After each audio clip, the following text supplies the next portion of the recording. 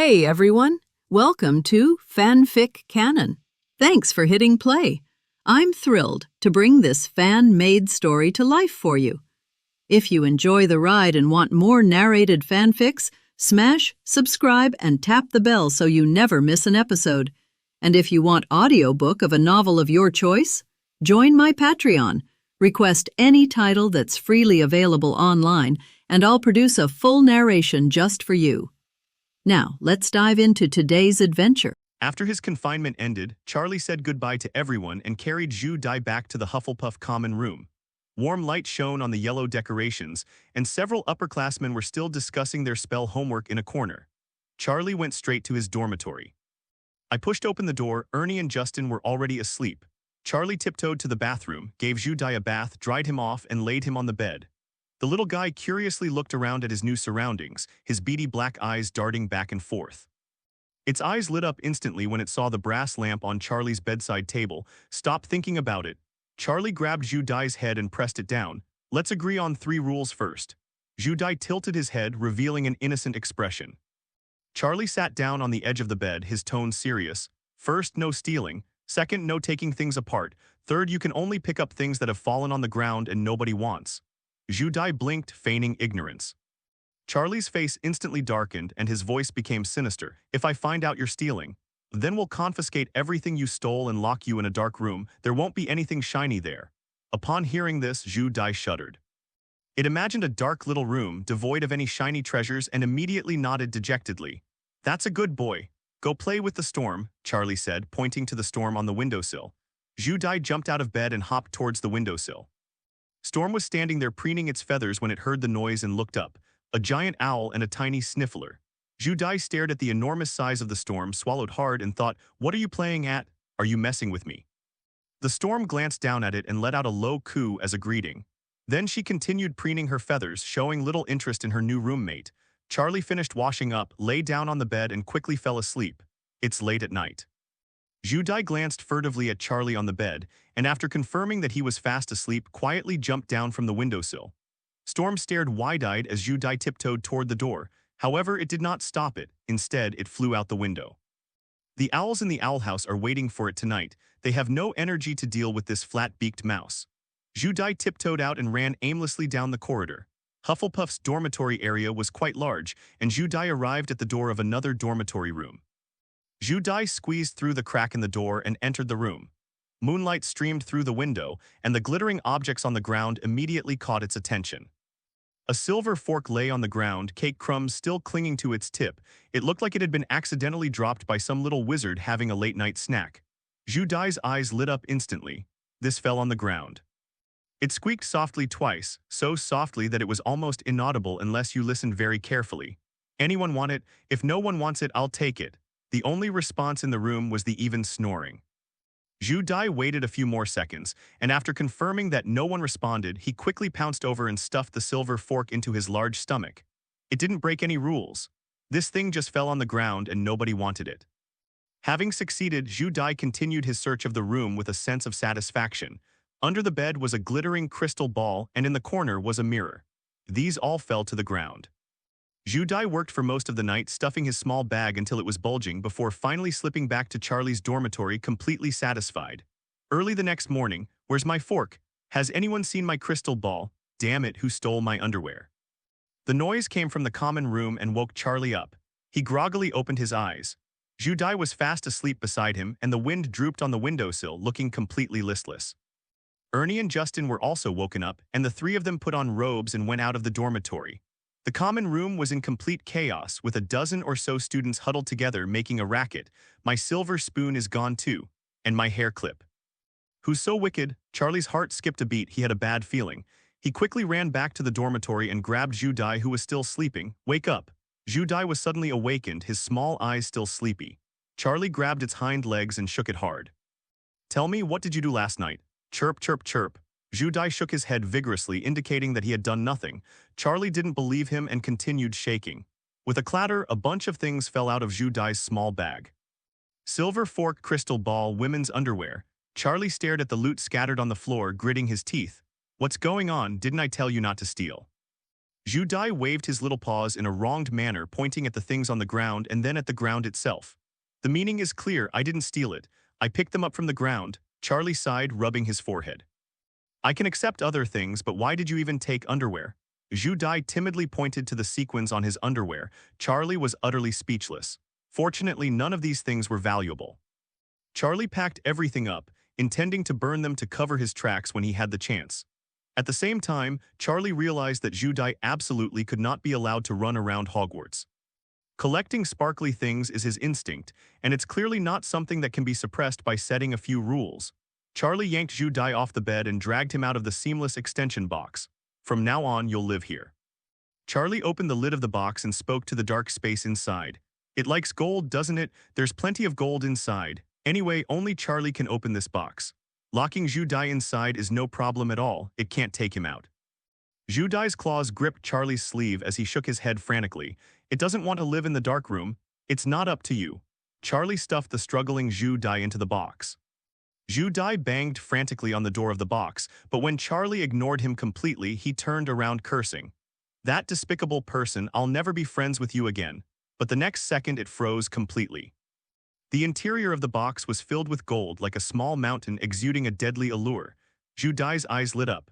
Man, you are my father. Several more days passed and Zhu Dai had already settled into the seamless stretching box.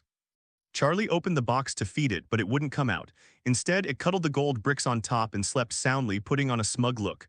On a weekend morning, Charlie was having breakfast in the auditorium. Charlie, Harry came running up, panting, looking incredibly excited. He lowered his voice. Hagrid is about to be born. What the hell? No, Hagrid's egg is about to hatch.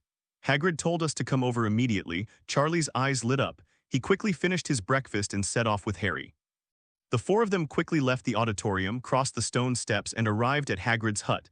Hagrid greeted them with a radiant smile, 10 times brighter than usual. Come in quickly, come in quickly. He rubbed his huge hands together, as excited as a child. It's coming out soon. Charlie entered the cabin where the dragon egg was placed in the center of the table. A noticeable crack had appeared on the eggshell and it looked pitch black inside. Click. A crisp cracking sound rang out. The cracks widened and the eggshell began to tremble. It's out, it's out. Hagrid jumped up excitedly. The eggshell cracked open completely and a wrinkled black creature crawled out. Charlie looked closer and exclaimed, it's so ugly. If it weren't for those spiky wings on its back, this thing would look exactly like a giant lizard. Its skin was covered in wrinkles and black, with a long, thin neck and a pointed head. It looks rather abstract. Charlie mentally compared his Huxia Fireball dragon form to the new form. I'm still the one who's handsome. My God, it's so beautiful. Hagrid's eyes were filled with tears. He reached out his rough, large hand, wanting to stroke the little fire dragon. Hagrid, watch out, Hermione warned. The little dragon opened its mouth, revealing sharp teeth, and bit down on Hagrid's finger. Hermione's face turned pale instantly. Hagrid, however, didn't seem to care and laughed even harder. Haha, it's decided to call me its mom. The skin of the hybrid giant was clearly not something a newborn dragon could bite through. The little dragon tried to bite for a long time but found it couldn't, so it had to let go. Look how cute it is. Hagrid gently stroked the little dragon's head with his other hand. The little dragon let out a few low, guttural growls. Hermione had a feeling that the little dragon was looking for an angle to take another bite. Just as everyone was observing the little dragon, Charlie caught a glimpse of a figure flashing past the window out of the corner of his eye. Is someone spying on us? When the man realized he had been discovered by Charlie, he fled in panic. Charlie narrowed his eyes slightly and walked towards the door. I'm going out to take a look. Everyone's attention was focused on the fire dragon and they didn't notice anything unusual. Charlie pushed open the door. A figure was running frantically towards the castle. That familiar platinum blonde hair shimmered in the sunlight. You could recognize it even with its back turned. Draco Malfoy, Charlie sneered. What's this guy doing here? Has he been eavesdropping the whole time? Charlie raised his wand and aimed it at the fleeing figure. Legs stiffened and he's dead. A flash of red light streaked across the sky, striking Malfoy precisely in the hind leg. Ah! Malfoy cried out in surprise. His legs snapped together. He lost his balance and crashed hard to the ground, his mouth full of mud. Charlie strolled over slowly, looking down at Malfoy sprawled on the ground. Isn't this our young Master Malfoy? What are you doing sneaking around here? Malfoy struggled to get up, but his legs were firmly locked, and he could only support himself with his hands on the ground. His face was covered in mud, and his hair was a mess. He was nowhere near his usual dignified appearance. You untie me right now. Malfoy stammered, using the most cowardly tone to utter the harshest words. I'm going to tell the professors that you're raising dragons without permission, and let me tell you, my dad's on the school board. If he finds out, he'll expel you. Charlie crouched down, bringing his eyes level with Malfoy's. Tell the professor. Charlie's smile was somewhat wicked. Then you'd better think carefully about the consequences. Malfoy swallowed hard. What will be the consequences? I'll turn the poison into flies and mosquitoes and send them into your food. Charlie crouched down and leaned close to Malfoy's ear. If you dare tell anyone about what happened tonight, I'll have those little insects visit your 3 meals a day. How long do you think it would take to poison someone? Malfoy's face turned deathly pale. He knew Charlie was capable of doing it. I won't tell. Malfoy quickly changed his tune. I swear I didn't see anything. Charlie nodded in satisfaction and waved his wand to break the spell. Malfoy's legs were freed and he scrambled to his feet, brushing the dirt off his body. Come back with me since we're already here. Charlie turned and walked towards the cabin. Malfoy wanted to run, but seeing the wand in Charlie's hand, he could only obediently follow him towards the cabin. Pushing open the door, Hagrid was still playing with the little dragon while the others gathered around the table observing. Charlie is back. Harry looked up, his expression instantly changing. Malfoy? Ron saw Malfoy and instantly bristled. What's this guy doing here? It's over. Hermione covered her face. He must have overheard us talking. Harry slapped his forehead in frustration. He must have overheard me talking about it with Ron. How about we knock him out and make him forget about it? Ron suggested eagerly. Charlie waved his hand, a sunny smile on his face. It's all right, I've already spoken to Malfoy amicably. He won't leak anything, right? Charlie turned to look at Malfoy, his gaze meaningful. Malfoy shuddered and nodded quickly. Yes, I won't say anything. Ron narrowed his eyes, sizing Malfoy up and down. Who would have thought our young Master Malfoy would be afraid sometimes? Malfoy's face flushed red. What nonsense are you spouting, you idiot Weasley? Harry delivered the final blow. Oh, Draco's turned into Draco the day before. Malfoy glared at Harry, his eyes blazing with anger. Don't get cocky, Potts, you'll fall into my hands, I swear. He might back down in front of Charlie, but in front of Potter, absolutely not. Then why don't you go and tell on me? Ron challenged. Anyway, you're best at tattling. You. All right. Hagrid quickly tried to smooth things over. Come in and see Norbert. Hagrid, with his thick eyebrows and big eyes, is also cunning. He only arrived after Harry and Ron had already finished cursing him. Upon hearing this, Malfoy no longer cared about Ron. He actually liked dragons a lot too. The reason he secretly followed them was not only to find something on Harry and the others, but also to see the newly hatched dragon. He was grumbling and cursing, but his body language betrayed him as he moved closer to the table. Is this a fire dragon? Malfoy asked in a low voice. Norwegian Spinosaurus. Less than half an hour after birth, the little dragon was still struggling with Hagrid's fingers, biting hard and making low growling sounds. Charlie observed the little dragon, frowning. Hagrid, this dragon is too fierce. Norbert isn't fierce. Hagrid quickly defended the little dragon. It's just playing with me. In the short time that followed, Hagrid had already named the dragon. You think it's not fierce because it can't hurt you. But have you thought about other people? What if Harry had been the one bitten? Harry would be injured. If it bites his neck, Harry will die. Harry's expression was strange. There was no need to go into such detail. Upon hearing Charlie's words, Hagrid's expression instantly changed. If there's one thing he cares about most, it's Harry's safety. No, Norman wouldn't hurt Harry. Hagrid waved his hand hastily, but his voice carried a clear sense of uncertainty. Charlie shrugged. You can't guarantee that Norbert won't hurt someone. Unless you want to live alone with your dragon and never see anyone else again, you'd better train it properly and let it know who's in charge. Hagrid looked at Norbert, then at Harry, caught in a deep dilemma. The little dragon was still biting Hagrid's fingers, making low growling noises. A wild light gleamed in those yellow, vertical pupils. But I don't know how to train a dragon. Hagrid scratched his messy beard, his face full of worry. Charlie gave a wicked smile. I can. Hagrid's eyes lit up instantly. Really, Charlie, can you help me train Norbert? Of course, Charlie nodded, but we need to find another place. This place is too small. Hagrid nodded quickly. Where shall we go? Outside the Forbidden Forest, Charlie pointed out the window. There's no one else there. Norbert won't be discovered. A few minutes later, the group arrived at a clearing at the edge of the Forbidden Forest. Hagrid held Norbert very carefully, afraid of hurting him. The little dragon wriggled in his arms, occasionally opening its mouth to bite at the air. Charlie raised his wand and waved it a few times. Transform quickly. The vines on the ground quickly transformed into a sturdy iron chain. Charlie picked up the chain and fastened it around Norbert's neck. Norbert roared angrily and struggled desperately, but the chains were quite strong and even a newborn fire dragon couldn't break them. Charlie, you're abusing it, Hagrid shouted anxiously. Don't worry, I won't hurt it. Hagrid was still somewhat uneasy, but he didn't stop Charlie. Charlie threw the other end of the chain toward the tree branch overhead. He then handed the end of the chain to Harry and Ron and whispered to them what to do next. Harry and Ron took the chains, exchanged a strange look and stared at each other. Put it down, Charlie said. Hagrid reluctantly placed Norbert on the ground. As soon as the little dragon landed, it tried to bite through the chain, but it was too weak to do so at that moment. Charlie walked toward Norbert. When Charmander saw Charlie approaching, he immediately arched his back and assumed an attack stance. Charlie gently tapped Norbert's lips with the stick. Norbert instantly bristled and opened his mouth to bite. Fly a kite, Charlie shouted. Harry and Ron yanked the chain. Norbert's body was instantly lifted off the ground, his four claws flailing wildly in the air. Clang. The iron chain was taut and straight. Panhong's clever animal taming tricks. Kid Hermione covered her mouth. Malfoy was dumbfounded. Oh my god, Hagrid rushed forward wanting to save Norbert. Charlie, put it down right now. Wait, Charlie stopped Hagrid. Imagine Harry getting his neck bitten off.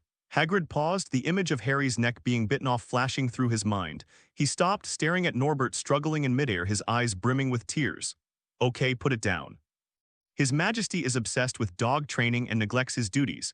Tyrant Points +3, Charlie ignored the system, and seeing that Norbert was struggling to breathe, told Harry and Ron to let go. Norbert fell to the ground and lay there for a while before recovering. It glared angrily at Charlie, opening its mouth to bite again. Fly a kite, Charlie shouted again. Harry and Ron worked in perfect unison, pulling again. Norbert was once again suspended in midair. This happened several times in a row, and Panhong also shared other of her tips and tricks during that time. Eating dragon fruit, kicking someone in the stomach, CPR, war-induced trampling. Norbert is better now, he won't bite anymore, and he even wiggles his little feet when he sees Charlie. Hagrid had initially felt a little reluctant, but when he saw Norbert snuggling affectionately against Charlie and nuzzling Charlie's leg, he couldn't help but exclaim in surprise. Miracle Dr. Charlie. A week has passed and Norbert is growing extremely fast. From its initial tiny size, it has now grown to the size of a tooth. The timid hunting dog tucked its tail between its legs and scurried into a corner whenever it saw Norbert, wishing it could bury itself in the ground. Malfoy didn't tell the professor either. He was genuinely a little afraid of Charlie. The man was too sinister. Just look at how he tamed the dragon. Malfoy had no doubt that he would poison him. Hagrid fed Norbert chicken's blood brandy every day, which caused his chickens to suffer. Norbert, dinner's ready. Hagrid carefully placed a large bowl of blood-red liquid on the table. Norbert flapped his wings, downed the whole bowl of chicken blood brandy in one gulp, and then let out a satisfied burp. My god, this guy's almost like a drunkard. Ron pinched his nose and took a few steps back. Charlie sat in his chair, watching Norbert snuggle in Hagrid's arms. After Panhong's special training last time, this little fire dragon was both afraid of and respectful of him, and became as obedient as a kitten when it saw Charlie. Hagrid, in 2 weeks your house won't be able to hold it anymore, Hermione said, pointing to the roof. Hagrid looked gloomy. I don't know what to do either. Didn't they say it could be placed in the Forbidden Forest? Hagrid shook his head. I asked the centaurs, and they disagree. A few days ago, Hagrid went to discuss this matter with the centaurs, and when the centaurs heard that they were going to raise fire dragons in the Forbidden Forest, they were so frightened that they almost jumped up. We didn't believe Frenzer when he said Hogwarts was raising dragons. Bane, the centaur leader, stared with his copper bell-like eyes. You still want to let the fire dragon roam freely in the Forbidden Forest? Absolutely not. Hagrid was thus blasted out. Charlie looked at everyone's worried faces and began to ponder. With so much gold in my chest now, I'm sure I'll be storing even more things in the future, so a single smart lock isn't very secure. Anyone can take the box. After studying it for a while, they might be able to open it. If you kept Norbert in a box and an outsider went in, wouldn't you be surprised and delighted if a giant fire dragon jumped out? Thinking of this, Charlie spoke up. Actually, I have a place to keep Norbert. Hagrid asked excitedly. Really, Charlie, do you have any ideas? Don't rush, I have a condition, Charlie said slowly. You're responsible for providing 3 meals a day. No problem, Hagrid nodded repeatedly. I'm already grateful as long as Norman has a safe place to stay, I'll take care of his food. Charlie nodded in satisfaction. Then you guys wait here, I'll go back and get something. Harry asked curiously, what is it? You'll find out soon enough. Charlie kept everyone in suspense, then turned and walked towards the castle. Back in the dorm, Ernie and Justin were not there, so Charlie went into the seamless stretching box. The contents of the box were completely different from when it was empty. The grove of trees is lush and green, with several small hills scattered in a pleasing manner and a small pond in the center. These were all secretly transplanted by Charlie from the Forbidden Forest. The gold was hidden in one of the caves, piled up in a corner of the cave. "Judai," Charlie called out. A rustling sound came from inside the cave, and Judai peeked his little head out from the pile of gold. "Come out and come with me." Charlie waved. Judai glanced longingly at the gold coins, then jumped onto Charlie's shoulder.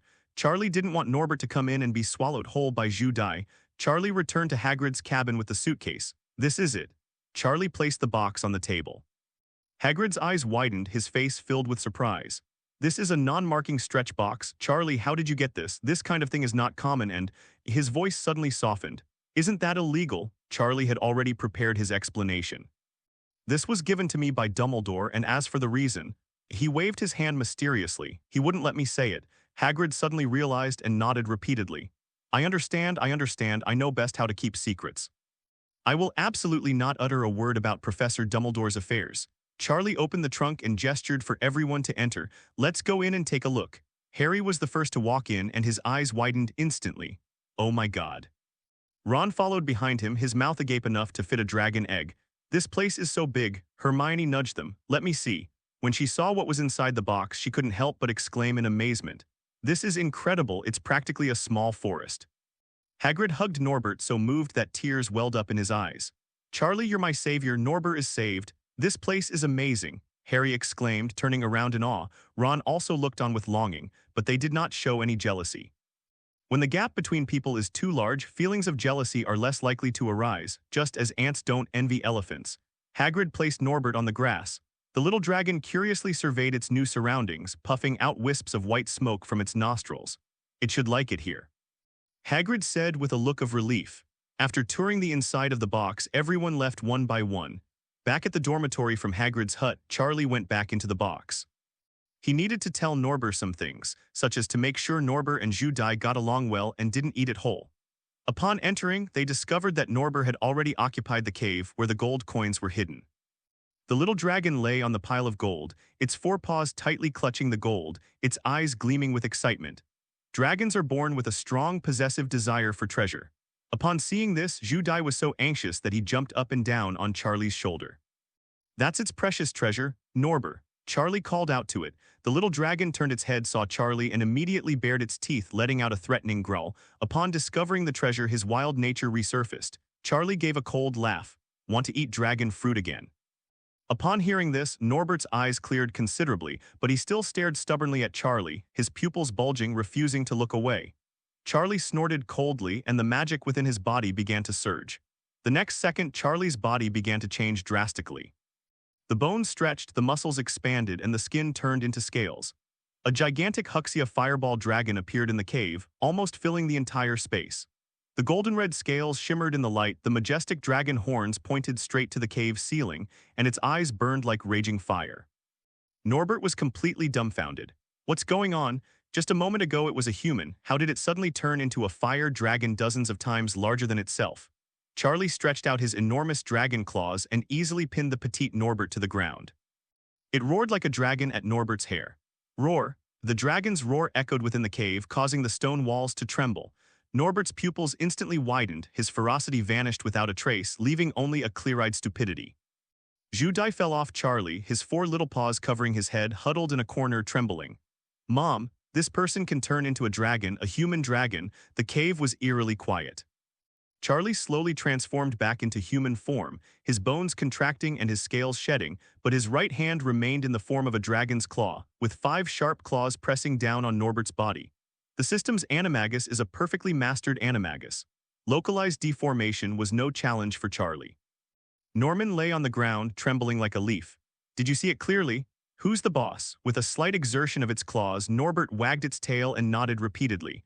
Charlie released his paws with satisfaction and pointed to the mountain of gold. "All the treasures here, including you, are mine." Norbert nodded even more forcefully. Charmander's thought process is very simple.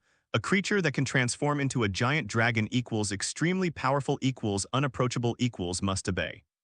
Charlie then pointed to Judai, who was trembling with his head in his hands in the corner. "See that, Niffler? It is also my treasure. If you dare touch my treasure..." A dangerous glint flashed in Charlie's eyes. "I'll devour you alive."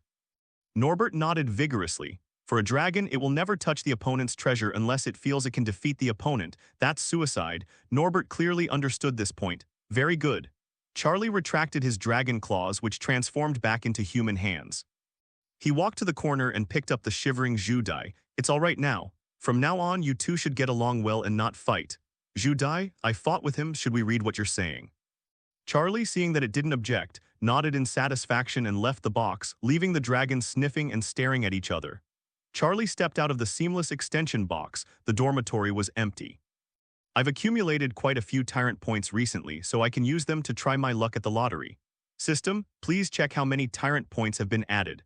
"Your Majesty, you currently possess 1477 Tyrant Points, which allows for 147 draws in the lottery.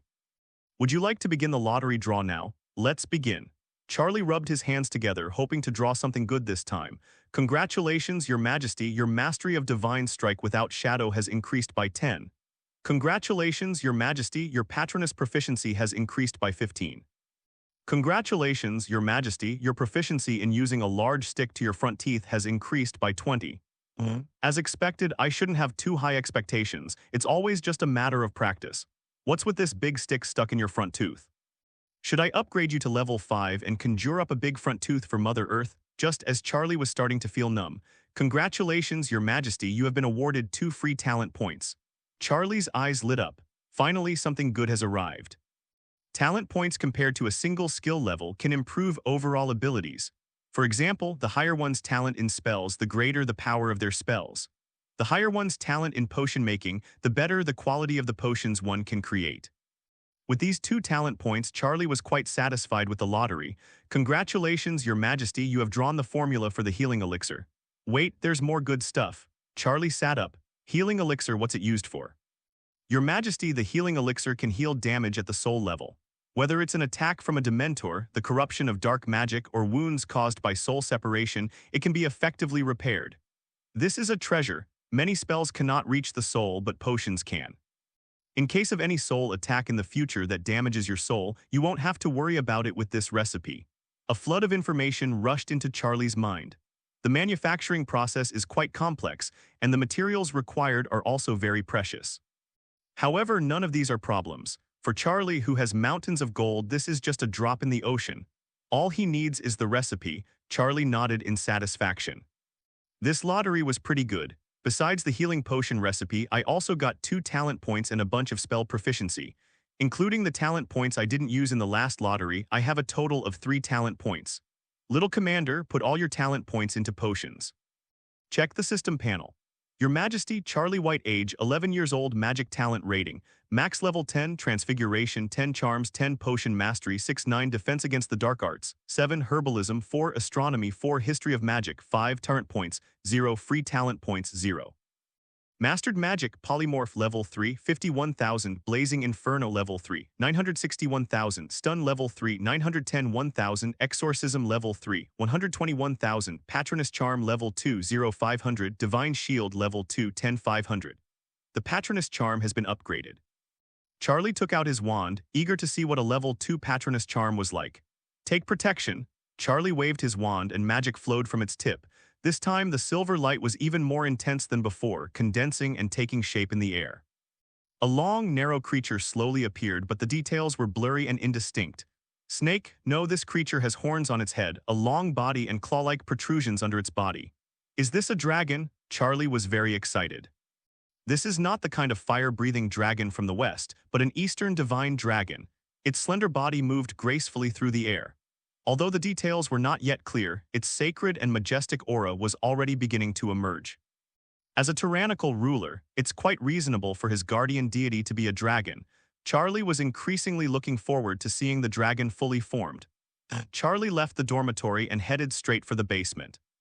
The list of ingredients for healing elixir is very long, and many of them are rare medicinal herbs. Although you can buy them in Diagon Alley, Snape's stock is of better quality, and it saves you a trip. Although my relationship with the professor isn't great, surely it shouldn't be a problem to spend money on materials, right? Charlie knocked on Snape's office door. "Come in." The door opened automatically, and Snape sat expressionless behind his desk, grading papers. Upon seeing that it was Charlie, a hint of surprise and obvious wariness flashed in his eyes. His relationship with Charlie wasn't exactly harmonious. At the very least, they disliked each other and harbored resentment behind their smiles. Charlie's sudden visit can't be anything good. Good afternoon, Professor. Charlie greeted them politely. Snape put down his quill and looked at him coldly.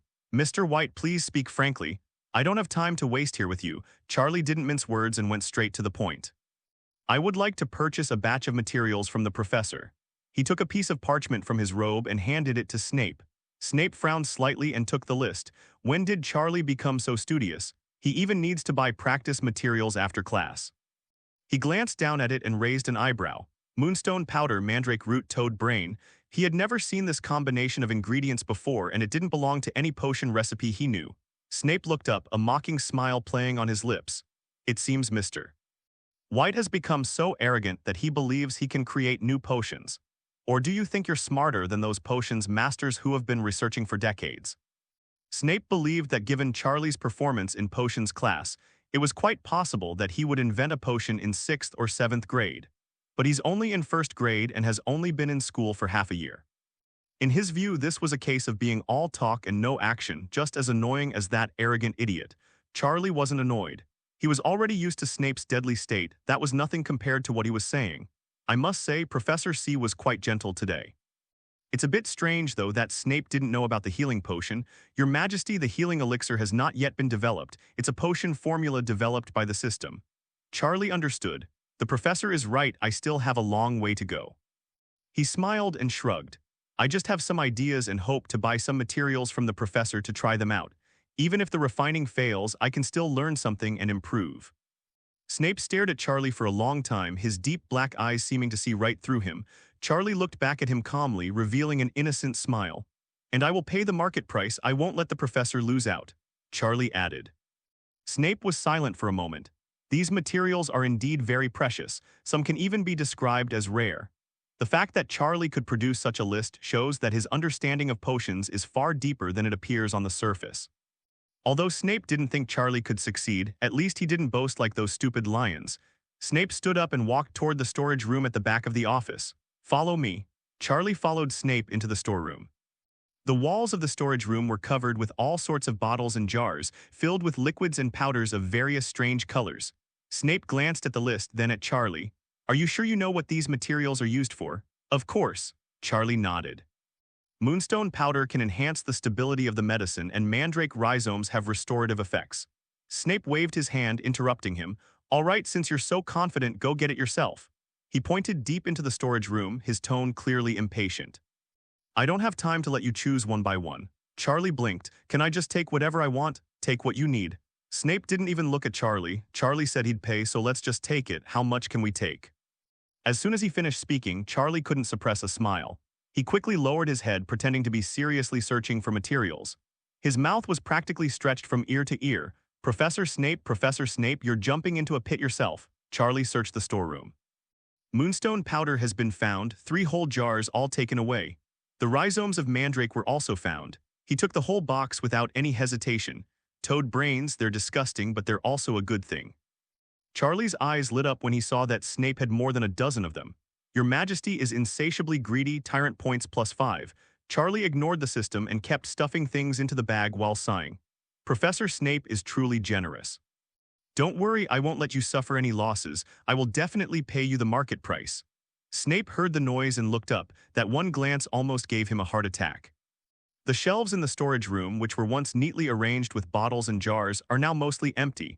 Snape's eyelids began to twitch wildly. Charlie was even on a shopping spree. Mr. White. He gritted his teeth. Isn't this enough? This is a subtle way of telling Charlie to stop now and not go too far.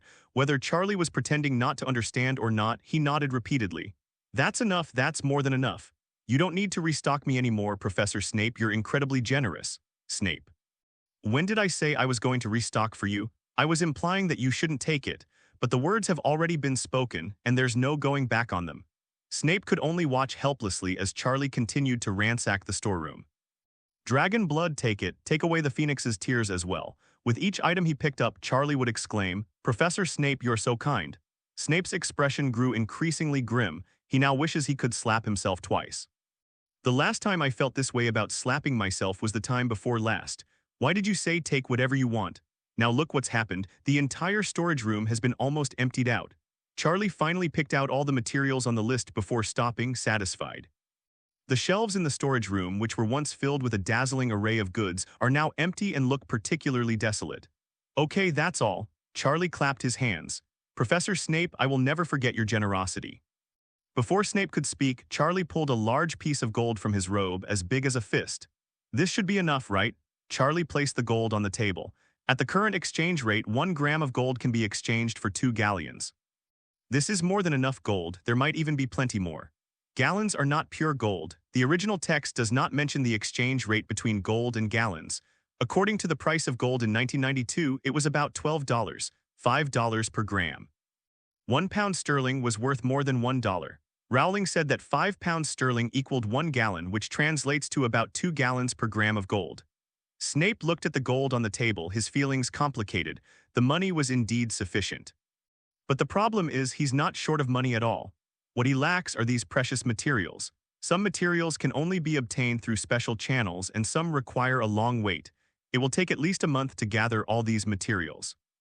Then I shall take my leave, Professor Snape. Thank you so much today. Your generosity has deeply moved me. I will definitely repay you properly when I have the chance in the future. Charlie packed his things at lightning speed, turned and ran, afraid that Snape would change his mind. Once Charlie was out of sight, Snape slowly turned to look at his storeroom. The empty shelves seemed particularly jarring to him. He took a deep breath and silently made a vow in his heart. From now on, Charlie and the troll are not allowed to enter this storage room. Charlie returned to the seamless stretch box and organized the materials he had purchased from Snape. Judy and Norbert were dozing off on the pile of gold. The two got along fairly well. Seeing Charlie come in, the two of them ran to him, trying to please their father. Charlie chased away the dragon and the sniff, found an open space, and set up the refining equipment. The formula for the healing potion came to mind. It takes a full month to concoct the healing elixir, during which time materials must be added regularly, and there can be no mistakes whatsoever. Fortunately, the non-marking stretch box provides a separate space, so I don't have to worry about being disturbed. Charlie placed the crucible on the stand, lit the flame, and added the prepared materials one by one. Following the recipe's instructions, he slowly infused his magic into the potion. The level 9 potion-making talent came in handy, and this step went quite smoothly. The magic and the potion blended perfectly without any rejection reaction. Looks like the talent points were well spent. Charlie nodded in satisfaction. Based on his previous level 6 potion-making talent, this step would definitely not have been so easy. Then wait a month, adding some other materials along the way. However, this step is not difficult. Neville can do it well too. A few more days passed, and it was Charlie and Harry's last day of confinement. Hagrid seemed to be in a good mood and immediately inquired about Norber's condition upon meeting him. Charlie, how's Norber lately? Is it all right? Nober is fine, Charlie replied with a smile. It really enjoys life in the box. It does nothing but eat and sleep all day, and occasionally it flies around in the grove. Really? Hagrid's beard trembled with excitement. It can fly. It can fly now, although not very high, but it can definitely leave the ground. Harry chimed in from the side. Hagrid, you should go see him. Norber is bigger than Tooth now. And he listens to Charlie especially well, Ron added. It's like they've got a completely different dragon. You really should learn how to tame dragons from Charlie. Hagrid beamed with joy, wishing he could run to see Norbert immediately. Hermione watched as the group acted as if they were on a picnic. One can't help but wonder who remembers we're in solitary confinement. Hagrid, relieved to learn of Norber's condition, said, all right, it's time for us to begin today's patrol. Hagrid picked up his crossbow and led everyone deeper into the Forbidden Forest. Today's route is quite long, we'll explore another route. Several people followed behind Hagrid, chatting and laughing all the way. After walking for about half an hour, Hagrid suddenly stopped. Etc. He frowned and crouched down to examine the ground. What's wrong? Harry asked curiously, leaning closer. Hagrid's expression instantly turned serious. At his feet, a pool of silvery white blood was faintly glowing. Something terrible has happened. Hagrid's voice turned heavy and the relaxed atmosphere from before vanished. This is unicorn blood. The atmosphere instantly turned tense as everyone stared at the pool of silvery white blood on the ground. The silvery liquid shimmered in the moonlight, radiating a holy yet eerie glow. Hermione crouched down and examined the bloodstains carefully. Could it be that some animal is targeting the unicorn? She frowned, her voice filled with worry. Like a pack of wolves or some other ferocious wild beast, Hagrid shook his head, his expression turning unusually serious. Impossible, Hermione. He stood up and looked around at the woods. Within this forbidden forest, only two kinds of creatures can harm a unicorn. One type is the centaur, but centaurs would never hunt unicorns. They regard unicorns as sacred beings and would rather starve than harm them. Ron swallowed hard. What about the other one? A-tide giant spider. However, they won't harm unicorns. Hagrid's voice lowered. Ron got goosebumps the moment he heard the name. His greatest fear was spiders, let alone a terrifying creature like the A-tide giant spider. An A-tide giant spider? Ron's voice even changed tone. Hagrid, are you sure? That thing doesn't sound like it wouldn't harm a unicorn. Harry patted Ron on the shoulder, trying to comfort him, but his own complexion wasn't very good either. The name A-tide giant spider is enough to send chills down your spine. Hagrid shook his head, his tone very certain. I'm sure the giant spider won't harm the unicorn. Although they may look scary, they actually have a cute side, I'm sure of that. But Hagrid never explained why the A-tide spider wouldn't harm the unicorn. So it's very likely the work of dark wizards who roamed the forbidden forest. Only those bad guys would harm unicorns. Charlie listened from the side, already planning his escape route. Whether it's a centaur, an A-tide giant spider, or a dark wizard, none of them sound like easy targets. Especially dark wizards. My spells aren't even level 5 yet, how can I go toe-to-toe with a dark wizard? Although Charlie was doing very well at Hogwarts, he had never faced an adult wizard directly. He didn't know the extent of the dark wizard's power, nor was he sure how strong he was against an adult wizard. Therefore, retreating is naturally the best option. As for the unicorn, it won't even let you touch it, no saving it, Hermione gasped. A dark wizard near Hogwarts, so what should we do now? Harry gripped his wand tightly, his eyes shining with determination despite his fear. We can't let the unicorn die like this. Hagrid nodded and raised his crossbow. That's right, we should keep looking ahead and try to save that unicorn. I hope it's still alive. Upon hearing this, Charlie's alarm bells went off. No, absolutely not. Hagrid is leading them to their deaths. Regardless of Hagrid's strength, it's clearly not feasible for him to be carrying around 3 other burdens. This is practically a total wipeout. Charlie's mind raced, and he immediately came up with the perfect excuse to escape. Wait, Hagrid. Charlie raised his hand, stopping Hagrid in his tracks. Dumbledore should know about this. Hagrid paused for a moment, then patted his large head. Yeah, how come I didn't think of that? If it really is a dark wizard, Professor Dumbledore must know about it. He glanced at the children around him and suddenly realized the seriousness of the problem.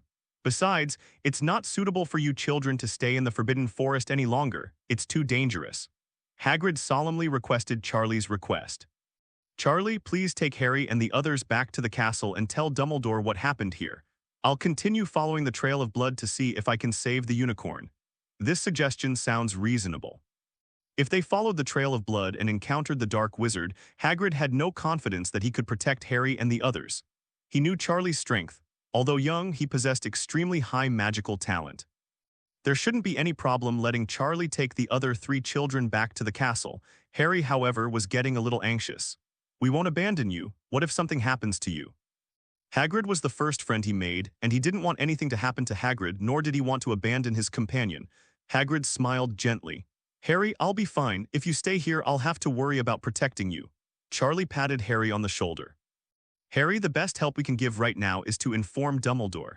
Believe me, Dumbledore is far more capable of handling this situation than we are. Hermione nodded. Charlie is right, we'll only cause trouble if we stay here. Ron couldn't wait to get out of this awful place.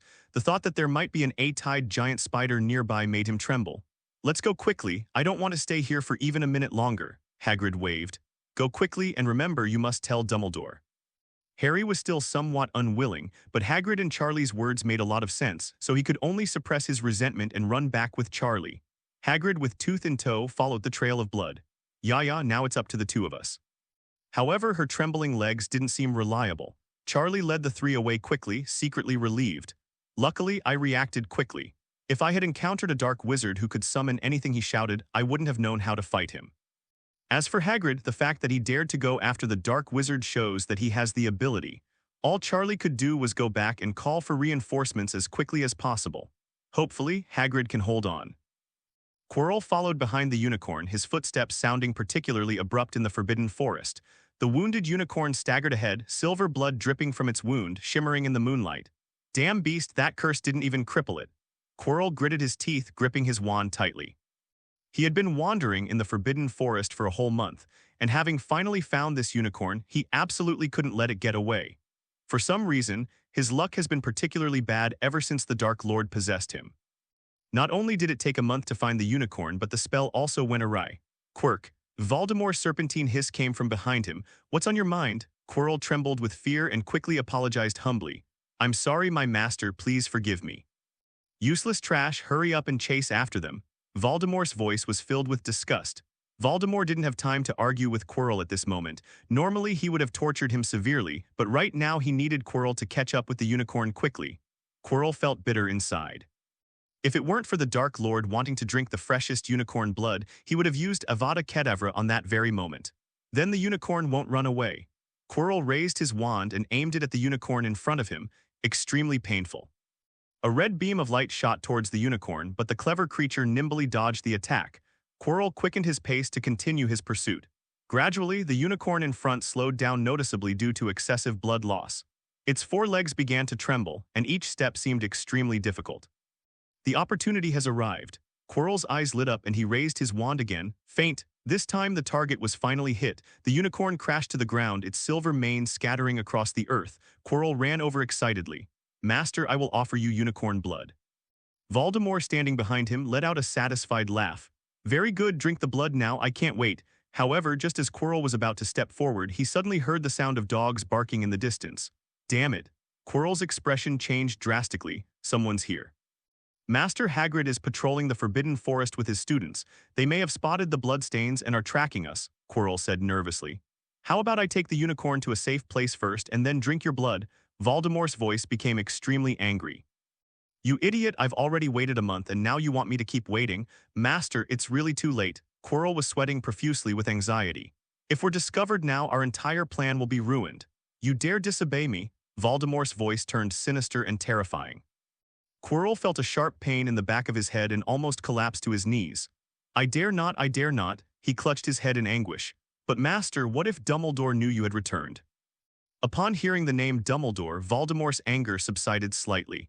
He also knew that now was not the time to confront Dumbledore head-on. "Then what are you waiting for? Quickly take the unicorn and get out of here." Quirrell felt as if he had been granted a pardon and hurried toward the unconscious unicorn. He reached out and placed his hand on the unicorn, then used apparition. Fortunately, Hogwarts' anti-apparition charm only covers the castle and grounds. The Forbidden Forest is not within its protection zone. With a soft sound, Quirrell and the unicorn vanished from their spot. A few minutes later, Hagrid appeared in the clearing with Tooth. He stared at the large pool of silver blood on the ground, his expression turning extremely grave. "Strange, the bloodstains stop here." Hagrid crouched down to examine it closely. Where did the unicorn go? He looked around but found no other clues besides the bloodstains. Could it have been dragged away by something? Hagrid muttered to himself, his unease growing stronger. Meanwhile, in another corner of the Forbidden Forest. The moment Quirrell materialized, he sensed someone beside him. Turning his head, he saw Charlie and his 3 companions. Deep in the Forbidden Forest, moonlight filtered through the leaves, casting dappled shadows on the ground. In this play of light and shadow, Charlie and his companions ran toward the castle. However, fate always loves to play tricks. Bang! With a soft sound, distorted ripples appeared in the air. The next second, a man in black robes appeared out of thin air in front of them, carrying an unconscious unicorn. Charlie's pupils contracted instantly. Is this the legendary Sleepyhead delivers cannonballs? Given the current situation, if this man in black isn't the doctor who treated the unicorn, he's most likely a dark wizard. They tried to avoid the black wizard, but he was delivered right to their faces. Quirrell was also stunned. He just wanted to find a safe place for his master to drink his blood, so how did he end up bumping into 4 students with a single apparition? Moreover, among these 4 students was Charlie White, who was causing him a lot of headaches. Although he's only a first-year student, he's quite strong. Quirrell really doesn't have the confidence to beat Charlie. Charlie decided to avoid the dark wizard out of caution. But now that the dark wizard was right in his face, there was no way to avoid it, so Charlie decisively pulled out his wand. Strike first, strike hard. Armor for protection. Charlie waved his wand and 4 transparent shields instantly enveloped the 4 of them. The divine blade is invisible.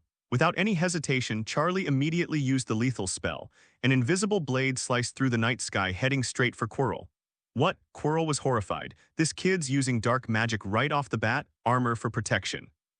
Quirrell hurriedly cast a spell to defend himself and the transparent shield barely blocked Charlie's attack. However, the shield has noticeably faded. Charlie raised an eyebrow, having made up his mind. This dark wizard doesn't seem as powerful as I thought. Rapid transformation. Charlie pointed his wand at the ground, and the stones instantly transformed into honey badger jackals. Dozens of honey badgers roared and charged toward Quirrell. Charlie waved his wand again, and the leaves on the tree turned into flocks of birds, swarming towards Quirrell in a dark mass. The divine blade is invisible. The divine blade is invisible. The divine blade is invisible.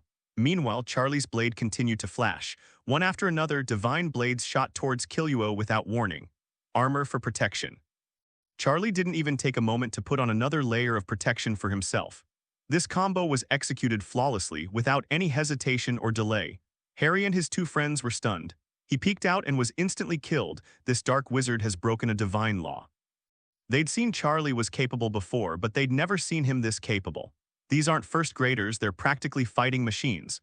Quirrell's situation at this moment can be described in one word: worse than death. The honey badger howled and pounced on him, the birds frantically pecked at his head, and the shadowless blade kept beckoning. A dragon has emerged from its cave. Quirrell gritted his teeth and cast a spell, conjuring a giant snake that coiled around him. The giant snake opened its blood-red maw, attempting to tear apart the honey badger around it, but the honey badger wasn't afraid at all and kept jumping onto the snake. Armor for protection, armor for protection. Quirrell could only keep casting shields on himself, struggling to hold on. He wanted to retaliate, but Charlie's spellcasting frequency was simply too fast. It's practically a cursed machine gun. If Charlie hadn't lacked combat experience, and if the transformed honey badger and the flying bird hadn't blocked some of the attacks from the divine strike, he would have been sliced into mincemeat long ago. Quirrell was heartbroken. After searching for a month, I finally caught a unicorn, only to be beaten up by a student. Voldemort's serpentine voice rang out. Useless. You useless idiot, you've been driven to such a sorry state by a student. Relax, let me handle this. The next second, Voldemort entered Quirrell's body. After Voldemort makes his move, he might fall into a deep sleep, but there's no time to worry about that now. If he doesn't act now, Quirrell will be killed, and Quirrell will be left with no choice but to run away. Black smoke billowed from Quirrell. No, it should now be called Voldemort. It surged from his body, blotting out the sky and the sun. The moment the black smoke erupted, the honey badger and flock of birds that Charlie had transformed into vanished instantly. Holy crap, Charlie couldn't help but swear. This even has a special power spike. Are you the protagonist or the villain? Harry, who was standing nearby, suddenly clutched his forehead and crouched down in pain. Ouch, that hurts. Harry's scar was burning wildly, as if someone were drawing on his forehead with a red-hot iron. Ron and Hermione quickly helped Harry up, but they didn't know what to do. Charlie couldn't care less about Harry's situation because the black-robed man opposite him had completely changed his demeanor. If Quirrell was like a cornered mouse before, he is now like a venomous snake awakening. Dangerous, extremely dangerous. Avada Kedavra. A green light shot out from the black-robed man's wand, carrying an aura of death as it hurtled towards Charlie. Charlie's pupils contracted sharply and he waved his wand wildly. Transform quickly. The stones on the ground instantly transformed into thick shields, stacked layer upon layer in front of him. Only a plume of black smoke appeared on the green shield. The killing curse is powerful, but it only works on living beings. They are powerless against a shield. Charlie was still uneasy. He had just faced that green light, and the breath of death had never been so close to him. As expected, the dark wizard was not someone to be trifled with. His initial decision to return to the castle was the right one. Voldemort was clearly surprised that Charlie could withstand the killing curse, and a hint of astonishment flashed in his eyes. But he quickly adjusted his strategy. The wand spewed forth a torrent of flames sweeping across the land. The flames were frighteningly hot, the surrounding leaves instantly turned yellow, and the air itself seemed to distort from the heat. Charlie pointed his wand in the direction of the creek. The water is as clear as a spring. The stream was magically drawn, forming a water dragon that clashed head-on with the flames. The flames and water collided violently, producing a hissing sound. A large amount of water vapor rose up, instantly forming a thick white fog. Even with the water flowing against you, waves of heat still hit you. With his vision obscured by the fog, Charlie made a decisive decision. It blots out the sky and the sun. A denser mist billowed from the wand, mixing with water vapor. Under the cover of darkness, the entire space was pitch black. Voldemort realized Charlie's intention, and with a wave of his wand, a ring of raging fire appeared around him. The flames were arranged in a ring, protecting him in the center and preventing Charlie from launching a sneak attack in the thick fog. He's got quite a few clever tricks up his sleeve. Your talent is remarkable. Submit to me and I will bestow upon you glory and life. Voldemort's voice was like a venomous snake spitting out an apricot, hoarse and mocking. However, Charlie ignored him. The moment he summoned the dense fog, Charlie sprinted toward the man in black. His footsteps were completely drowned out by the noise of the burning flames, moving silently in the darkness like a ghost. When he saw the ring of flames, he activated Animagus without hesitation. A crimson dragon appeared in the thick fog, its scales shimmering in the firelight. The dragon's resistance to fire is almost negligible, so this temperature was as mild as bathwater for Charlie. Voldemort's fireproof barrier was completely ineffective against Charlie. Charlie charged into the ring of fire, and the enormous dragon claw slammed down on Voldemort. Voldemort's vision was obscured by the thick fog, and coupled with the fact that he was using Quirrell's body, his reaction speed was greatly reduced. By the time he realized the danger, it was too late. Bang. The dragon claw slammed solidly into Voldemort, the immense force instantly slamming him to the ground. Quirrell's body emitted a sickening cracking sound, and his chest visibly caved in. Blood gushed from the corner of his mouth, starkly visible in the moonlight. Damn it. Voldemort lay on the ground, feeling the excruciating pain in his body, his anger reaching its peak. He was the great Dark Lord Voldemort, yet he was severely injured by an 11-year-old student. This is an utter disgrace. But now is not the time to be angry. Quirrell's body is on the verge of death, and he is no longer of any use. Idiot! Voldemort cursed under his breath and decisively chose to retreat. A wisp of black smoke emerged from Quirrell's body and quickly dissipated into the darkness. Charlie remained in his dragon form, warily observing his surroundings. Under the cover of darkness and thick fog, he didn't notice the plume of black smoke at all. Voldemort successfully escaped. With Voldemort gone, Quirrell regained consciousness. Intense pain instantly swept through his body and he couldn't help but let out a scream. My kidneys! Quirrell's voice was filled with despair and pain, his neck lolled to the side and he fell completely silent. Charlie was startled by his shout. My heart skipped a beat. Will this dark wizard be resurrected? No, we must nip it in the bud. Charlie remained in his fire dragon form, raising his enormous dragon claws once more and slamming them down onto the mass of flesh on the ground. 1 time, 2 times. 3 times, Your Majesty is whipping the corpse. That's too cruel. Tyrant Points +10. The system's prompt made Charlie reluctantly stop what he was doing. It turned out to be a final burst of energy before death. Charlie transformed back into human form and waved his wand lightly. The thick fog around them began to dissipate and the raging flames gradually died down. The moonlight shone again on the open ground, illuminating the mess everywhere. Not far away, Harry had already fainted from the pain. Ron crouched down beside him, patting his cheek helplessly. Harry, wake up. Hermione ignored Harry and ran quickly towards Charlie. Harry was just knocked unconscious from the pain, but Charlie is probably more seriously injured. Her eyes were full of worry. Are you all right? Are you injured? Charlie shook his head. I'm fine. Hermione breathed a sigh of relief. Her legs went weak and she almost collapsed to the ground. That battle was absolutely terrifying. Spells, flames, deafening roars. She had never witnessed such an intense magical duel in her life. Charlie looked around. The ground was charred black, and several large trees were also affected by the flames. Their bark cracked and all their leaves withered. A burnt smell still lingered in the air. The most conspicuous thing was the bloody, mangled mess on the ground. Charlie frowned, conjured a thick cloth with his wand, and covered the nauseating mass of flesh and blood. He then walked to the head of the corpse, squatted down, and reached out to lift the hood of the black robe. The moonlight shone on that face. Charlie and Hermione both gasped in surprise.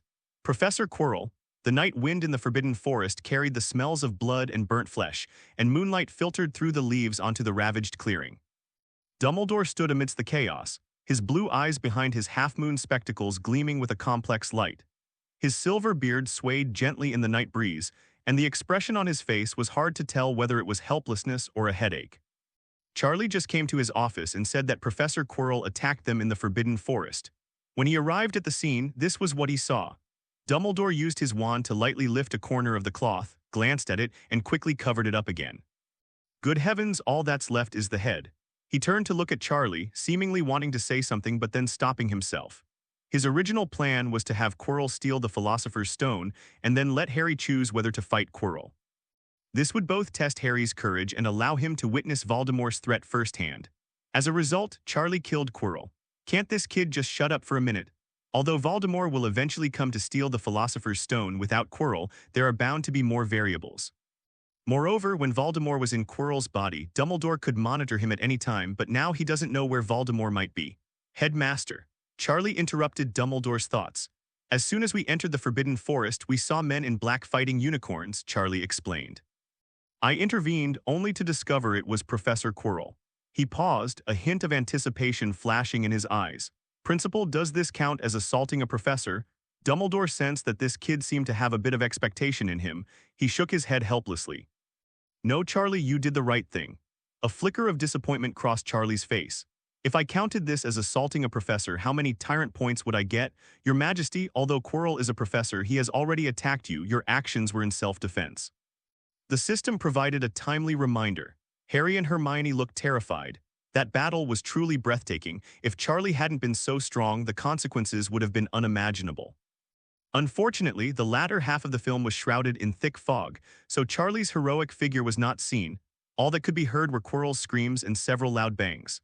Dumbledore walked to the unconscious unicorn and gently stroked its silvery white mane. The unicorn is alive and you're all safe thanks to you, Charlie. He turned to look at the crowd. Let's go back to the castle first. Hagrid will take care of it. The group followed Dumbledore back to the headmaster's office. The flickering firelight from the fireplace dispelled the chill of the night. Dumbledore placed a cup of hot honey tea in front of each of the four. Sweet and warm, it's the best way to soothe a frightened soul. But Charlie's playful demeanor vanished, replaced by a serious expression. Headmaster. I have a question. Dumbledore looked up, his blue eyes fixed on Charlie. Why would a professor at Hogwarts be a dark wizard? This question is very direct, without any embellishment. The office fell silent instantly, save for the crackling of the burning firewood in the fireplace. Harry and Hermione were both stunned. They were so shocked that Quirrell was a dark wizard that they hadn't thought about this deeper issue. Dumbledore was silent for a moment. This is my dereliction of duty as the principal. I apologize to you. Charlie was not moved by the apology and continued to press for answers. Principal, if I'm not here tonight or if I can't defeat Quirrell, then innocent students will die tonight. His eyes were sharp as he stared directly at Dumbledore. And unicorns. Hermione clenched her fists involuntarily, still feeling lingering fear as she recalled the dangerous situation she had just been in. Ron's face also turned pale. If that green light had hit Charlie, the consequences would have been unimaginable. Harry touched the scar on his forehead. It was still throbbing slightly. Dumbledore lowered his head like a child who had done something wrong. You're right, Charlie, he admitted. Thanks to you, otherwise I can't even imagine what would have happened tonight. Just as Harry and Hermione were feeling a little reluctant, Charlie suddenly changed the subject. Since that's the case, could the principal do me a favor? Consider it a reward for myself. Hermione glanced at Charlie, and the clever girl instantly realized that Charlie was just pretending, wanting something in return. However, Charlie worked hard tonight, so he deserves the reward. So she quickly teamed up with Charlie. Sobbing, she said, Professor, I'm so scared. Professor Quirrell almost killed us. As he spoke, he deliberately nudged Harry and Ron with his elbow. Ron was bewildered. Why did you talk back to me? Hermione wanted nothing more than to tear him apart. Can't this blockhead just cooperate for once? Harry touched his forehead, still confused. Yes, my head hurts a lot. I wonder if it's a side effect. Ron then realized what had happened and quickly said, Yeah, that was terrifying. My legs are still shaking. Dumbledore could easily see through their clumsy acting, but he originally intended to reward Charlie. Quirrell's situation was indeed mishandled by him. Charlie saved everyone tonight and deserves a reward. Of course, no problem, Charlie. Dumbledore smiled kindly. Hufflepuff gets 100 points, and if you want anything else, just ask. Charlie's eyes lit up. Here it comes, it's time for some perks. It's really nothing serious, I just wanted to expand the space in the box. Another reason is to make the environment inside the box more realistic. Dumbledore became alert, remembering that many years ago, a Hufflepuff also had such a box. Mr. White, you didn't intend to use this box to keep any small animals, did you? How could that be, Professor? Isn't that against school rules? I'm the most disciplined person. Charlie flashed a bright smile, revealing his pearly white teeth. Despite his doubts, Dumbledore nodded in agreement. Principal, I have another question. Dumbledore put down his honey tea, gesturing for him to continue. Quirk suddenly erupted during the battle, his entire aura changed. Charlie recalled, frowning. He wasn't a match for me before, but suddenly he became incredibly strong. Harry subconsciously touched the scar on his forehead. It was still throbbing slightly. That's right, that's when my scar started hurting. Hermione and Ron exchanged a glance, both recalling the suffocatingly terrifying atmosphere they had experienced back then. Dumbledore's expression turned serious, his eyes flashing with thoughtful light. He roughly knew what was going on. It must have been Voldemort's doing, but he didn't say it outright. Charlie, could you retrieve this memory and show it to me? Extract the memories. Charlie was taken aback. How do I retrieve it? Dumbledore stood up and walked to a silver basin next to his desk. This is called the pensive. It can store and view memories. He picked up his wand. I'll teach you a spell. Memory replay. Charlie's talent for spellcasting was on full display at this moment. He mastered the technique almost immediately after Dumbledore finished speaking. The wand touched his temple and a shimmering silver thread was slowly drawn out. Charlie handed the silver thread to Dumbledore, who then placed it into the pensive. Dumbledore waved his wand, and a transparent curtain of water appeared in midair. The images from the pensive began to play on the water screen. In the scene, Charlie is unleashing a barrage of attacks on Quirrell. The divine blade is invisible. The divine blade is invisible. The divine blade is invisible. Dumbledore stared in shock at the speed at which Charlie cast his spells. This casting frequency is simply outrageous. Although casting spells is a wizard's instinct, there is always a pause after each spell is cast. It's like a blacksmith striking iron. If he hasn't recovered from the previous blow before striking again, the result will be a muscle strain. But Charlie's pauses were terrifyingly short. Every spell he cast was delivered with full force. Even Dumbledore himself would find it difficult to reach this frequency when exerting full power. This child's talent is truly unprecedented. What Dumbledore didn't know was that this was the result of Charlie's maxed-out talent combined with the extremely short pause caused by the system's spell. It's like a blacksmith replacing his hammer with a forging air hammer or a manual machine replacing a fully automatic one. That's incredibly fast. The video continued, showing Quirrell being beaten badly and forced to keep casting his shield. Then the crucial moment arrived. Black smoke billowed from Quirrell's body, obscuring the sky. Dumbledore's expression turned serious. Charlie then summons a thick fog and the scene ends there. Charlie was clever. He didn't include the part where he transformed into a fire-breathing dragon. He knew his animagus was unusual, and it was best to be cautious about something so unprecedented. Dumbledore turned off the water curtain and the entire office fell silent. "Headmaster?" Harry asked cautiously. "What is that black smoke?" Dumbledore sighed deeply, the wrinkles on his face appearing even more pronounced in the firelight. "Children, I must tell you a cruel truth. That's Voldemort back." The words had barely left his mouth when the office erupted in chaos. "What?" Harry, Hermione, and Ron exclaimed in unison. Dumbledore nodded, his blue eyes filled with deep worry. Unicorn blood can prolong life, although doing so incurs a curse. But for a dark wizard who has already committed countless sins, this price is nothing. Harry's face turned pale instantly, and he subconsciously touched the scar on his forehead. It still aches faintly there, as if something is wriggling inside. Doesn't that mean? Was it Voldemort who wanted to steal the Philosopher's Stone? Harry. Ron sprang up and covered Harry's mouth. Harry's really out of his mind. How could he say that? Mentioning the Philosopher's Stone in front of Professor Dumbledore is practically admitting they've been to the fourth-floor corridor. Dumbledore watched their reactions, a smile flashing in his eyes. Youth is wonderful, it's full of energy and so adorable. Then his gaze shifted to Charlie and the smile in his eyes gradually faded. This child is not cute at all. Charlie felt that Dumbledore's gaze was annoying.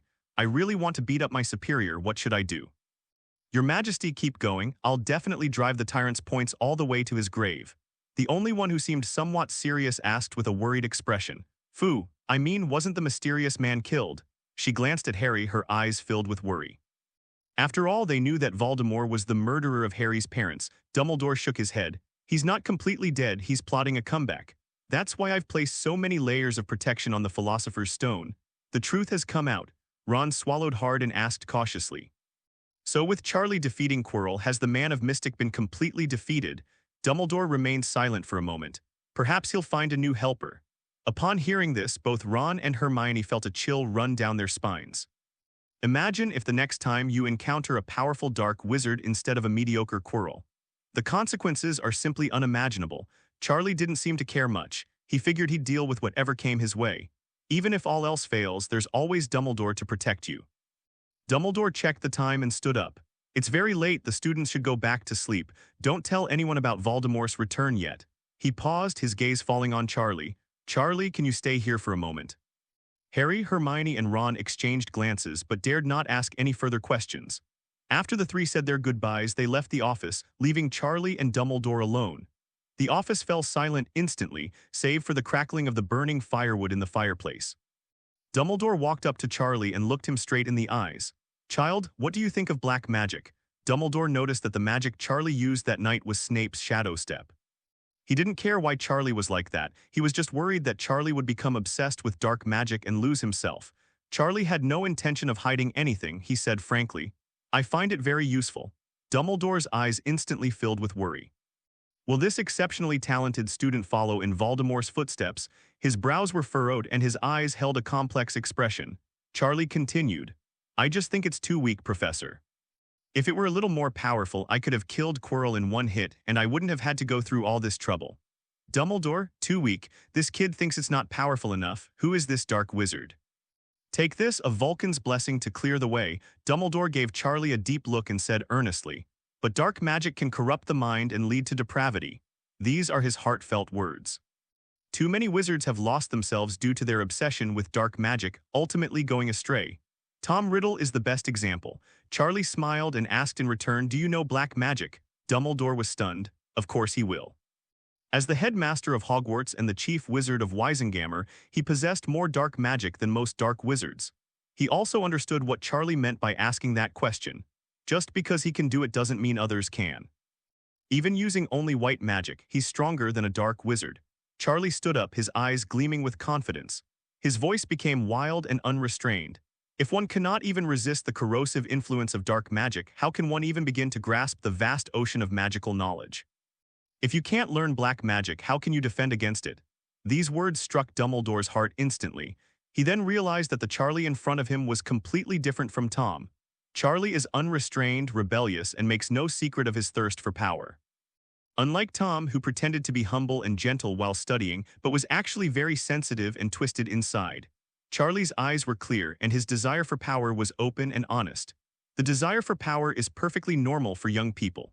Dumbledore wouldn't condemn all those who crave power. But he was still uneasy. After all, Charlie is of a certain age, and Dumbledore wouldn't mind if he studied dark magic when he was an adult, but he's only 11 years old.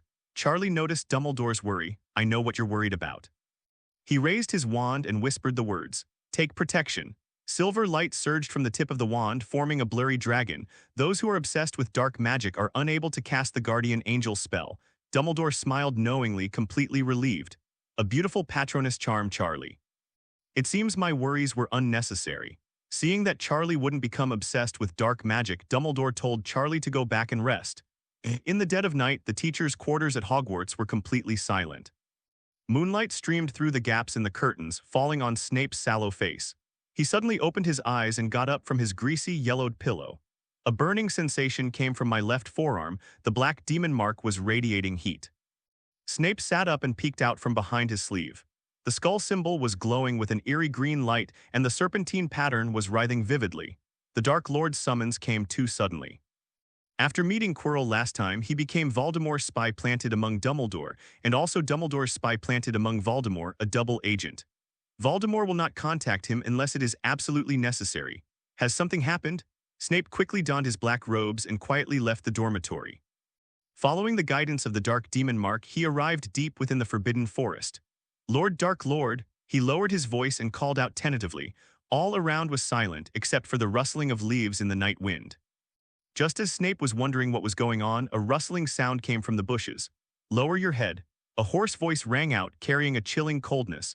Snape immediately looked down and saw a black venomous snake coiled in the grass. The snake's eyes gleamed red as it stared intently at him. "Lord Dark Lord?" Snape's voice was filled with shock. "Yes, Severus." The snake spoke, its voice the same cold tone as Voldemort's. "This is the only form I can exist in right now." Snape knelt down, but his doubts grew deeper. "My master, how did you become like this, possessing a snake?" He asked cautiously. "Where's Quirrell?" At the mention of Quirrell, a flash of angry red light appeared in Viper's eyes. "That good-for-nothing is dead." Voldemort's voice was filled with rage. "Killed by a damn student." Snape was stunned. "Quirrell was killed by his students? How is that possible? Quirrell may be incompetent, but he's still an adult wizard. How could he lose to a student?" "Master, what do we do now? My time is running out." The snake's voice grew weaker. "I will soon fall into a deep sleep for at least a month. When I wake up, I need your help to retrieve the magic stone." Snape's heart sank. "Master, if I act directly, my infiltration mission will fail." "Of course I know that. You don't need to do anything directly. I have my own arrangements. You just need to cooperate with me at the crucial moments." Snape wanted to ask about the specific plan, but Viper's eyes were already starting to glaze over. Remember, Severus. Voldemort's voice grew weaker and weaker. The Philosopher's Stone, I must have it. No sooner had the words left his mouth than the venomous snake collapsed limply to the ground, completely losing consciousness. Snape carefully picked up the snake and hid it in his robe. He looked around to make sure no one had noticed him, then quickly returned to the castle. Back in his dormitory, Snape placed the snake in a secluded corner. He sat on the edge of the bed, lost in thought. Quirrell was killed by his students, and the Dark Lord could only possess a snake and fell into a long slumber. What exactly happened tonight? What? Professor Quirrell was killed by Charlie. Yes, I saw it with my own eyes. Charlie hung Quirrell from the tree and whipped him all night. Merlin's nose hair clip. Why did Charlie do this to Quirrell? I heard that Charlie knocked Quirrell over the head with a club just because Quirrell glanced at him. No wonder today's defense against the dark arts class was all self-study. Hearing the murmurs around him, Charlie rolled his eyes and looked towards the Gryffindor table in the distance. It's so hard to guess how this outrageous rumor started. Which two bastards could it be? When Harry and Ron saw Charlie looking over, they quickly buried their heads in their plates, almost sticking their noses into the pumpkin juice. How far has this rumor gone? They were helpless too. They only said Quirrell was a dark wizard and Charlie beat Quirrell, so how did it turn out like this? Ernie leaned over from the side. Charlie, you really went and hung Professor Quirrell up for a beating, Justin chuckled. How perverted, I like it. Charlie. Bro, something's off with you. He grabbed both of their heads and pressed them down. Go eat your stargazing. After lunch, Charlie got up and prepared to head to Hagrid's cabin. As soon as they stood up, all the students from all the other houses except Hufflepuff fell silent and buried their heads in their food. This meal is really something. As for the Hufflepuff students, they were already engrossed in their meals. Charlie shook his head helplessly and walked out of the auditorium to see Hagrid. Hagrid was unaware of the specifics of yesterday's events. He had only been notified to rescue the unicorn. Seeing this, Harry, Ron, and Hermione quickly got up and followed. Walking along the path to Hagrid's cottage, the warm spring sun shines on my face, making me feel relaxed and happy. Soon, the group arrived at the door of Hagrid's hut. Charlie knocked on the door. Who is it? Hagrid's gruff voice came from inside. It's us, Hagrid, Harry called out. The door creaked open and Hagrid's large hairy face appeared in the doorway. Oh, children, come in, come in. Hagrid quickly made way for them. I was just looking for you guys. What exactly happened yesterday? The group went into the small house and sat down. Harry told Hagrid everything that happened yesterday, but he didn't mention Voldemort. Dumbledore said it had to be kept secret. Hagrid looked annoyed after hearing this. Her eyes were red and her voice was choked with emotion. It's all my fault, all my fault. If I hadn't sent you back to the castle yesterday, you wouldn't have run into that damned Quirrell. As she spoke, large tears began to fall again. I should protect you, Hagrid said, becoming increasingly agitated. If anything happens to you, I will never forgive myself. Harry quickly stepped forward to comfort him. Hagrid, this isn't your fault. Who would have thought Quirrell would be a dark wizard? Besides, aren't we all safe and sound? Ron added, trying to reassure them. Charlie had that guy completely under his thumb, but Hagrid still felt guilty. To change the subject, Harry quickly asked, by the way, Hagrid, how's the unicorn? Hagrid's emotions calmed down slightly when unicorns were mentioned. He wiped away his tears and said with relief, Nolan is fine, just a minor injury. I treated its wound last night and it's healing quite well now. It turns out that the unicorn from yesterday was Nolan, whom Charlie and the others knew. Would you like to go take a look at it? Hagrid suggested. It's resting in the woods behind here now. The group followed Hagrid to the grove behind the cabin. Not far away, a beautiful unicorn was lying on the soft grass. Its fur was still white, shimmering in the sunlight, but its hind legs were wrapped in large bandages. Hearing footsteps, Nolan looked up. Its eyes lit up instantly when it saw Charlie. Nolan struggled to his feet and limped over to Charlie. Then the proud and magical creature slowly knelt down and lowered its noble head. Although it was knocked down by Quirrell yesterday, it is still conscious. It clearly saw that Charlie had saved it, pulling it back from the brink of death. Merlin's beard. Hagrid's eyes widened. I've never seen a unicorn bow to a human before. Harry, Ron, and Hermione were all dumbfounded. Unicorns are among the proudest magical creatures. But now Nolan is kneeling before Charlie. Charlie glanced at the unicorn kneeling before him. So you're pretending now? Why aren't you pretending anymore? Weren't you so arrogant before? Now you're kneeling before me, doing whatever you want to me. This is an interracial attack, no way, your majesty. Tyrant Points +5 Charlie, when Nolan saw that Charlie ignored it, it nuzzled Charlie's leg with its cheek in a coaxing gesture. The fluffy texture feels quite comfortable. Charlie patted its head. Go and get some rest, don't let them ambush you again. A look of shame flashed in Nolan's eyes. He slowly stood up and limped back to the grass. Time flies. With Quirrell gone, Snape took over all the defense against the dark arts classes. Honestly, it's not as good as Quirrell. At least Quirrell wouldn't suddenly call Charlie up to demonstrate a spell during class, and then not only fail to give him points but also find various reasons to deduct points. Mr. White, your wand-waving technique is too casual. Hufflepuff deduct 1 point. Charlie's wand was indeed swung casually, but that was because he was extremely proficient in these spells, which allowed him to avoid following the rules. Replacing the professor with another one would definitely be a plus, not a minus. Charlie wasn't annoyed. He obediently sat down, but when Snape wasn't looking, he conjured a bow and placed it behind Snape's head. The whole class burst into laughter. Snape turned sharply and saw the bow tie, his face turning ashen with rage. Hufflepuff deducts another 10 points. His Majesty teases his teachers and leads the mockery, earning him plus 3 points for being a tyrant. Neville has been a completely different person ever since he threw that punch.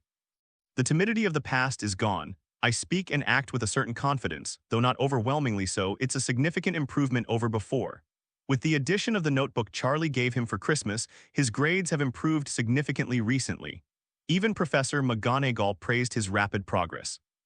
Now only Seamus remains of Gryffindor's twin stars. Charlie's healing potion was finally brewed. The pale golden liquid was contained in a crystal bottle and emitted a faint minty scent. Easter is here. With the Easter holiday approaching and final exams looming, coursework is piling up. Ernie and Hermione's pens were practically smoking from all the swinging. They not only had to do double the homework, but also had to find time to review.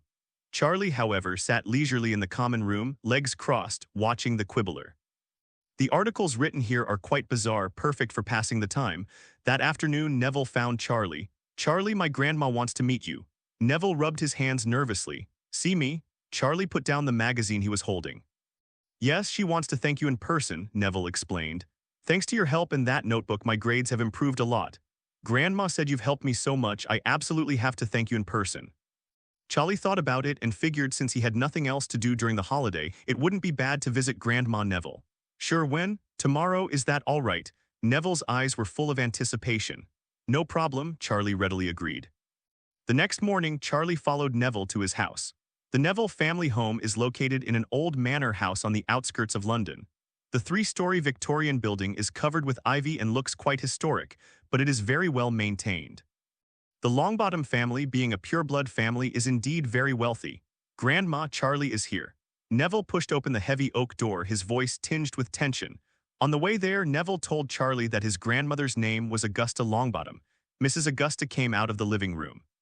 She wore a dark green robe, a fox fur scarf, and a peculiar hat with a sculpted eagle on top. This design is quite bizarre. Charlie blinked, trying to keep his expression natural. "Hello, Mrs. Augusta," Charlie greeted politely. "Good child, come in quickly, Mrs. Augusta wore a kind smile, a stark contrast to the stern image Neville had described. "Navi always mentions you, saying you've helped him a lot."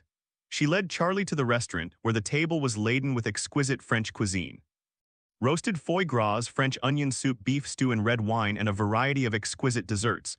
Who says Britain is a culinary wasteland? They have the most Michelin-starred French restaurants in the world. "This is such a feast," Charlie exclaimed sincerely. "I'm glad you like it, Mrs.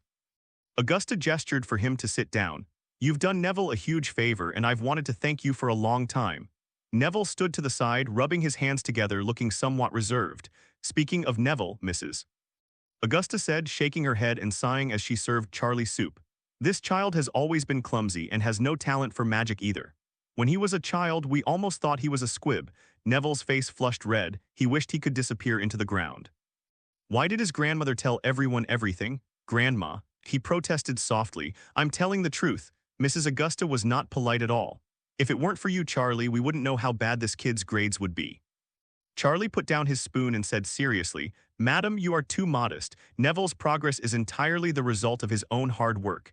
He's no worse than anyone else, he just needs a little more confidence. Don't you see he's doing well now, Mrs.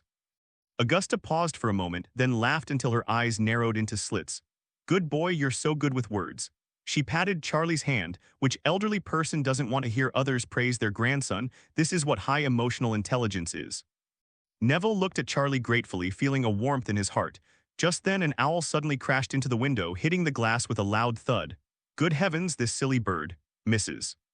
Augusta got up, opened the window, took the letter from the owl's talons, leaving the owl standing there bewildered. She tore open the envelope, quickly glanced at the contents, and her face instantly turned ugly. "What's wrong, Grandma?" Neville asked worriedly. "Ice, Mrs." Augusta looked at Charlie, then at Neville, and hesitated for a moment. "Charlie, I'm so sorry, I might have to excuse myself. I have an urgent matter to attend to." She grabbed her handbag from the table and hurried out.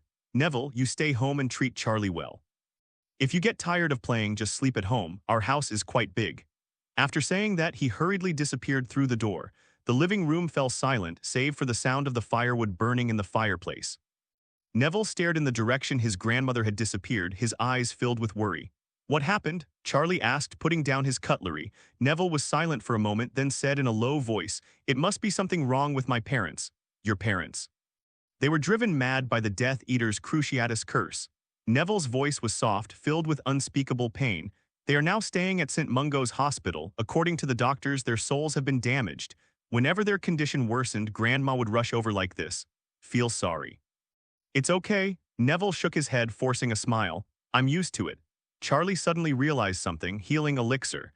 The healing potions he's been brewing over the past few months are specifically designed to treat spiritual trauma. But the specific effects are unknown. He can't very well cut his own soul and then take medicine to treat it.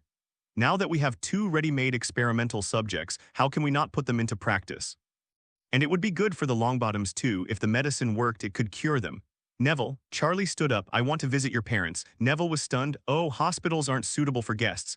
Perhaps I can be of some help." "Really, Charlie?" Neville exclaimed in surprise. He had an almost blind trust in Charlie. Charlie said yes, then it definitely will. The two traveled to the St. Mungo's Hospital for magical injuries via the Flu Network. This is a dilapidated-looking department store, but to wizards, it is the most prestigious magical hospital in Britain. The hospital has a spacious and bright lobby. Healers in lime-colored robes came and went, and the air was filled with the smell of disinfectant. "On the 5th floor in the spell-damaged department," Neville whispered. They took the magic elevator to the 5th floor. The corridor was quiet, with various notices and posters on the walls. "Ward 49. Neville stopped in front of a door. Charlie could hear Mrs. Augusta's voice coming from inside, along with the therapists talking.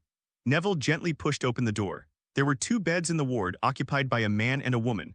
The man had a round face like Neville's, while the woman had a gentle smile. But their eyes were empty and unfocused. Mrs. Augusta sat on the edge of the bed, her eyes red-rimmed. "Navy," she frowned immediately when she saw her grandson appear. "What brings you here and with guests? That's incredibly rude." "Madam, I asked Neville to bring me here." Charlie stepped forward. "I'd like to see how your aunt and uncle are doing. Maybe I can help in some way." "Help?" Mrs. Augusta gave a wry smile. "Child, even the healers at St. Mungo's are helpless with this kind of injury. It's been over 10 years and there's been no sign of improvement whatsoever. I know you mean well, but what can a little wizard like you do?" "Thank you, kind-hearted child." Frank suddenly burst into a chuckle on the bed, a laugh that sent chills down your spine. Neville's eyes instantly welled up with tears. The therapist beside her shook his head. "Madam, the patient's condition has indeed fluctuated somewhat today. I suggest you prepare yourself mentally." Charlie quietly observed the condition of the 2 patients. The soul trauma caused by the crucifixion curse is indeed very severe, but the healing potion is specifically designed for spiritual trauma, so it might actually be effective. Besides, given the current situation, there's no harm in giving it a try. "Madam," Charlie began, "I really do have a way to cure them." Mrs. Augusta looked at the first-year wizard before her and did not trust him. She chuckled softly and shook her head. "Child, I know you mean well, but I've heard these kinds of words for years. Countless healers, potion makers, and even the most authoritative experts at St. Mungo's have said similar things." And then, Mrs. Augusta's voice sounded weary, "We're still just as helpless." The therapist standing nearby frowned, feeling that his professional authority had been seriously challenged. "Little one, this is St. Mungo's, not a place for you to play house." The therapist's tone was very impatient. "The soul damage caused by the crucifixion curse is one of the most intractable problems in the magical world. If you keep acting up, I'm going to throw you out." Seeing this, Neville hurriedly stepped forward. "Sir, Charlie is really amazing." The therapist is impatient with interruptions. What could a little brat possibly be capable of? Charlie stood there calmly, not angered by the therapist's words. He looked at Mrs. Augusta and said sincerely, "Madam, my method will not cause any harm to the patient.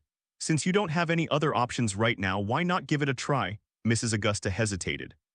The child is right, Frank and Alice's situation is already at its worst and it can't get any worse.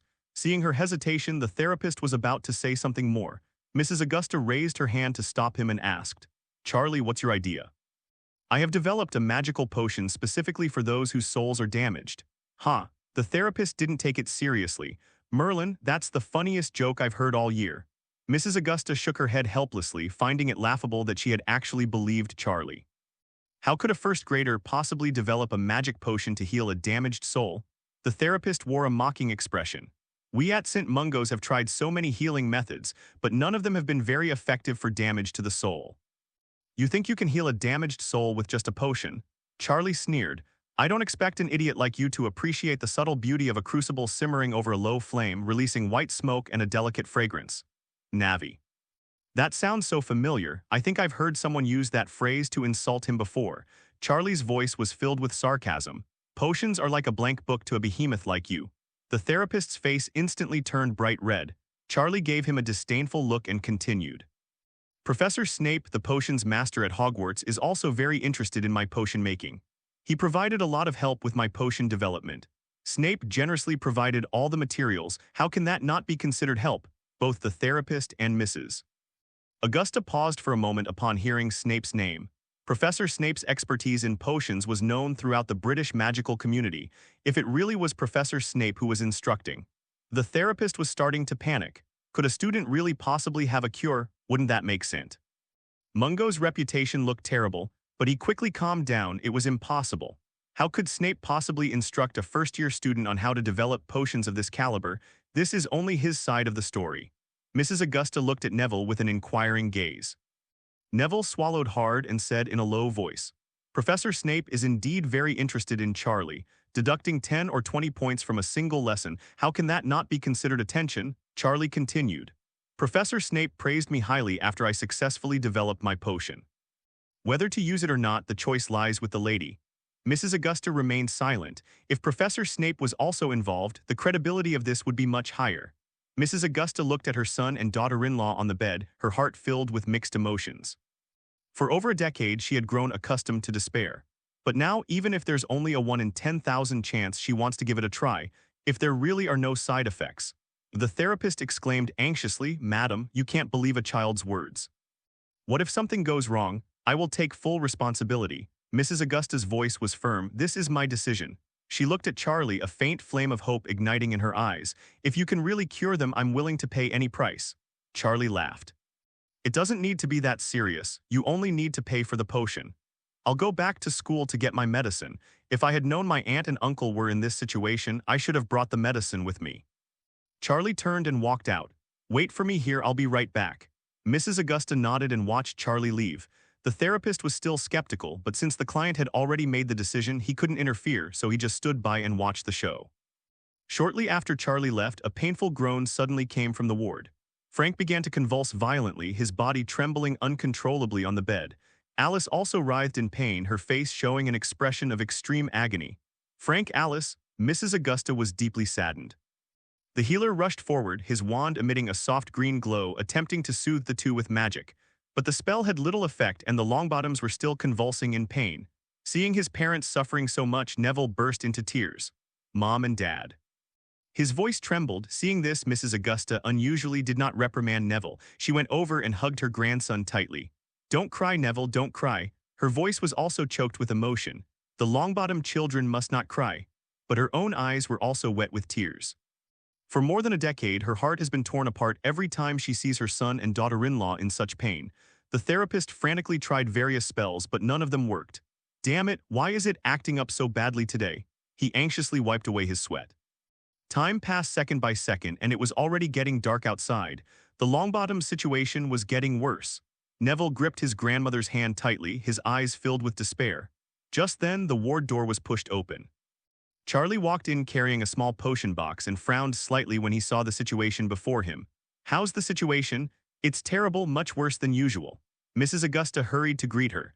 Charlie opened the box and took out 2 bottles of pale gold potion. The potion shimmered in the candlelight and emitted a faint minty scent. "This is a healing potion," Charlie said, handing the potion to Mrs. Augusta. Mrs. Augusta took the medicine, her hands trembling slightly. She gave Charlie a long look, then walked to Frank's bedside. Frank, open your mouth. She spoke softly, carefully feeding the medicine into her son's mouth. As soon as the medicine entered his mouth, Frank's pained expression began to ease. The convulsions gradually stopped and the person became peaceful. Mrs. Augusta's eyes widened in surprise and she quickly fed the potion to Alice as well. The same miracle occurred. Alice stopped struggling in pain and a calm expression appeared on her face. The therapist standing nearby could hardly believe his eyes. This is impossible. He rushed forward, waving his wand over the two of them to examine them. The test results shocked him even more. Merlin's beard, their magical fluctuations are stabilizing. The scars of my soul are healing. This is the result of our many years of hard work. The therapist's voice was trembling. It was a complete upheaval in his understanding. He kept checking, muttering to himself. Incredible, truly incredible. Could you tell me the formula for this medicine? He looked at Charlie with longing in his eyes. Charlie gave him a speechless look, and the therapist immediately realized that there was something wrong with what he had said. I'm sorry I was rude. His attitude made a complete 180-degree turn, and he started using polite language when he spoke. For a therapist, the greatest wish is to heal all their patients.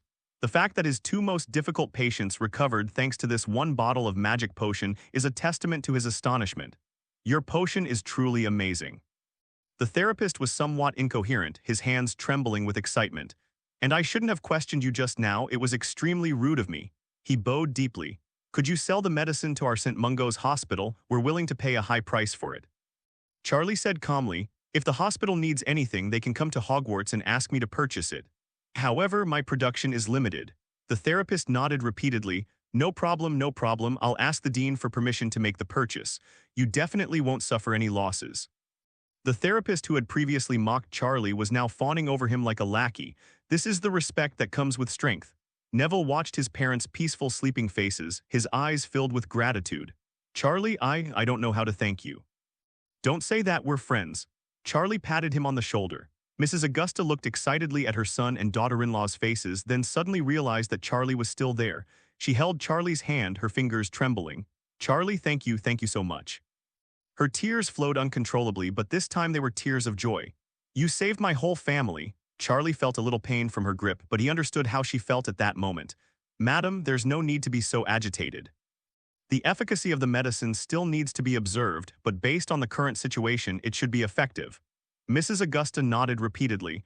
It's already good enough to alleviate their suffering. By the way, how much does this potion cost? The Longbottom family will never let you lose out. You are a friend of the Longbottom family forever. Charlie quickly did the math in his head. The ingredients for healing elixir are indeed not cheap. A single pot of ingredients is quite valuable. One batch can yield several vials of potion, and the cost of one vial is about 3 or 4 gallons. 1 gallon can buy an ounce of dragon liver. Selling a bottle for 10 galleons shouldn't be too much of an expense, right? Charlie held up one finger. After seeing this, Mrs. Augusta tentatively asked, 100 galleons? Charlie was startled. Number. Before she could finish speaking, Mrs. Augusta excitedly said, this is such a great deal, Charlie. I'd pay 1,000 galleons if it were true. Charlie silently withdrew his explanation. Earning more would be even better. That wicked pureblood family, they're so rich. But what Charlie didn't know was that developing a new potion required a huge investment of resources. The initial research and development costs, as well as the material losses from failed refining processes, must be included in the cost. So 100 galleons really isn't expensive. It's only because Charlie's recipe was given by the system that it seems like he made a killing with 100 galleons. His Majesty is extorting money. All merchants are unscrupulous. Tyrant Points +5. What are you saying? I call this reasonable pricing, okay? Since it was getting late, Charlie stayed at the Longbottom's house. Mrs. Augusta personally arranged the best room for him and even specially instructed the house elves to prepare the most sumptuous dinner. Charlie, you saved our whole family. At dinner, Mrs. Augusta served Charlie herself. From this day forward, you are the most honored guest of the Longbottom family. Neville, standing to the side, was so excited that his eyes welled up with tears. He had never felt so relaxed as he did today. Charlie raised his glass in response. You're too kind, madam. I'm happy to be of any help. The next morning, Charlie prepared to return to Hogwarts. Mrs. Augusta decided to buy 2 more bottles of healing potion, just in case. Charlie, here's the money for 2 bottles of medicine. I'll send you the medicine by owl after I get back to school. Charlie thought that Storm had gotten quite fat at Hogwarts, so it was time to get him to do more work. Because the Easter holiday was short, Charlie did not return to the orphanage. I only wrote a few letters to Grandma White, otherwise I'd get scolded again next time I go back. On the last day of the holiday, Neville excitedly approached Charlie with the Daily Prophet in hand. Harry, Ron, and Hermione followed behind. Charlie, look, Neville's voice trembled with excitement. The Daily Prophet's front page headline.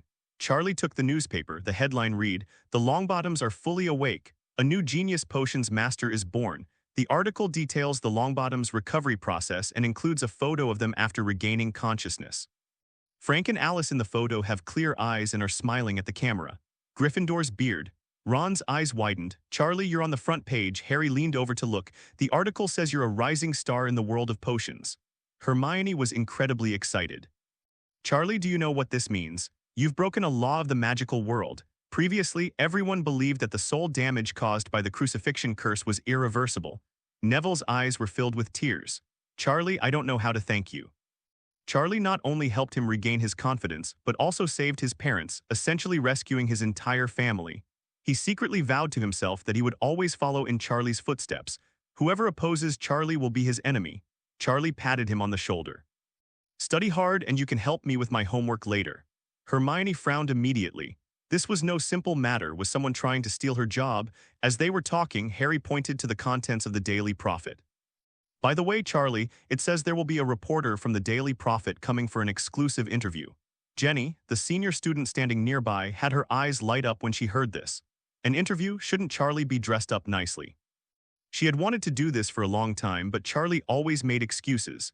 Several Hufflepuff upperclassmen excitedly surrounded Charlie, pulling him towards the common room. Come on, let's go inside. You have to look your best on camera today. Harry and the others were left standing there dumbfounded. Ron swallowed hard. Hufflepuff's upperclassmen are terrifying. Hermione nodded. Indeed, their eyes were terrifying. Harry looked at Charlie with pity as he was dragged away. May Merlin protect him. In the afternoon, Professor Sprout came to the common room. Charlie, a reporter is here to interview you. We need to go to the principal's office. Her eyes were full of satisfaction as she looked at Charlie. Such an outstanding student was truly endearing.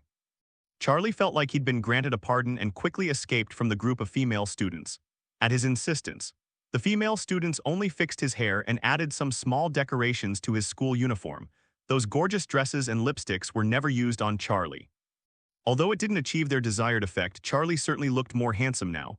Her black hair was meticulously styled, her school uniform was ironed flat, and a delicate Hufflepuff badge was pinned to her chest. You'd better do your best, Senior Jenny called out from behind. In the principal's office was crowded. Dumbledore sat behind his desk, his half-moon spectacles reflecting a faint light. Professor McGonagall stood to the side, her expression serious but her eyes showing approval. Professor Flitwick was so excited he jumped up and down in his chair. That's absolutely amazing. Snape wasn't there. He'd been acting mysteriously lately, and I wonder what he was up to. A woman with golden curly hair, wearing ornate glasses, sat in the center of the room holding a quill pen in her hand. This is Rita Skeeter, the chief reporter for the Daily Prophet. Ah, our little hero has arrived, Rita exclaimed, standing up dramatically. Her voice was sickeningly sweet, but her eyes were sharp as if she were sizing up her prey. Mr. White, I've heard so much about you. Charlie nodded. Hello, Miss Skeeter, how long? Ah, Rita froze on the spot. Your Majesty is a master at manipulating people's minds, plus 1 point for being a tyrant. Dumbledore and Professor Flitwick watched with smiles on their faces. Professor McGonagall was furious, frantically giving Charlie meaningful glances. Can you be serious for once? This school would fall apart without Professor McGonagall. Oh dear, what a funny child, Rita said awkwardly, trying to smooth things over. And he's so handsome, the readers will definitely love him. Dumbledore was gentle, but his words carried a subtle meaning. Charlie, Ms. Skeeter wants to interview you about the healing potion. Of course, you can choose to answer or not answer any questions. Charlie sat down opposite Rita and didn't notice anything amiss. Well then, let's begin. Rita's quill hovered above the parchment. First, can you tell me how you came up with the idea of developing this drug? Cha thought about it. I saw materials about trauma in the library and felt it was a worthwhile area of research. Tyrant Points +3. The quill pen scribbled furiously on the paper at an astonishing speed. Charlie looked at it in confusion. He had only said one sentence, but the pen had written a long paragraph. So, how long did it take you to develop this medicine? Rita continued to ask. About a few months, Charlie answered truthfully. Tyrant Points +3. Charlie sensed something was wrong as the quill pen began to write furiously again. After a few questions, Rita filled several sheets of parchment. Did she really have that much to write down? After the interview, Rita put away the parchment. Thank you for your cooperation, Charlie. She smiled sweetly. I believe this will be a great report. Oh, right. Rita suddenly remembered something. I still need to interview other students and professors at school to find out what they think of Charlie. Dumbledore nodded. Of course, but please don't disrupt the normal teaching order. Of course, Rita said, packing her things, but there's something strange. Where is Dean Sint? Mungo's who entered the school with me. I was originally planning to interview him. Chris Brown, the superintendent of St. Mungo's Hospital for Magical Injuries and Sicknesses, was standing outside Snape's office. As Snape's old friend, he knew this gloomy potions master all too well. On the surface, he appears cold and harsh, but deep down he is very protective of his own. When the therapist reported that a student had developed a healing potion, Chris immediately understood. This must have been a potion Snape developed himself, which he then promoted to his students to build his reputation. After all, how could a first-year student possibly develop a potion of this caliber on their own? But to Chris's surprise, Snape would actually do such a thing. When did he become so generous? Unless, a bold guess flashed through Chris's mind. Could that student named Charlie be Snape's illegitimate son? He was more convinced that Snape had an illegitimate child than that the research and development was led by first-year students. Chris knocked on the office door. Come in. Snape's deep voice came from inside. Chris pushed open the door and saw Snape standing in front of the cauldron intently brewing a potion. Orange flames leaped beneath the crucible, the liquid inside emitting an eerie green glow. Severus UB *****D. Chris rushed straight up to Snape. They developed such a powerful potion, yet they didn't reveal a single thing about it. Snape paused, holding the potion spoon in his hand, and slowly raised his head. A flicker of doubt crossed his deep black eyes. What kind of potion? He is indeed developing a new potion, but it hasn't been completed yet. Chris was stunned. You do not know? He stared wide-eyed in disbelief. All the wizards in Britain are talking about this today. As he spoke, Chris hurriedly pulled out the Daily Prophet, unfolded it, and handed it to Snape. It's the healing potion made by your son, your student Charlie. Didn't you develop it for him? Snape's gaze fell on the headline on the front page of the newspaper. The Longbottoms are fully awake. A new genius potions master is born. His pupils contracted slightly. Recently, Snape has been secretly developing a potion to enhance soul energy in preparation for awakening Voldemort. As a double agent, he had to appear loyal enough to avoid arousing Voldemort's suspicion. That's why he devoted all his energy to potion research and development and really didn't pay much attention to what was happening outside. Snape quickly scanned the contents of the newspaper. Healing elixir. Heals soul trauma, Charlie White. His eyes widened in surprise. Did Charlie really succeed in developing it? How long has it been? Just over a month. Moreover, it's a healing potion for the soul. He's been researching it recently and knows how profound its intricacies are. But to my surprise, Charlie had already successfully developed it before I had made much progress. At the time, I was convinced that Charlie was all talk and no action, as arrogant as Poot, but little did I know I had been blind to his true worth. Chris looked at Snape's expression and became even more confused. No, was that recipe really developed by the students themselves? Rita interviewed several professors but gained very little. Professor McGonagall said sternly that Charlie was an excellent student, disciplined and polite. Professor Flitwick was so excited he danced with joy, praising Charlie's extraordinary talent and promising future. Even Professor Sprout only expressed his appreciation for Charlie in a mild manner. Rita was tired of hearing these words. What's the point of being a good student or a prodigy? These overused personas don't generate any buzz. What she wanted was explosive news, the kind that would send the entire wizarding world into an uproar. Rita touched the shorthand quill in her pocket, a shrewd glint in her eyes. Since a direct interview won't yield any interesting results, let's try a different approach. She needs to find Charlie's classmates and uncover some hidden secrets. Ideally, it would be possible to prove that this so-called genius has some shameful dark history. Rita walked towards the auditorium in her high heels, her mind already conjuring up all sorts of eye-catching headlines.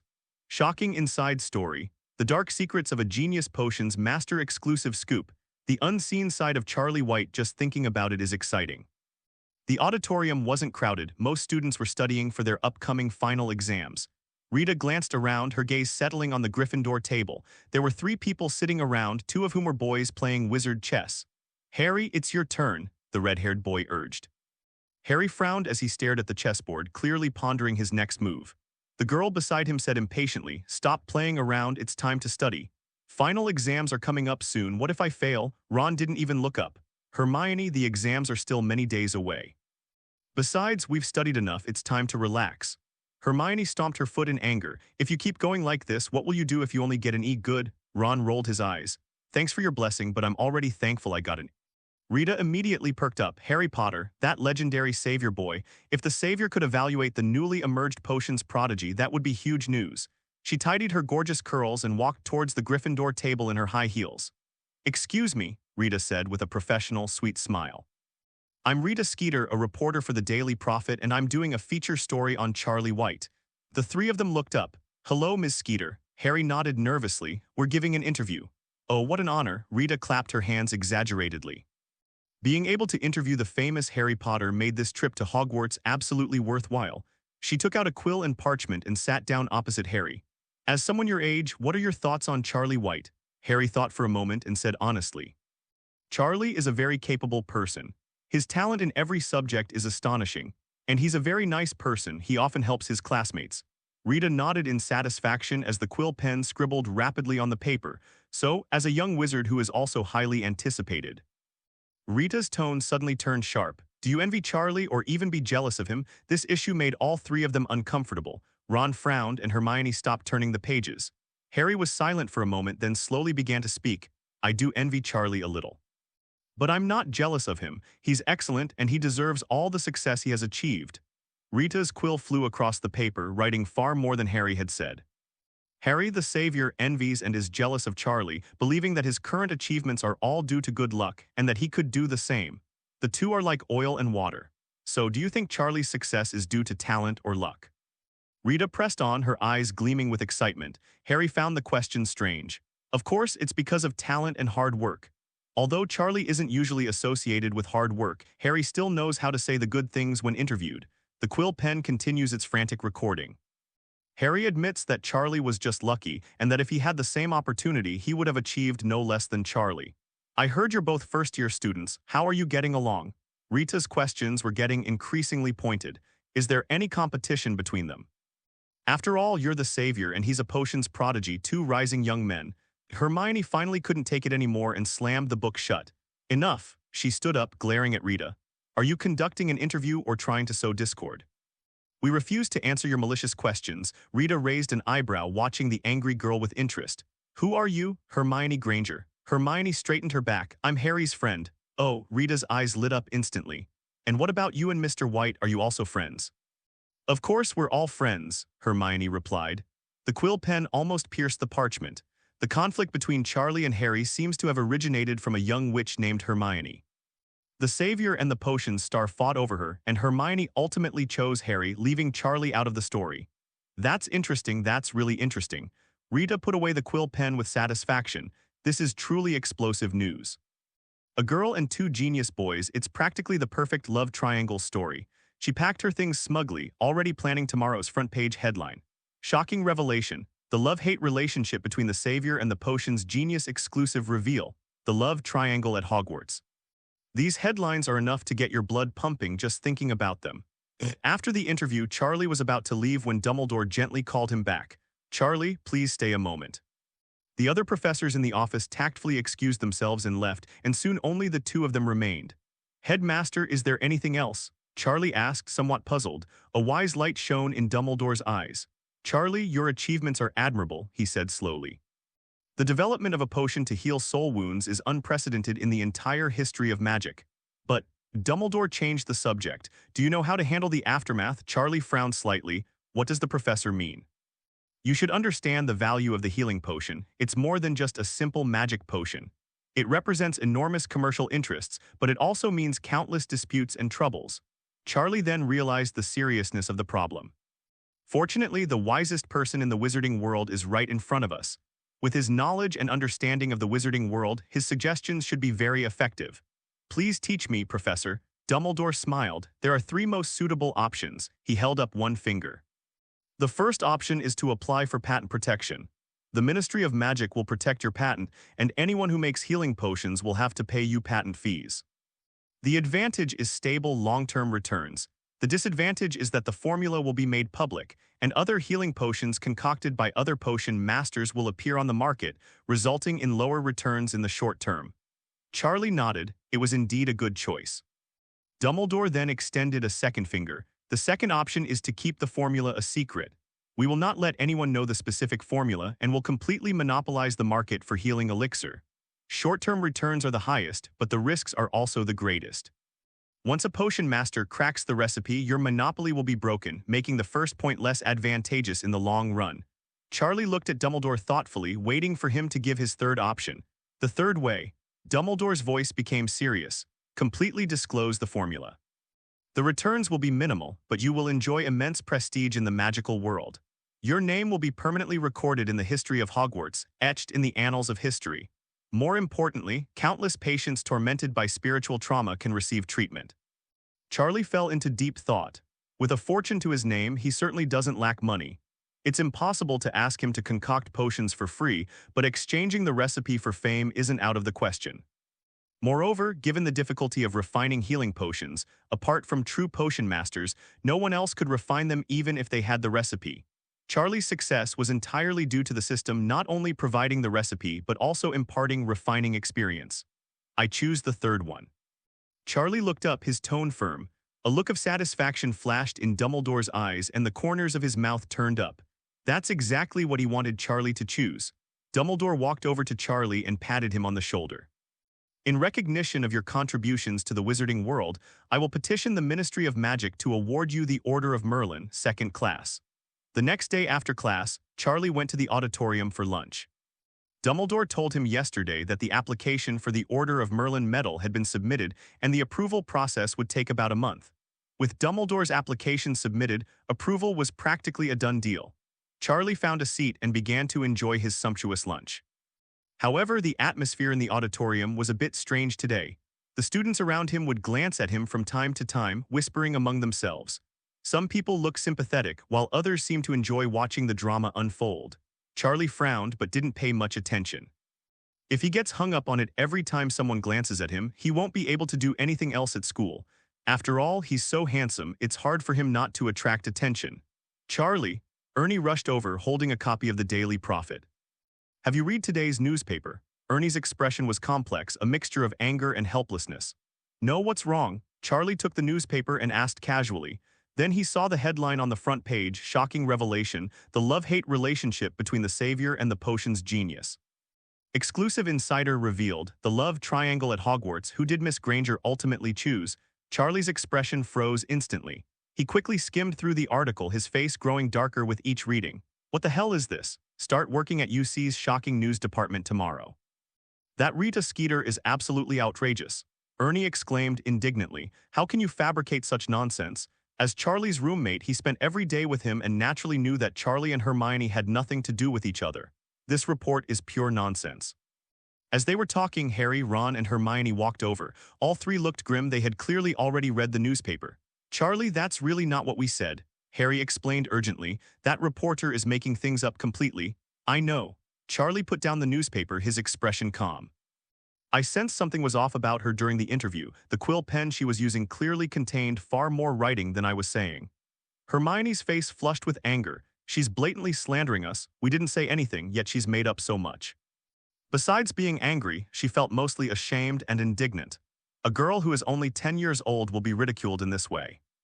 Today she felt that her roommate had secretly created a private group chat behind her back, and no one was talking to her when she woke up this morning. Some even said, "You actually chose Harry, not Charlie. Have you been blinded by the title of savior?" Is this a question of choosing whom or not? Ron was also furious. This kind of reporter should be fired. But the students around them clearly believed it to be true. The murmurs grew louder when Harry arrived. Look, the savior has come to confront Charlie.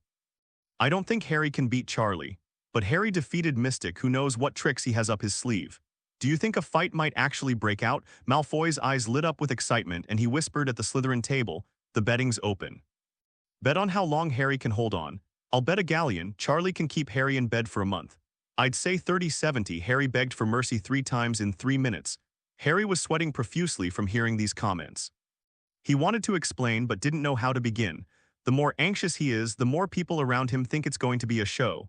Harry, don't rush. Charlie calmly sliced the sausage. Public opinion is something that can't be resolved through explanations. On the contrary, the more impatient you are, the more others want to see you fail. Charlie took a sip of pumpkin juice and continued, the only way to solve this problem is to address the root cause. Everyone instinctively looked at the Daily Prophet on the table. The source was Rita's report. Neville, standing behind Harry, had a serious expression and clenched fists. This slander is absolutely unforgivable. Charlie was the savior of his parents and a hero who brought blessings to the entire wizarding world. How can we let ourselves be dragged down by such malicious and slanderous reports?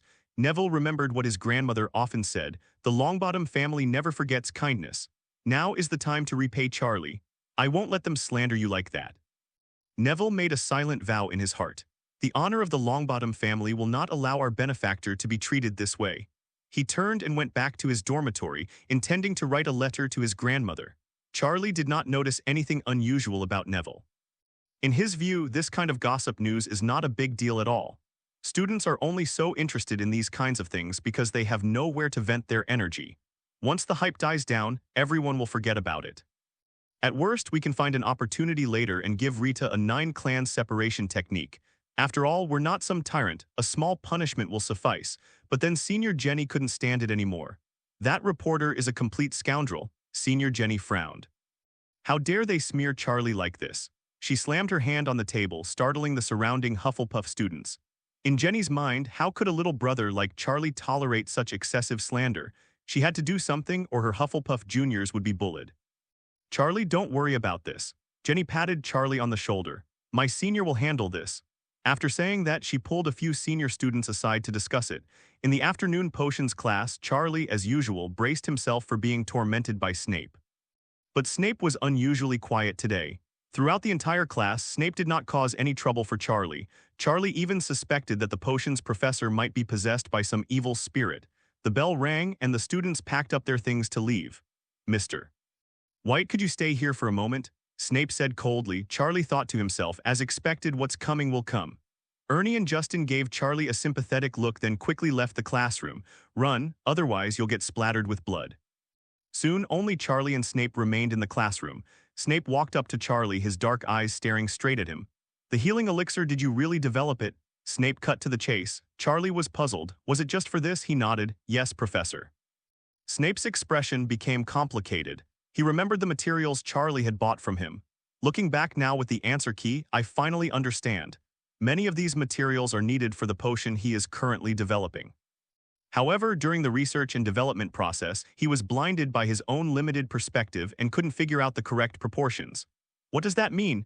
This means that Charlie's research into the soul has surpassed that of a potion's master. Snape was greatly shocked. From childhood to adulthood, no one has ever surpassed me in potion making. But now, a first-year wizard has done it. Although the realm of the soul was not his forte, it still was hard for him to believe. I'd like to buy a bottle of healing potion from you. Snape suppressed his inner turmoil and spoke coldly. Name your terms. Snape needs to buy potions for the Dark Lord.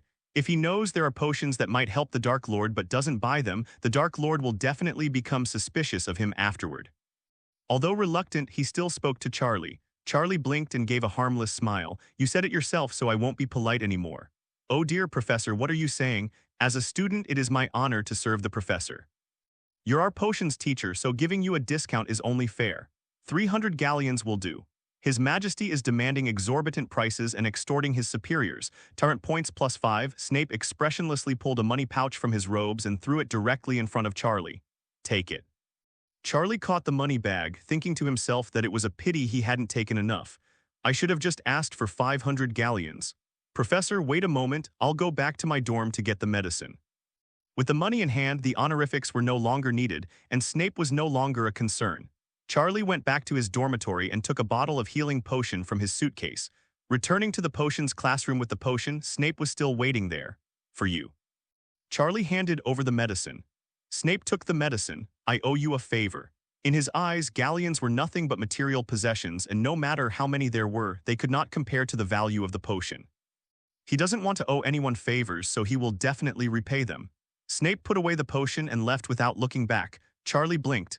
Did he owe me a favor or did I owe him money? Snape returned to his dormitory, closed all the doors and windows tightly, and cast a sound-dampening spell on them. After doing all this, Snape carefully took a snake out of a box under the bed. Voldemort's soul possessed this snake. Snape pried open the snake's mouth and carefully poured the healing potion inside. A few minutes later, the snake slowly opened its eyes, its vertical pupils flashing with a cold light. Voldemort glanced around, feeling a sense of comfort in his soul, and immediately understood what had happened. Voldemort let out a serpentine hiss. "Well done, Severus. I feel much better. If it weren't for your help, I would have remained in a deep sleep for a long time." Snape bowed his head respectfully. "It's what I should do, Master." Voldemort controlled the snake's body, slowly moving it while sensing the changes in the soul. As a master craftsman of Horcruxes, his understanding of the soul is deeper than anyone else's. Ever since he first split his soul to create a Horcrux, he has been searching for a way to repair the damage to his soul. However, all attempts can only provide temporary relief and cannot truly restore the body to its pre-split state. The same goes for this bottle of healing potion. It did make his soul feel comfortable, but a complete cure was impossible, but that's enough. At least now he can stay conscious for longer periods of time. "Severus, I need you to do something for me." "Give me your orders, Master," Snape replied. "I want you to keep a close eye on Dumbledore's movements, especially when he'll leave Hogwarts." Snape's heart skipped a beat. He knew Voldemort was after the Philosopher's Stone. Voldemort will begin his actions as soon as Dumbledore leaves the school. "I understand, Master," Snape nodded in response. "Very good," Voldemort said with satisfaction. "Please rest well, Master." Snape bowed and left the dormitory, heading towards his office. "I only relaxed a little when I closed the door." His conversation with the Dark Lord had left him under immense pressure, but now he could finally catch his breath. He walked to his desk and saw the Daily Prophet's report delivered by his house elf. He usually checks the news immediately, but lately, in order to awaken Voldemort, he hasn't paid any attention to anything else. Snape casually flipped open the newspaper, his eyes landing on the headline on the front page. "Shocking revelation, the love-hate relationship between the Savior and the potion's genius." His brow furrowed instantly. What a terrible title. Snape continued reading, his expression growing increasingly grim. The ambiguous relationship between Charlie White and Hermione Granger. Harry Potter was angry out of jealousy. Two brilliant wizards clash over a girl. Snape's fingers gripped the newspaper so tightly that his knuckles turned white. Although these words were written about Charlie, they reminded him of his experiences during his student days. It's the same situation, two men and one woman. Both had their beloved girls stolen away. Ironically, those who stole their loved ones all had the surname Po-T, meaning broken or thunder. Snape felt that this report was about his own past. A flame of anger flashed in his deep black eyes. Given his level of interest in Charlie and Harry, he's pretty sure the relationship between the three isn't as the article portrays it. This article was malicious slander, but it only made Snape angrier. Wasn't he the only one whose beloved was taken away from him? Is that kicking Charlie's a asterisk? It's clearly slapping Snape in the face. Snape took out a piece of parchment. Given his status as a potions master, targeting a reporter would be incredibly easy for him. A single letter would be enough to bring her to ruin. This way, I can repay Charlie's favor. In the editorial office of the Daily Prophet, Rita Skeeter was lounging with her legs crossed, leisurely flipping through the articles she had published yesterday. She counted the number of letters from her readers with satisfaction, a smug smile on her face. A love triangle story is definitely more interesting than any inspirational tale of a child prodigy. Rita hummed a little tune in a cheerful mood. She had long seen through the nature of this world. Ordinary people love to read gossip news. Who cares about your academic achievements? Besides that, Charlie White was just from an orphanage and had only been at Hogwarts for a little over 6 months. What kind of background could such a minor character have? Rita once dared to write about Dumbledore's dirty secrets, though of course it was an artistic embellishment. He was one of the most powerful people in the wizarding world. Although the article was quickly taken down, she was completely unharmed. Pointing a gun at an innocent person won't get you anywhere. Dumbledore won't use any methods outside the rules against her. Rita understands this principle very well. Just as she was basking in her smug satisfaction, the office door was suddenly pushed open forcefully. Bang. The sound of the door hitting the wall startled Rita. Editor-in-Chief Albert Ross stormed in, his face ashen and his eyes blazing with fury. "Damn it, who did you mess with?" Albert's voice nearly lifted the roof off, startling Rita so much that she almost dropped her teacup. "What?" Rita blinked, completely baffled. "Who could I possibly offend? All I did was write a short article. It's your little article that's got me into big trouble." Albert sneered and walked up to Rita. "The Ministry of Magic just issued us a formal warning. saying that we fabricated stories, maliciously slandered, and seriously damaged the reputation of the person involved. Do you know how long it's been since the Ministry of Magic has bothered with our affairs? Rita's heart skipped a beat, but she maintained a calm facade. Why would the Ministry of Magic care about such a trivial matter? Someone must be up to something. She stood up and tidied her gorgeous curly hair. Besides, everything I wrote is based on evidence. If your article is based on evidence, then why are so many students and their parents jointly filing a complaint, demanding a public apology and compensation for our losses? Hearing this, Rita breathed a slight sigh of relief. She had seen many complaints from students and parents. These kinds of things usually made a lot of noise but ended up being a small, insignificant matter that fizzled out. Albert, don't be so nervous. Rita waved her hand dismissively. It's just a protest from a group of parents. It's not like we've encountered this before. Once the storm passes, they'll naturally forget about it. At worst, we'll just take the article down. After a while, everything will be fine. The newspaper industry has no memory. Do you think it's only students' parents? Albert sneered and pulled a thick letter from his pocket. Look at this for yourself. He slammed the letter on the table with a thud. The wax seal on the parchment gleamed with an ancient luster. Rita looked down and her pupils instantly contracted. The envelope prominently displayed the Longbottom family crest, along with the insignia of several other pureblood families she recognized. This is... Rita's voice began to tremble. A formal letter of inquiry from the Longbottom family in conjunction with 6 other pureblood families. Albert said, word by word. They questioned why we were spreading false information and demanded that we immediately stop our malicious slander against Charlie White. If the Ministry of Magic does not act, they will take all necessary measures to retaliate. Rita felt her legs go weak and plopped back into the chair. She certainly knew about the Longbottom family. They were one of the 28 holy pureblood families. Although the Frank and Alice families' power declined after their incident, even a weakened camel is bigger than a horse. Not to mention that there are now 6 other pureblood families working together to exert pressure. Even the Ministry of Magic would have to think twice before making such a show of force. How could the Longbottom family go to such lengths for a mere Charlie White? Rita's voice trembled. Albert wanted nothing more than to slap her. Charlie White's healing potion cured the Longbottoms. They now consider him their savior. How could that be? Of course I know about this, but how could a pureblood family go to such extremes for him? Rita had also met pureblood families, almost all of whom were extremely arrogant and looked down on all half-bloods and muggle wizards. Moreover, most of them prioritize their own interests, so if you try to persuade them to do you a favor, they will most likely ignore you. But she didn't expect the Longbottom family to be such an exception, willing to go to such lengths for Charlie. Rita then realized she had kicked a hornet's nest. She quickly stood up and walked over to Albert. Albert, you have to help me. You approved this article back then. We're in the same boat.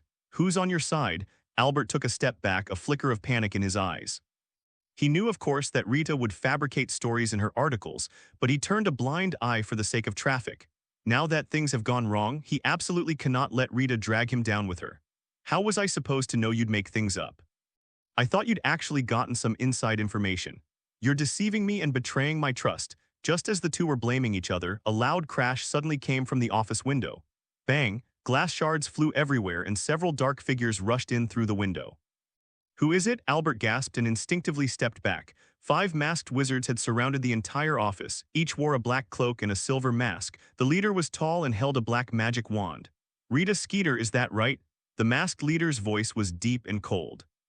Rita's face turned deathly pale instantly and her body began to tremble uncontrollably.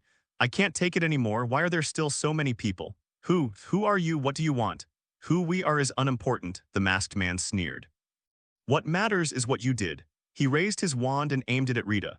Extremely painful. Ah, yeah. Rita collapsed to the ground instantly, her body convulsing, letting out a heart-wrenching scream. The pain came from the depths of my bones, every nerve was burning. Albert looked down as if he didn't recognize her. The heart-rending curse continued for a while before stopping. Rita was covered in sweat, her hair was disheveled, and her eyes were filled with fear. Please, please spare me. So you're begging for mercy already.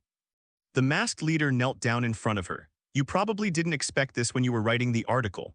Rita burst into tears, completely devastated. I was wrong. I was really wrong. I'm willing to apologize, willing to publicly clarify. You're smart to know what's good for you. The masked man stood up. Tomorrow's front page headline must be your apology statement. Admit that the previous reports were completely fabricated and publicly apologize to the parties involved. I promise, I promise. Rita nodded repeatedly. And one more, another masked man added. If you dare write this kind of garbage again, we'll make you experience something far more terrifying than the Cruciatus curse. Rita shuddered and quickly assured them, I won't do it again. I'll never do it again. The masked man at the head nodded in satisfaction, then looked at Albert. And you, as the editor-in-chief, don't you bear any responsibility? Albert's legs went weak with fear and he quickly spoke. It was all Rita's idea. I had absolutely no idea. From now on, I will be much stricter with my censorship and will never allow articles like this to be published again. Be pragmatic, the masked man sneered. Remember today's lesson. After saying that, the 5 masked men disappeared from the office, just as suddenly as they had appeared. Only Rita, still sobbing on the floor, and Albert, pale with fright, remained in the office. Rita realized for the first time that good people won't fight when a gun is pointed at them, but bad people will. Charlie saw the latest issue of the Daily Prophet. The headline on the front page made him pause for a moment. Shocking. A first-year wizard made an adult witch do this. It's hard not to click on a title like that. Which first-year wizard could be so ruthless? Charlie raised an eyebrow, picked up the newspaper, and began to read it carefully. Upon closer inspection, I realized it was actually an apology letter written by Rita. The entire apology statement was written with utmost sincerity. Rita admitted that the previous reports were completely fabricated. He publicly apologized to Harry, Hermione, and himself, and promised never to make such false statements again. The protagonist is actually myself. I haven't even made a move yet. Why are you chickening out, Charlie? Senior Jenny ran over excitedly, also holding a newspaper in her hand. Did you see that? That reporter finally apologized. Charlie put down his newspaper and looked at Jenny. Senior, did you guys make this? Of course. Jenny patted her chest proudly. We got together with a lot of students and parents to write complaint letters which completely flooded the Ministry of Magic's mailboxes. However, Jenny said in a low voice, her tone mysterious. The primary role wasn't ours. It was the Longbottom family, in conjunction with the 6 other pureblood families who wrote a letter to exert pressure. Charlie suddenly realized. No wonder Rita apologized so quickly. It turns out she was pressured by the pureblood families. The influence of these ancient families is indeed not to be underestimated. Mrs. Augusta's decisive action warmed Charlie's heart. And one more thing, Jenny continued. I heard Rita was also attacked by several mysterious wizards. Several masked men burst into her office and gave her a Cruciatus curse. Jenny said gleefully, serves her right, who told her to write such nonsense? Charlie wasn't surprised. It was only a matter of time before someone like her, who spread rumors and caused trouble, was targeted by enemies. It's just a little strange that Rita was retaliated against right after the rumors about him were spread. Time passed day by day, and soon it was time for the final exams. For Charlie, the exam was a piece of cake. The spell class exam involved Pineapple performing a tap dance. The more elegant the steps and the more agile the movements, the higher the score. Charlie doesn't follow the beaten path. He made the pineapple grow 10 legs, crackle 5 times the enjoyment. The pineapple was stomping wildly on the table, full of rhythm. One pineapple was worth an entire dance troupe. Professor Flitwick clapped his hands excitedly. Absolutely brilliant, a perfect score indeed. In Transfiguration class, Professor McGonagall's test was to transform a mouse into a snuff box. The more exquisite the transformation, the higher the score. If any mouse parts remained, points would be deducted. The snuff box that Charlie conjured up was exquisite. Made of sterling silver, the surface is engraved with intricate patterns, and a small gemstone is inlaid on the lid. Professor McGonagall picked up the snuff box and examined it carefully but could not find any flaws. Perfect, Mr. White. A rare look of satisfaction appeared on her usually serious face. This is one of the most exquisite morphing works I've ever seen. The potions class exam made things much easier for Charlie. Snape announced coldly, 1 hour to brew the potion of oblivion. Charlie could do it with his eyes closed. Material handling, heat control, stirring techniques, every step was flawless. An hour later, Charlie's cauldron contained a perfect potion of oblivion. Snape came over to examine it, but even with his meticulousness, he couldn't find anything wrong with it. Pass. Snape coldly uttered those 2 words and walked away. Charlie knew that if Snape said pass, it was equivalent to a perfect score. The herbalism class consists of a theoretical exam. Although Charlie never paid attention in class, he was an expert in potions and had a deep understanding of various herbs. He knew exactly what the medicinal properties of each herb were, when was the best time to harvest them, and how to preserve and process them. Getting an O in a first-grade exam would be a piece of cake. But Charlie's only weakness was the history of magic. After all, not sleeping in Professor Bin's class was practically an insult to the hypnotist. Can anyone tell him which wizard invented the flushing toilet spell? What's the use of this spell? In Snape's dormitory. Voldemort was listening to Snape's report. Snape said respectfully, "My master, today is the last day of final exams. Dumbledore received a letter from the Ministry of Magic and has left Hogwarts." Voldemort excitedly stood up, letting out a series of hisses. That was its natural, instinctive parse language, but Snape clearly couldn't understand it, so he repeated it. "Well done, Severus. I'll get the Philosopher's Stone next. You stay at Hogwarts and keep a low profile." After saying that, he slithered out and disappeared into a pipe. The walls of Hogwarts are riddled with pipes, and he, as a snake, could easily crawl to the fourth floor. On the other side, after the exam, Hermione was flushed with excitement, her face beaming with the satisfaction of having completed the challenge. "Oh my God, I almost couldn't answer the last question on history of magic," she chattered as she packed up her quills. "Luckily, I reviewed the 14th century fairy rebellion again last night, otherwise I would have failed that question about the strange man Uriel." Ron rolled his eyes. "Hermione, you've said it 3 times already, and I bet nobody in the entire grade knows who Uriel is except you." Harry followed behind the two, feeling a sense of relief. He felt much lighter after finishing his exams. After leaving the classroom, the 3 of them slowly walked down the corridor toward the Gryffindor common room. The hallway was quiet. Most students had already returned to their respective common rooms to celebrate the end of the exams. The torches on the stone wall cast faint shadows on the ground. Suddenly, Harry stopped in his tracks. He frowned, a look of alert flashing in his eyes. "Did you hear that?" Harry asked in a low voice, gesturing for his 2 friends to stop as well. "What did you hear?" Ron looked at him in confusion. Hermione stopped and looked at Harry with her brown eyes. "I didn't hear anything, Harry. It's very quiet here." Harry closed his eyes and listened intently. The corridor was indeed very quiet, with only faint footsteps and occasional voices coming from afar. But beneath these voices there is something else. A voice like a snake with a chilling tone was whispering somewhere. "The magic stone. I must get my hands on it." The sound made Harry's blood freeze instantly. He suddenly opened his eyes and the scar on his forehead began to throb faintly. "We have to go." Harry suddenly grabbed Ron and Hermione's arms and pulled them in another direction. "Harry, are you crazy?" Ron was dragged along, stumbling and nearly falling. "What happened?" Hermione was also completely bewildered by the sudden change. Harry pulled the 2 of them to a corner before stopping. They were both panting heavily. "I just heard someone talking," Harry said in a low voice, his green eyes filled with tension. He was talking about the Philosopher's Stone, saying he absolutely had to get his hands on it. Ron's blue eyes widened. "What? I didn't hear anything, Harry. It was very quiet there." "I'm sure I heard you," Harry insisted, his hand unconsciously reaching for the scar on his forehead. That voice was hoarse and sinister. Hermione looked at Harry thoughtfully, a rational glint in her brown eyes. "Harry, are you sure you're not hallucinating?" she asked cautiously. "I mean, the pressure of exams is immense. Sometimes people experience auditory hallucinations." "This isn't a hallucination," Harry interrupted her, his tone becoming impatient. "I'm absolutely certain I heard that sound." Hermione was silent for a moment, then slowly nodded. "Actually, there are indeed some sounds that only people with specific talents can hear. I've read about them in books," she said thoughtfully. Ron's face turned pale. Who could it be? Who would want the Philosopher's Stone? Harry's expression turned serious. It must be Voldemort. Upon hearing the name, Ron shuddered and his fiery red hair stood on end. "Don't say that name," he stammered. "Wasn't Voldemort driven away by Charlie? He shouldn't be at Hogwarts anymore." "Do you remember what Dumbledore said?" Harry's voice turned serious. "He said Voldemort would return, and as long as the Philosopher's Stone remained at Hogwarts, he would not give up." Hermione's face turned pale. "If that's really the case, we must tell the professor immediately." The 3 of them immediately sprang into action and rushed to Professor McGonagall's office. Professor McGonagall was organizing the exam papers when she looked up at the 3 people who had rushed over.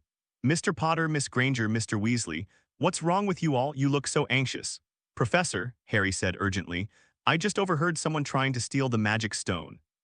Professor McGonagall raised her eyebrows slightly, her expression turning serious. "How do you know about the Philosopher's Stone, Mr. Potter?" Her voice was filled with surprise. Harry didn't know how to explain it for a moment. "That's a long story," Harry insisted.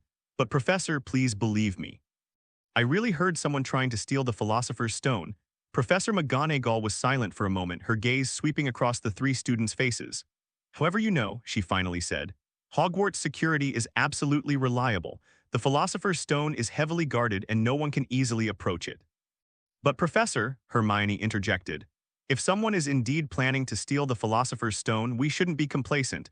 Please tell Professor Dumbledore, he will surely believe Harry. Professor Dumbledore left the school this morning, she said slowly. The Ministry of Magic has an urgent matter that requires his attention. Upon hearing this news, all three turned pale.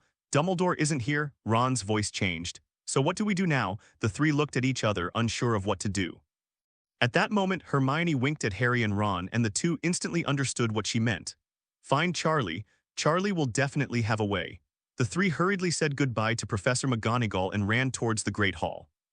As Professor McGonagall watched the three students walk away, her expression turned somewhat worried. She knew, of course, that Voldemort was plotting to steal the Philosopher's Stone, and that the voice Harry heard was likely real. But before leaving, Dumbledore specifically instructed her not to offer Harry too much help, but to observe what choices the boy would make when faced with danger.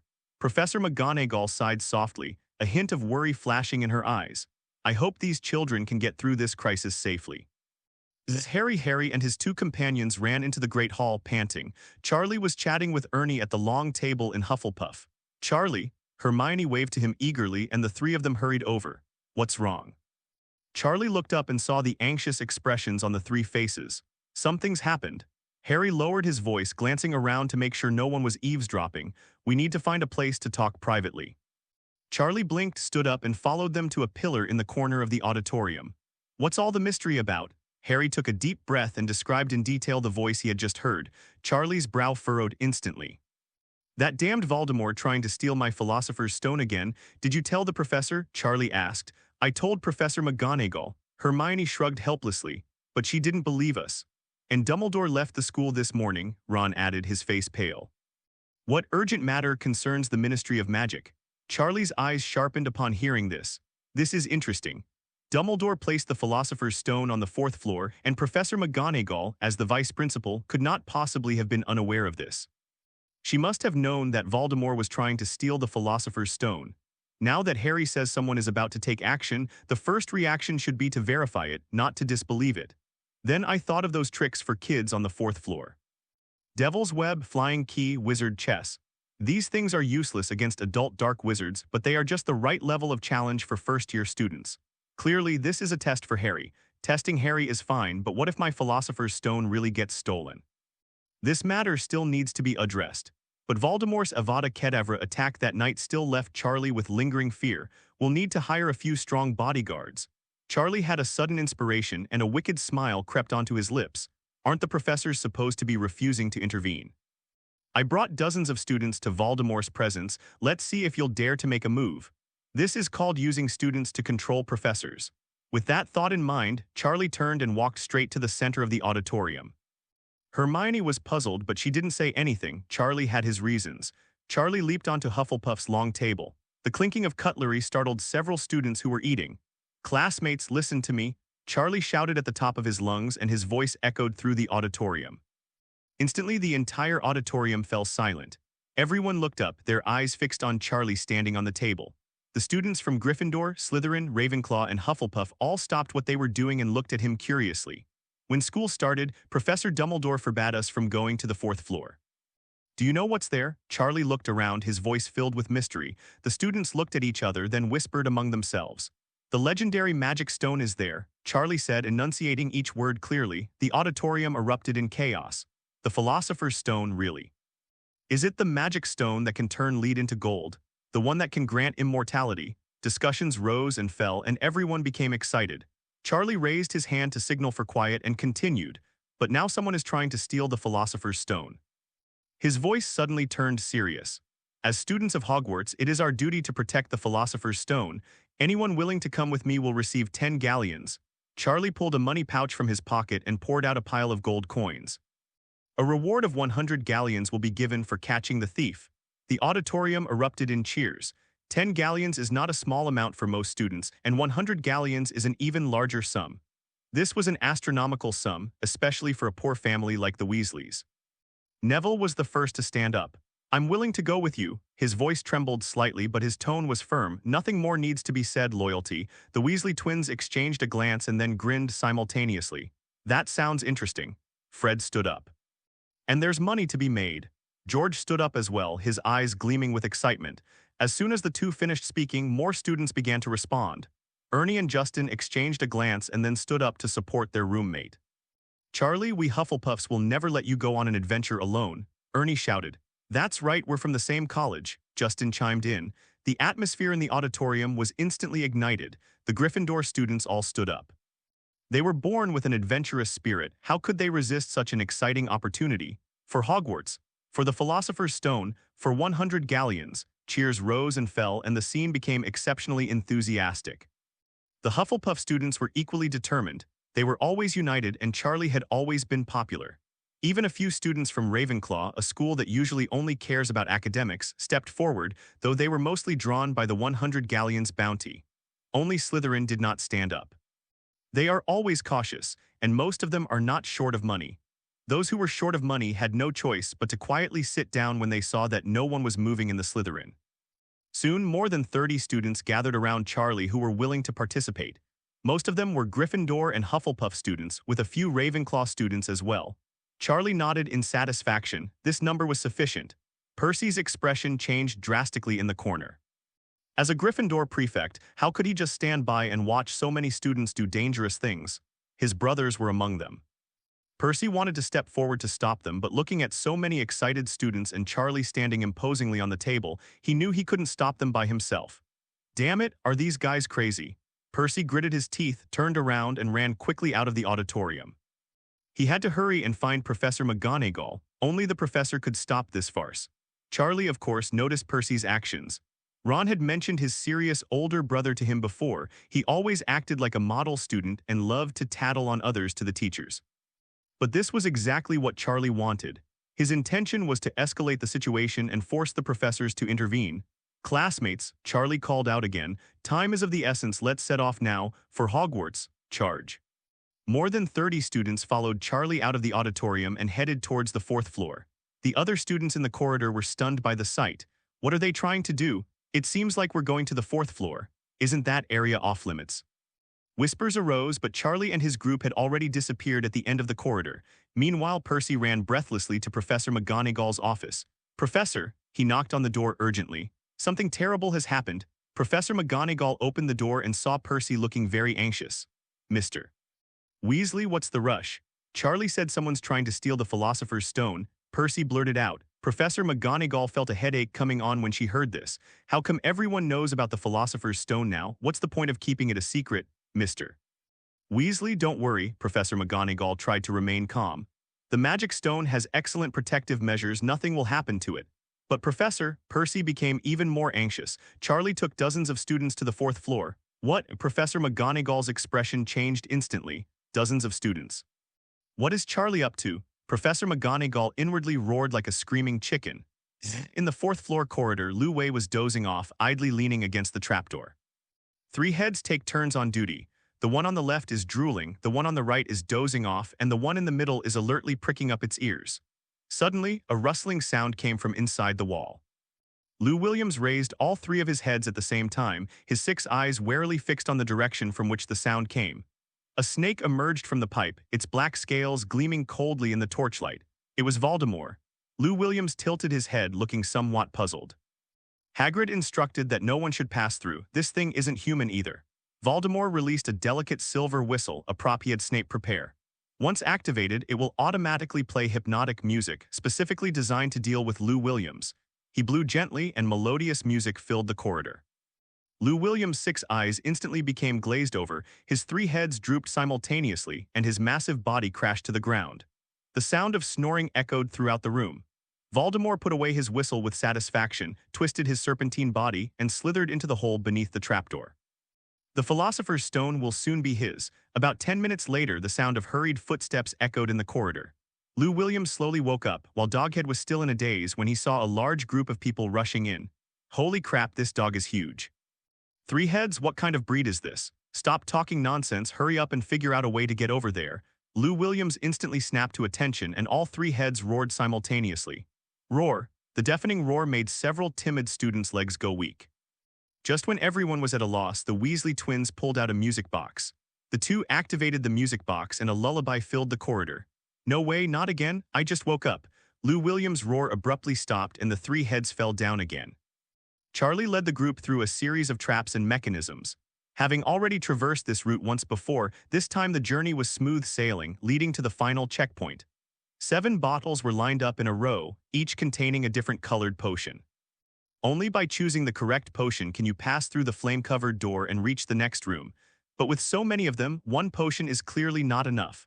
Charlie walked to the doorway ahead and carefully observed the purple flames covering the door frame. He discovered it last time, it was actually just ordinary magical flame and the potion was merely a fire immunity potion. You won't get burned by the flames after drinking it, since that's the case. Charlie raised his wand and aimed it at the flames on the doorframe. The water is as clear as a spring. A thick jet of water shot from the tip of the wand, drenching the purple flames directly. Sizzle. The water and fire collided, producing a piercing sound, and a large amount of water vapor rose into the air. A moment later, the flames were completely extinguished. Charlie waved his hand, his voice echoing throughout the room. Press it down. Press him down. In the final room, the mirror of Eris stood silently in the center, its silver surface reflecting the torchlight. The snake-like body possessed by Voldemort coiled in front of the mirror, its cold eyes fixed intently on the surface. The image reflected in the mirror was not his current ugly serpentine form, but the once handsome and powerful Tom Riddle, holding a bright red Philosopher's Stone in his hand. Damn Dumbledore, Voldemort cursed inwardly. He could sense the Philosopher's Stone inside the mirror, but he couldn't get it out no matter what he did.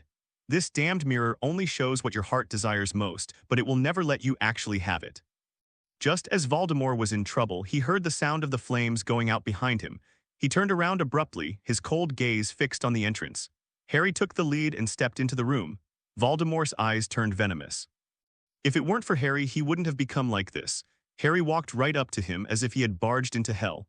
Ha! Voldemort opened his snake-like mouth, wanting to terrify Harry and to torment him in that fear. Before he could finish speaking, one person after another surged in. What's going on? Is this a tour group? Why are there so many people? More than 30 students rushed into the room and were all startled to see the large snake coiled in the center of the room. That snake is huge. But where's the thief? Didn't we come here to catch a thief? Could it be that this snake is trying to steal the magic stone? The students chattered amongst themselves, completely ignoring the snake. How dangerous could a snake be in their eyes? Voldemort nearly died of anger upon hearing these words.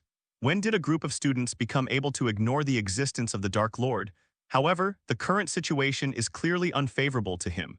He is fighting against more than 30 opponents, and the advantage lies with them. Voldemort decides to play dead for now. He lay directly on the ground, mimicking the behavior of a normal snake, even deliberately slowing his breathing. At that moment, Charlie walked in, his gaze sweeping around the room before finally settling on Voldemort. A man and a snake, their eyes locked. In that instant, Charlie knew there was something wrong with the snake. Normal snakes don't have such malicious eyes, nor would they stay in such an open space. Charlie slowly pulled out his wand and tentatively pointed it at Voldemort. Sensing a threat, Voldemort immediately manipulated the snake's body to slither to the side, trying to escape Charlie's sight. That's it. Charlie waved his hand and shouted, "Get it." As soon as he finished speaking, more than 30 students rushed forward and surrounded Voldemort. Grab it. Don't let it get away. 100 galleons, brothers. The Weasley twins were the most eager, lunging forward to grab the snake's tail.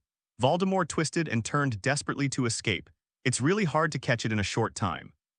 Harry chased after Voldemort's snake-like body and kicked it hard. Regardless of whether he hit it or not, his momentum was strong and he was full of energy. I'll let you steal the magic stone. You hurt my parents. Voldemort was disoriented in the crowd. He had never suffered such humiliation. Back when he dominated the magical world, who dared to treat him like this? Now they're being chased and beaten by a bunch of young punks. That's enough. Voldemort finally lost his temper, raised his upper body and let out an angry roar. The snake suddenly speaking startled everyone. Merlin's beard, can this snake talk? What breed is this? How terrifying. The students retreated hastily, their faces showing fear. Screw you. Charlie remained unmoved, unleashing a devastating attack. Keep going. Seeing this, Voldemort quickly withdrew his head. An invisible spell grazed Voldemort's snake head, leaving a deep mark on the ground. Seeing how ferocious Charlie was, the students' fear vanished instantly. With Charlie around, what do they have to be afraid of? Who cares if it can talk? Go, brothers. 100 galleons. Chaos erupted again and more than 30 students surrounded them once more. Voldemort was on the verge of tears. In the chaos, Harry inadvertently walked in front of the mirror of Eris. The image he saw in the mirror startled him for a moment. The reflection in the mirror shows the user stuffing a bright red stone into their pocket. Harry glanced instinctively at his pocket and suddenly felt a hard object inside. He secretly reached out and touched it. There was indeed an object the size of a stone. Is this the Philosopher's Stone? Harry was startled. Just as he was about to tell Charlie about his discovery, he felt a strong killing intent rushing towards him. Voldemort also sensed the location of the Philosopher's Stone at the same time. He has a magic stone. Voldemort instantly ignored everyone's attacks, opened his blood-red maw and charged towards Harry. "Harry, watch out!" Hermione screamed a warning. Although it was fast, it also completely exposed itself to Charlie. Charlie seized the opportunity and once again unleashed a sharp, swift strike at Voldemort. The swift, unerring strike landed precisely, cleaving Voldemort's serpentine body in two. Black blood splattered all over the ground, but what happened next was even more shocking.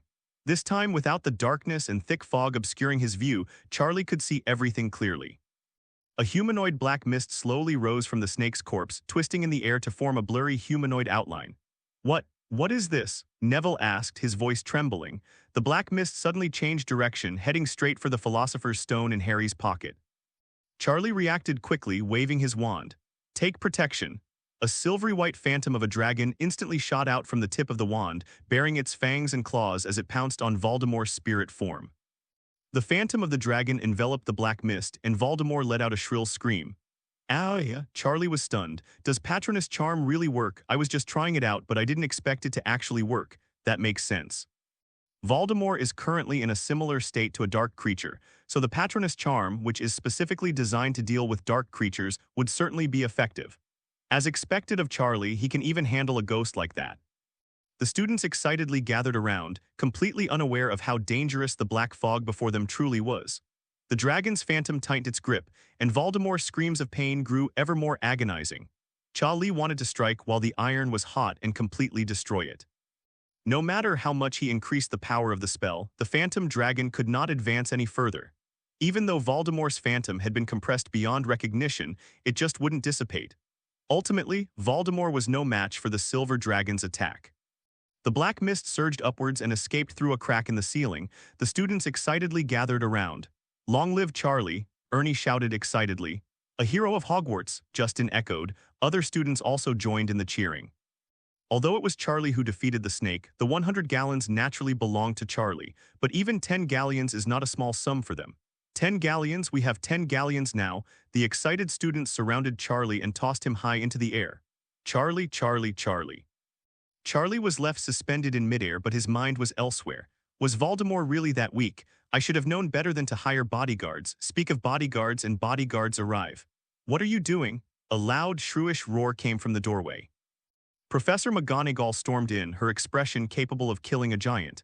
The students immediately deflated, letting go of each other's hands and standing still with their heads down. Charlie in midair. Splat! Charlie fell to the ground, covered in dust. Professor McGonagall's previously tense and serious expression instantly crumbled. Merlin's beard. "Charlie, are you all right?" She rushed over and knelt down to check if Charlie was injured. "I'm fine, but they are." Charlie got up, clutching his chest. "Who the hell threw me to the ground?" "You've lost 10 galleons." Professor McGonagall pulled out her wand, cleaned up. A flash of white light and the dust on Charlie vanished instantly. Everyone breathed a sigh of relief when they saw that Charlie was all right. "Professor." Harry walked over and took a bright red stone out of his pocket. "We saved the Philosopher's Stone." Professor McGonagall's expression was complicated when she saw the Philosopher's Stone. She had originally intended to severely reprimand these audacious students, but what could she say now? They did protect the Philosopher's Stone. They can't be penalized for doing a good job, can they? Professor McGonagall's tone softened slightly. "We can't take such risks again next time." Time passed day by day and the final grades were finally released. Charlie's results were as expected. Except for the history of magic, he got full marks in all other subjects. As for the history of magic, let's not even go into it. Dumbledore disappeared for several days. Charlie has been trying to talk to Dumbledore for the past few days, wanting to ask why Voldemort is unkillable. But every time I went to the principal's office, the door was locked. Until the year-end banquet. The day after the banquet, I was leaving school for summer vacation. Charlie was packing his luggage in his dorm and was a little late going to the auditorium. When he arrived, the auditorium was already full. As soon as the door was pushed open, the previously noisy auditorium fell silent instantly. Hundreds of eyes turned to him. These days, news of Charlie's victory over the Dark Wizard has spread throughout Hogwarts. The Weasley twins were the first to react, clapping enthusiastically. They received a full 20 galleons from Charlie, and now they're practically begging to kowtow to him. The Weasleys only had 1 galleon in their vault. Applause instantly filled the entire auditorium. The students of Gryffindor and Hufflepuff were the most excited, many of whom had witnessed Charlie's feat firsthand. The Ravenclaw students also applauded, even though they hadn't participated in the event themselves. They had heard about the thrilling incident that day. Only the students at the Slytherin table looked displeased. This year's Academy Cup was theirs, but Charlie stole the spotlight. Anyone would feel uncomfortable in that situation. Charlie walked to the Hufflepuff table and sat down, and the applause finally subsided. Dumbledore sat on the platform, looking helplessly at Charlie below. This kid just can't stand not causing trouble every day. He's been deliberately staying out of the public eye these past few days because he's seen how exhausted Charlie is. What was originally a meticulously designed test for Harry was turned into a side story by Charlie, the battle to protect the Philosopher's Stone. Fortunately, Harry did show the courage to confront Voldemort, and that's enough. In the faculty section, Professor Sprout looked at Charlie with a face full of pride. These are her Hufflepuff students. Hufflepuff has produced a wealth of talent in the last 2 years, with Cedric in 3rd grade and Charlie in 1st grade. Snape, standing nearby, scoffed. Show-off and self-righteous. Professor Sprout was immediately displeased. He frowned and asked in a stiff tone, "Severus, what do you mean by that? Charlie is an excellent student at Hufflepuff, and I don't think he's done anything to offend you." Snape remained expressionless, his voice still icy.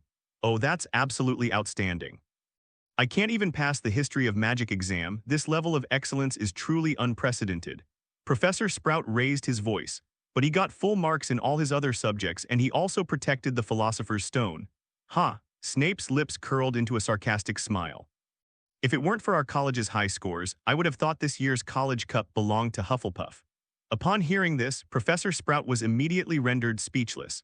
Indeed, Slytherin's total score was what it was, and no matter how much she resented it, it was useless.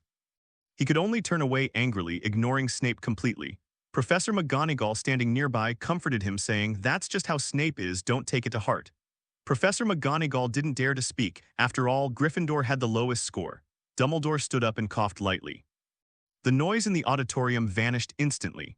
"Before the banquet begins, we will hold the Academy Cup awards ceremony." His voice echoed in the auditorium, and everyone held their breath. The scores for each college are as follows. Dumbledore waved his hand, and 4 enormous numbers appeared in the air. 4th place, Gryffindor, 212 points. A deathly silence fell over the Gryffindor table. Harry, Ron, Hermione, and Neville all had their heads down, their faces extremely grim. The 4 of them made outstanding contributions. 3rd place, Hufflepuff, 392 points. A few scattered claps broke out on the Hufflepuff table, but they were not enthusiastic. Most Hufflepuffs don't care about the House Cup anyway. They care more about whether there are fries at tonight's dinner party. 2nd place, Ravenclaw, 426 points. The Ravenclaw students applauded politely, their expressions calm. 1st place, Slytherin, 430 points. The Slytherin table erupted in thunderous applause and cheers. Draco Malfoy stood up triumphantly and waved to the other houses. "Long live Slytherin, we are the champions." The Gryffindors glared at the Slytherins. What's with the smugness? Snape only got them 1st place because he was biased. Exactly, Snape only adds points for them but deducts points from the other houses. If only Professor McGonagall were biased too. Dumbledore slowly put down the parchment in his hand. But he paused, his voice echoing throughout the auditorium.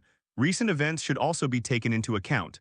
The laughter at the Slytherin table abruptly stopped. They sensed something was amiss. "Mr. White."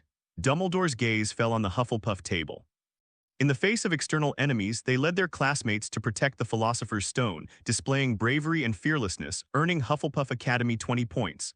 Loud applause erupted in the auditorium, acknowledging Charlie's honor. 20 points? Snape was calculating rapidly in his mind. Hufflepuff, even with 20 points added, only has 412 points, still less than Slytherin's 430. He secretly breathed a sigh of relief. It would have been too embarrassing to be proven wrong right after making a sarcastic remark. Then Dumbledore spoke again, a familiar, enigmatic smile playing on his lips. "Then each of the brave individuals who acted alongside Charlie that day will receive 10 points. As soon as the words were spoken, the entire auditorium erupted in chaos. "What? 10 points each? How many people went with you that day?" Snape fell silent. He didn't know how many students from other houses were there that day, but none from his own house were present. Professor McGonagall pulled out a piece of parchment and cleared her throat. The students who participated in the operation that day were 15 Gryffindors, 16 Hufflepuffs, and 3 Ravenclaws. Snape felt dizzy. Hufflepuff, 392 plus 20 plus 160 equals 572 points. Ravenclaw, 426 plus 30 equals 456 points. Slytherin, 430 points. Gryffindor, 212 plus 150 equals 362 points. Completion, it's completely over. Slytherin finished second to last, only ahead of Gryffindor. I now declare, Dumbledore stood up, his voice booming. This year's Academy Cup champion, Hufflepuff Academy.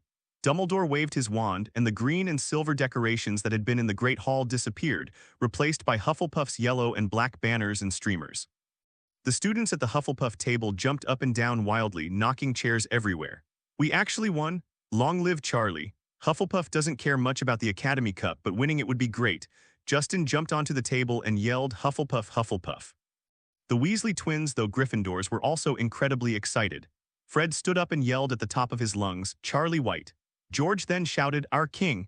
Their voices were exceptionally loud in the auditorium, drawing everyone's attention. The other Gryffindor students also stood up and joined in the chanting, Charlie White, our King. Even the Ravenclaw students couldn't help but join in the commotion. After all, they would much rather see Hufflepuff win the title than Slytherin win 7 consecutive Slytherin titles. The entire auditorium was chanting Charlie's name, the shouts rising in waves. Charlie sat at the table, a slight smile playing on his lips. Suddenly, just like Justin, he stood on the long table and shouted, To restore Hufflepuff's glory, it is our inescapable duty. The atmosphere reached another climax, and even the professors in the faculty seats looked on with satisfaction at these youthful teenagers. Except for a certain gloomy middle-aged man. Professor Sprout glanced at Snape, whose face was ashen and couldn't help but tease him. Looks like the House Cup isn't going to be Slytherin's this time. The next day, the first academic year ended and the students began their journeys home. Charlie dragged his suitcase toward the Hogwarts Express. The station was bustling with noise, just like when I first entered school. Harry looked reluctant to leave even before the train departed. Charlie, I'll miss you, Charlie. There's no need for that. Your longing makes me feel disgusted. Charlie squeezed away from Harry. Ron sighed. Don't mind Charlie, Harry's been like this all morning. He didn't really want to go home. Harry stared wide-eyed as if he'd heard something unbelievable. Home? Oh, Ron, if that can be called a home, then Snape's office could certainly be a bedroom. I swear if I could, I would rather stay at Hogwarts until I graduate. Harry kept muttering to himself. Charlie ignored his whimsical analogy and instead pulled out a piece of parchment, which was the school's summer vacation notice. The rules were written in dense text, the most important of which was, magic is prohibited outside of school to avoid exposing the magical world to muggles. Little system, Charlie called out to the system in his mind. What are your orders, your majesty? Can you handle this trace of restrictive magic? How could your majesty's whereabouts be discovered? This servant has already removed the traces from your majesty's wand. Charlie nodded in satisfaction. No wonder the Ministry of Magic didn't discover my use of magic outside of school. The train slowly started moving, and Hogwarts Castle receded further and further into the distance, eventually disappearing behind the mountains. Several hours later, the train arrived at King's Cross Station. Charlie bid farewell to everyone, dragged his luggage through the barrier of platform 9 3/4, and returned to the Muggle world. Hermione greeted her father, then looked at Charlie's retreating figure with a complicated expression. Hermione got the highest grades in the entire grade this semester, and Charlie got the second highest. The history of magic dragged Charlie down, but they both got perfect scores in all other subjects. But Hermione knew a saying, some people get full marks because they are exceptionally talented, while others get full marks simply because the test only has so many points. She felt a little discouraged after a semester of hard work that she was still left behind by Charlie. Mr. Granger was a mild-mannered man, but he keenly noticed that something was wrong with Hermione, so he patted his daughter's head. What's wrong, my little witch? Hermione confides in her father. Dad, what if someone is so strong that you can't catch them no matter what? Mr. Granger immediately realized that his daughter had been hurt. However, he thinks this is a good thing. After all, no one's life is without its challenges. It's better to experience the snowstorm sooner rather than later. He offered words of comfort. Why force yourself to catch up with that person? Just keep improving as you chase after them. Believe me, when you have a goal, your progress will be the fastest. Hermione felt as if the clouds had parted to reveal the light. Only she knew the progress she had made this semester, and even Professor McGonagall often praised her. It's only compared to Charlie that they seem insignificant. But what's the point of comparing yourself to him? He's not even human, he's a monster. With this thought in mind, Hermione felt cheerful and decided to continue following in Charlie's footsteps. I'll preview all the second-grade textbooks this summer. Charlie changed back into muggle clothes on the train, so no one noticed him coming out of the wall. He hailed a taxi, found a gold shop nearby, and exchanged a few gold pieces for a large stack of pounds. To avoid trouble, Charlie used a confusion spell to make his boss think he was doing business with a heavily tattooed gangster. Half an hour later at Bethnal Green Road Orphanage in East London, Charlie paid the fare and dragged his luggage toward the gate. Knock on the door. Grandma White stood in the doorway, her gray hair neatly combed, her apron still dusted with flour. When she saw Charlie, a smile instantly bloomed on her face. "Charlie, you're back." She opened her arms and hugged Charlie tightly. Charlie has become smarter this semester and has sent back several letters. Otherwise, Grandma wouldn't have her current attitude. "Let Grandma see, have you lost weight?" Grandma White pulled Charlie around, looking him over from left to right, her eyes full of concern. "This semester has been all right, I've grown taller." "Grandma, I'm fine," Charlie said with a smile. "That's good, that's good." Grandma White breathed a sigh of relief. Charlie followed his grandmother into the orphanage. Grandma White gestured for Charlie to sit down and poured him a cup of hot tea. "You rest for a bit, I'll go to the kitchen to prepare dinner. I'll treat you to something special tonight." "Grandma, wait a minute." Charlie called to her, pulling a thick envelope from his pocket. "This is for you." Grandma White took the envelope with a puzzled look, opened it, and found a stack of pounds inside. Her expression changed instantly. "Charlie, where did this money come from?" Grandma White's voice trembled slightly. "You won't do anything dangerous, will you?" Charlie noticed his grandmother's worry and quickly explained. "Grandma, don't worry, this is a scholarship from the school. I have excellent grades and the principal gave me this as a special reward." "Really?" Grandma White asked, still somewhat skeptical. "Of course it's true." Charlie patted his chest. "When have I ever lied to you? If you don't believe me, I'll have the principal write you a letter." Grandma White carefully observed Charlie's expression, and only after confirming that he wasn't lying did she breathe a sigh of relief. Little Charlie has really got something out of him. Her eyes were full of pride. "Grandma, thank you for thinking of the orphanage." But then she pushed the envelope back. "But I can't accept this money." Charlie paused for a moment. "Why?" Grandma White sighed. "Charlie, it must be very difficult for you traveling alone." "Grandma can't do much to help you, but I'll try my best not to cause you any trouble." She handed the money to Charlie, her eyes filled with complex emotions. "With this money today, the orphanage will certainly be much better off. But this is your first paycheck, and it's very important to you. You're still young, and you'll have many more expenses in the future." Charlie felt a warmth in his heart. Grandma is still the same grandma, always thinking of others, but this money is just a drop in the ocean for him. He put the envelope back into Grandma White's hand.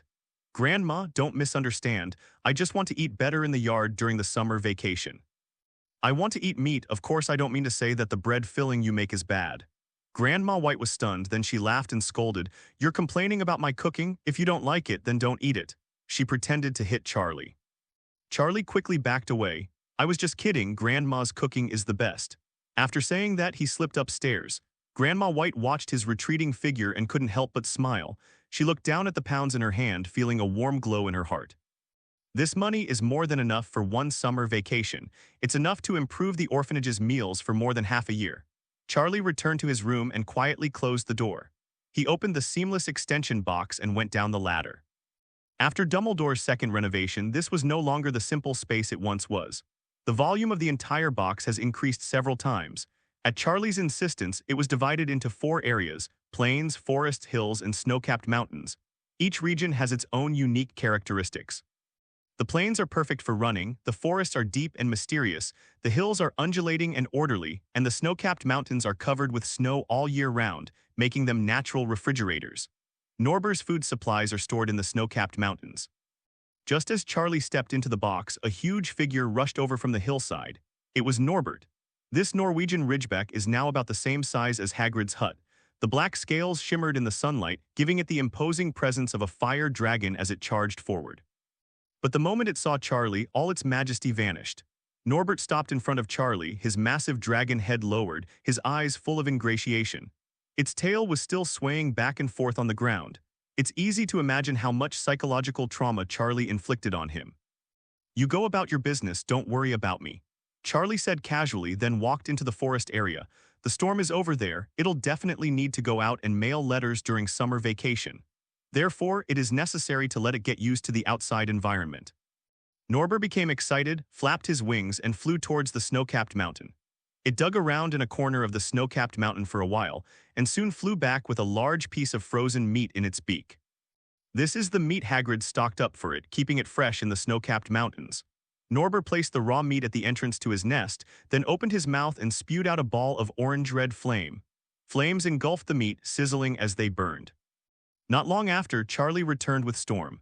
Norbert stopped breathing fire and used his paws to push the roast meat in front of Charlie. Then she looked at him expectantly, waiting for praise. Charlie stared at the indescribable black charcoal in front of him, his lips twitching. "Thank you, I'm not hungry." Charlie declined Norbert's offer. Norbert paused for a moment, thinking Charlie wasn't really hungry, and then started eating on his own. The enormous teeth chewed with a crunching sound, scattering black charcoal residue all over the ground. Judai poked his head out of the cave, saw this scene, and showed a disgusted expression. "What kind of rubbish are they eating?" Charlie climbed out of the box, creating a whirlwind. Storm remembered this place. He had lived here for a month before enrolling in school. So it flew to the windowsill and stood there, gazing intently out the window. Without it, I wonder if the baby owls in the owl pen will be lonely. As any student knows, during the first 3 days of a holiday at home, you can only enjoy being waited on hand and foot. Parents start to complain about anything if their child stays home for more than a week. If you stay at home, he says you're going to get moldy. If you go out, he says you're never home. If you don't do any work, he says you're going to act like an old man. If you do work, he says you're incredibly clumsy. Charlie found himself in this situation. I was dragged out of my sweet dream this morning by Grandma White's shrewish roar. "Charlie, the owl outside is about to break the window. If you keep sleeping, I'm going to stew it." Charlie groggily got up. He rubbed his eyes and walked to the window, where he saw a gray owl tapping on the glass with its beak. All right, stop B*******G. Charlie opened the window and let the owl fly in. This owl is a Ministry of Magic official owl, and it has a small badge on its leg. It landed on Charlie's desk and stretched out its leg for Charlie to retrieve the letter. Charlie casually pulled a piece of jerky from the drawer. It was Storm's snacks. "You've worked hard, have something good to eat." The owl's eyes lit up, and it was about to take the jerky and devour it when it suddenly felt a cold gaze.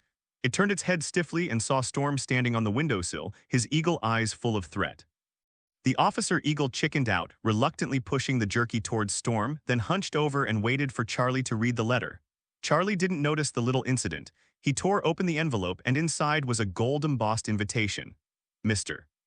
Charlie White, in recognition of your outstanding contribution to the development and public release of the healing potion, the entire Wizengamori has unanimously decided to award you the Order of Merlin, 2nd class. Please attend the investiture ceremony at the Ministry of Magic at 10:00 a.m. on July 10th. The letter also included a handwritten note from Dumbledore. "I will come to pick you up on July 10th. Remember to dress formally."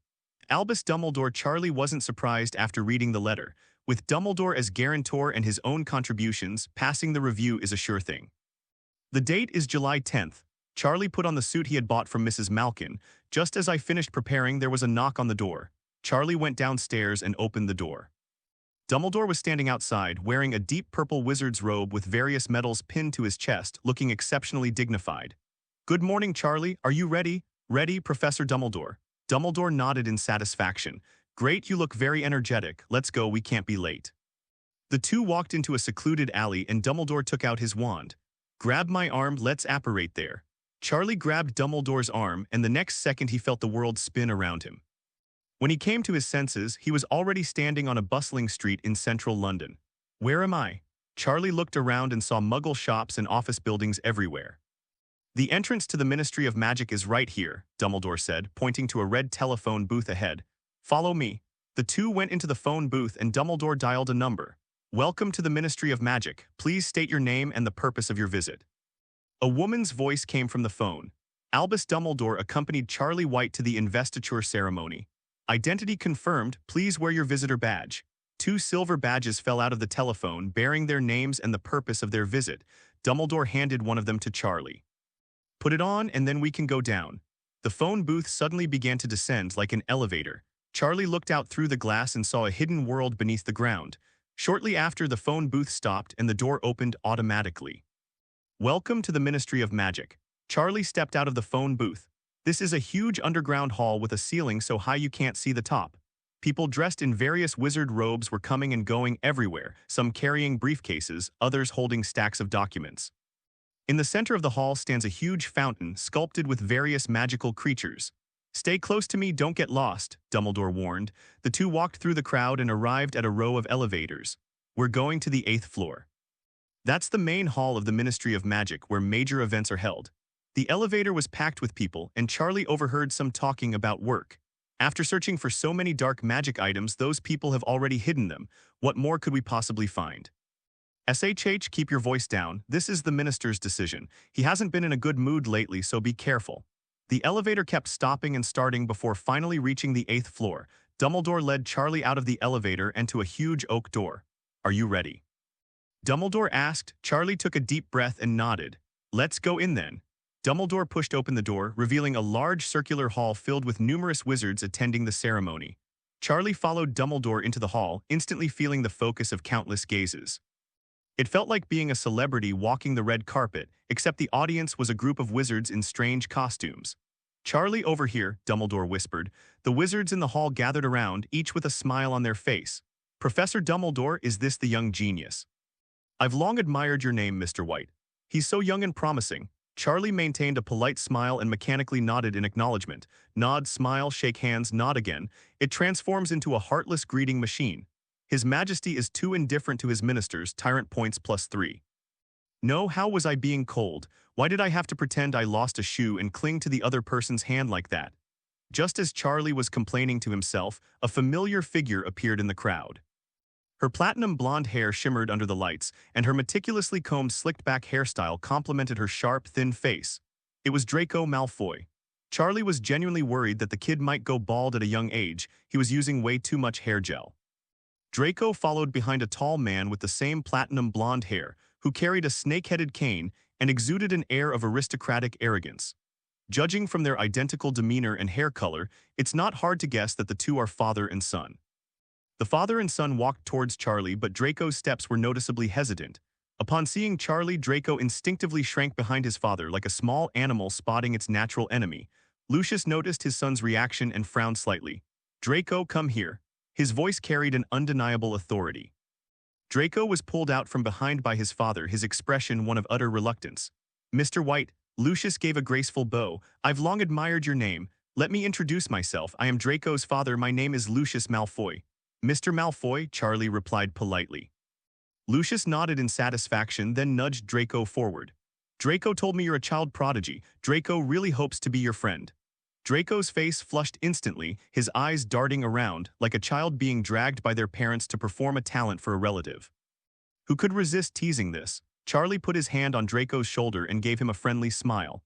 "Mr. Malfoy, rest assured, Draco and I have frequent and friendly exchanges." Draco felt the pressure on Charlie's hand and his body stiffened like a board.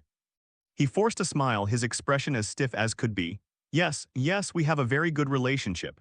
Draco's voice trembled slightly. Lucius watched the interaction between the two, a satisfied expression on his face. "That's good, young people should communicate more." Draco's face turned even paler. Who wanted to talk to him? Just then, a bell rang out from the front of the hall. "Ladies and gentlemen, the awarding ceremony is about to begin. Please take your seats." An official in a dark blue robe announced loudly. The crowd began to move in an orderly fashion to the seating area. Dumbledore walked over to Charlie. "Charlie, we should get ahead of us."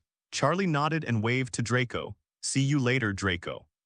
Draco waved stiffly in response, only relaxing completely once Charlie was out of sight. A temporary platform had been set up in front of the hall, and the members of Wizengamot were already in place. Dumbledore, as the chief wizard, stood in the center of the platform. Charlie was led to a specific spot below the altar, surrounded by wizards who had come to witness the ceremony. "Ladies and gentlemen," Dumbledore's voice echoed through the hall, "we are gathered here today to honor the outstanding contributions of a young wizard, Mr. Charlie White has developed a revolutionary healing potion, saving countless lives from future torment caused by damaged souls." A round of enthusiastic applause erupted from the audience. "Now, please welcome Mr. Charlie White to the stage to receive your medal." Charlie walked onto the stage, and the applause from the audience grew even louder. Dumbledore held a beautiful medal in his hand, engraved with Merlin's portrait and intricate magical runes. Charlie White, in recognition of your outstanding contributions to potions, the entire Weisengammer unanimously agrees to award you the Order of Merlin, second class. Someone in the audience gasped. Merlin's Order of the second class. I wish I could have a third class in my lifetime. You should just wash up and go to bed. To be honest, a second-class medal is a bit too much. Even a great wizard like Lockhart only received a third-class medal. Stop putting others down. If you're so capable, why don't you do it yourself? Developing such a great drug, the second-class medal is well-deserved. He ignored the comments from the audience. Dumbledore pinned the medal to Charlie's breastplate and then spoke softly. Congratulations, Charlie. Below the altar, Lucius patted Draco on the shoulder and whispered his instructions. Remember what I just said, spend more time with Charlie. The reason I sent you to school is to expose you to talented people. Since you don't get along with Harry Potter, shift your focus to other talented individuals. Draco nodded with a pained expression. Then let's make contact. What else can we do? It's just a task assigned by Father. After the awards ceremony ended, Charlie promptly made his escape. He didn't want to be surrounded by that group of overly enthusiastic wizards.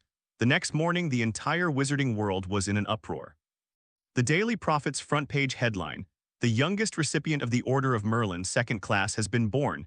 The Wizarding Weekly followed closely with, "Charlie White, the prodigy, the rising star of potions." Even the Quibbler published a rare positive report. Perhaps Weisengammer didn't make a mistake this time. On the Weasley family's breakfast table, Ron held the Daily Prophet in his hand, his mouth agape in exaggerated disbelief, almost revealing his throat. Charlie's picture in the newspaper was waving at him, his Order of Merlin gleaming in the magical photograph. Is this real? Am I dreaming? Ron's voice trembled slightly. Fred and George exchanged a glance, their expressions both complex. They knew Charlie was extraordinary, but they never imagined he had even received the Order of Merlin. It's worth noting that the last recipient of the Order of Merlin, second class, was the legendary wizard Newt Scamander. The textbooks for Hogwarts Magical Creatures class were written by him. I think we need to get to know Charlie again, Fred said slowly. The Order of Merlin, second class. George shook his head, then peeled an egg and shoved it down Ron's throat. Percy put down his teacup and cleared his throat. As Charlie's friends, you should learn from him. His tone carried its usual didactic quality. Look at them, achieving such an honor at such a young age, and look at you all you do is play pranks. Fred rolled his eyes. Yes, Prefect Percy, we should learn from you. His tone was full of sarcasm. After all, you're a prefect, which is far more prestigious than the Order of Merlin. George frantically winked at him, signaling him to stop talking, but Fred clearly didn't notice. Who knows, you might even become Minister of Magic someday. If you do, remember to give us foolish little brothers a try. No sooner had he finished speaking than a hand suddenly reached out and grabbed Fred's ear with perfect accuracy. Ouch, ouch, ouch, Fred screamed in agony. Mrs. Weasley stood behind him, her face ashen. Where did Percy go wrong? Her voice held a dangerous calm. Is there anything wrong with letting you learn from good students? Fred stood like a quail, too afraid to move. They might bicker normally, but they wouldn't dare move when their mother scolded them. Look at you all, you don't study hard and you don't do any housework. Mrs. Weasley's voice grew louder and louder. Charlie must have studied hard and done a good job with housework to achieve what he has today. Ron stared wide-eyed. Is this referring to the same person? Starting today, you must begin preparing for next semester's lessons. As Charlie's classmates, you can't fall behind. Ah. No, Mom, this summer, Weasley's good days are over. August 7th is Charlie's birthday. The morning sunlight streamed into the room through the gaps in the curtains, but Charlie was still lazing in bed. Charlie completely ignored the Tyrant Points +1+1 notification, otherwise he wouldn't be able to sleep soundly. Charlie, there's a letter for you downstairs. Grandma White's voice came from downstairs. Charlie then slowly got up, put on his clothes, and yawned as he went downstairs. A stack of letters was piled on the dining table, envelopes of various colors mixed together which looked quite impressive. Happy birthday, Charlie, Grandma White said with a smile. It seems you've made quite a few friends at school. Charlie picked up the letters and looked at them. Most of them were birthday cards from friends wishing Charlie a happy birthday. Even several professors had written letters. Charlie replied to each one, pick up the last letter. Hogwarts School of Witchcraft and Wizardry second-year reading list. Charlie opened the envelope. Inside was a long sheet of parchment. Dear Mr. White, please purchase the following books before September 1st. The book list was densely filled with various textbooks, among which a particular series of books stood out. The complete works of Gilderoy Lockhart. Charlie narrowed his eyes. So many books, Lockhart must have given them kickbacks. Just then, heavy footsteps sounded outside the door. Knock, knock, knock. A knock sounded and the entire door panel shook. "I'll go open the door," Charlie said to Grandma White. As the orphanage gates opened, Hagrid's enormous figure appeared in the doorway. "Happy birthday, Charlie," Hagrid grinned, carrying a package and a small box. "Hagrid, what brings you here?" Charlie asked, somewhat surprised. "Of course I'm here to celebrate your birthday." Hagrid squeezed through the door. "Also, Norber's food was almost gone, so I brought him some fresh food." Charlie understood delivering food was the real priority and his birthday was just a side effect. Grandma White saw Hagrid and a hint of surprise flashed in her eyes. "This person is so tall." "Grandma, this is my friend Hagrid," Charlie introduced. "Hello, Mrs. White." Hagrid nodded politely. "Charlie is a good boy," Grandma White smiled. "You guys chat, I'll go to the kitchen to prepare lunch." Hagrid handed the package and box to Charlie. "This is the birthday cake I made for you and some food from Norman." Charlie took the package. It felt heavy and it looked like a cake. The box naturally contained Norber's rations. Although Hagrid was only a guard at the Hogwarts hunting grounds, it was still quite easy for him to obtain a small, seamless stretch box. Raising dragons is definitely out of the question, but transporting their food is no problem at all. "Thank you, Hagrid." The two entered Charlie's room and Hagrid looked around curiously. "Your room is very nice," Hagrid said, "much tidier than my little cottage." Charlie opened the seamless extension box and climbed down with Hagrid. Hearing the commotion, Norbert immediately flew over from the hills. Upon seeing the two, Norbert let out an excited howl. "Nober," Hagrid opened his arms, beaming, "you've grown so much, come and hug Mommy." Norbert excitedly flew over, then ruthlessly bypassed Hagrid and lay down in front of Charlie. Hadra Petroleum was petrified in place. Charlie said awkwardly. "Don't overthink it, Norman just hasn't seen you in a long time." Hagrid watched as Norbert nuzzled Charlie affectionately with his head and then covered his face and wept. "I understand, I get it." Charlie pulled a large piece of fresh beef out of the box. Norbert's eyes lit up and he immediately grabbed the meat and flew off to enjoy it. Hagrid was helpless. Norbert wouldn't get close to him and he was at his wit's end. He turned to Charlie and said, "Charlie, there's something else. Do you know any medicine that can get rid of flesh-eating slugs? My pumpkin patch is full of these nasty bugs. I imagine you're a potions master. You must be very familiar with these potions." Charlie paused for a moment. "Hagrid, that's not a potion, that's pesticide." Hagrid awkwardly scratched his head. "Oh really? I wasn't good at potions when I was in school. Looks like I'll have to check out Knockover Alley." "Tumble Lane," Charlie caught the key phrase. Hagrid realized he had let something slip again and quickly tried to cover it up. "But then I thought Charlie's abilities cannot be measured by the standards of an ordinary junior wizard, so he told Charlie everything." "Knockout Alley is next to Diagon Alley," Hagrid said in a low voice. "It's an underground black market. It has all sorts of things you can't normally buy. However, it's very dangerous there. Many dark wizards are hiding there." Charlie's eyes lit up. "Does Knockover Alley have any medication that can sterilize animals?" Hagrid looked puzzled. "Sterilization? Who needs sterilization? Why should they be sterilized?" Charlie pointed to the storm on the windowsill. "The storm has been so noisy lately. It's got so much energy it has nowhere to vent. I want to spay it so it can be quieter." Storm was sleeping when it heard Charlie calling it, and it looked at the two of them in confusion. Hagrid scratched his head. "I don't know if they have this medicine in Knockdown Alley, but I can try to find it. How about we go together?" Charlie had the same idea. "I can buy the medicine and then go to Diagon Alley to buy books for next semester." "Okay, when are we going?" "Let's go now," Hagrid said. The two climbed out of the box and Charlie changed his clothes. "Grandma, Hagrid and I are going out for a bit," Charlie called downstairs. "Be careful." Grandma White's voice came from the kitchen. The two took the subway to the Leaky Cauldron bar. Walking into the bar's backyard, Hagrid tapped the brick wall with his wand, and the wall slowly opened, revealing the bustling streets of Diagon Alley. "Follow me," Hagrid advised. Flipping Alley is not on the main street. The two walked through the crowd and arrived at the entrance of a dark alley. A dilapidated sign stands at the entrance of the alley, "Overturned Alley.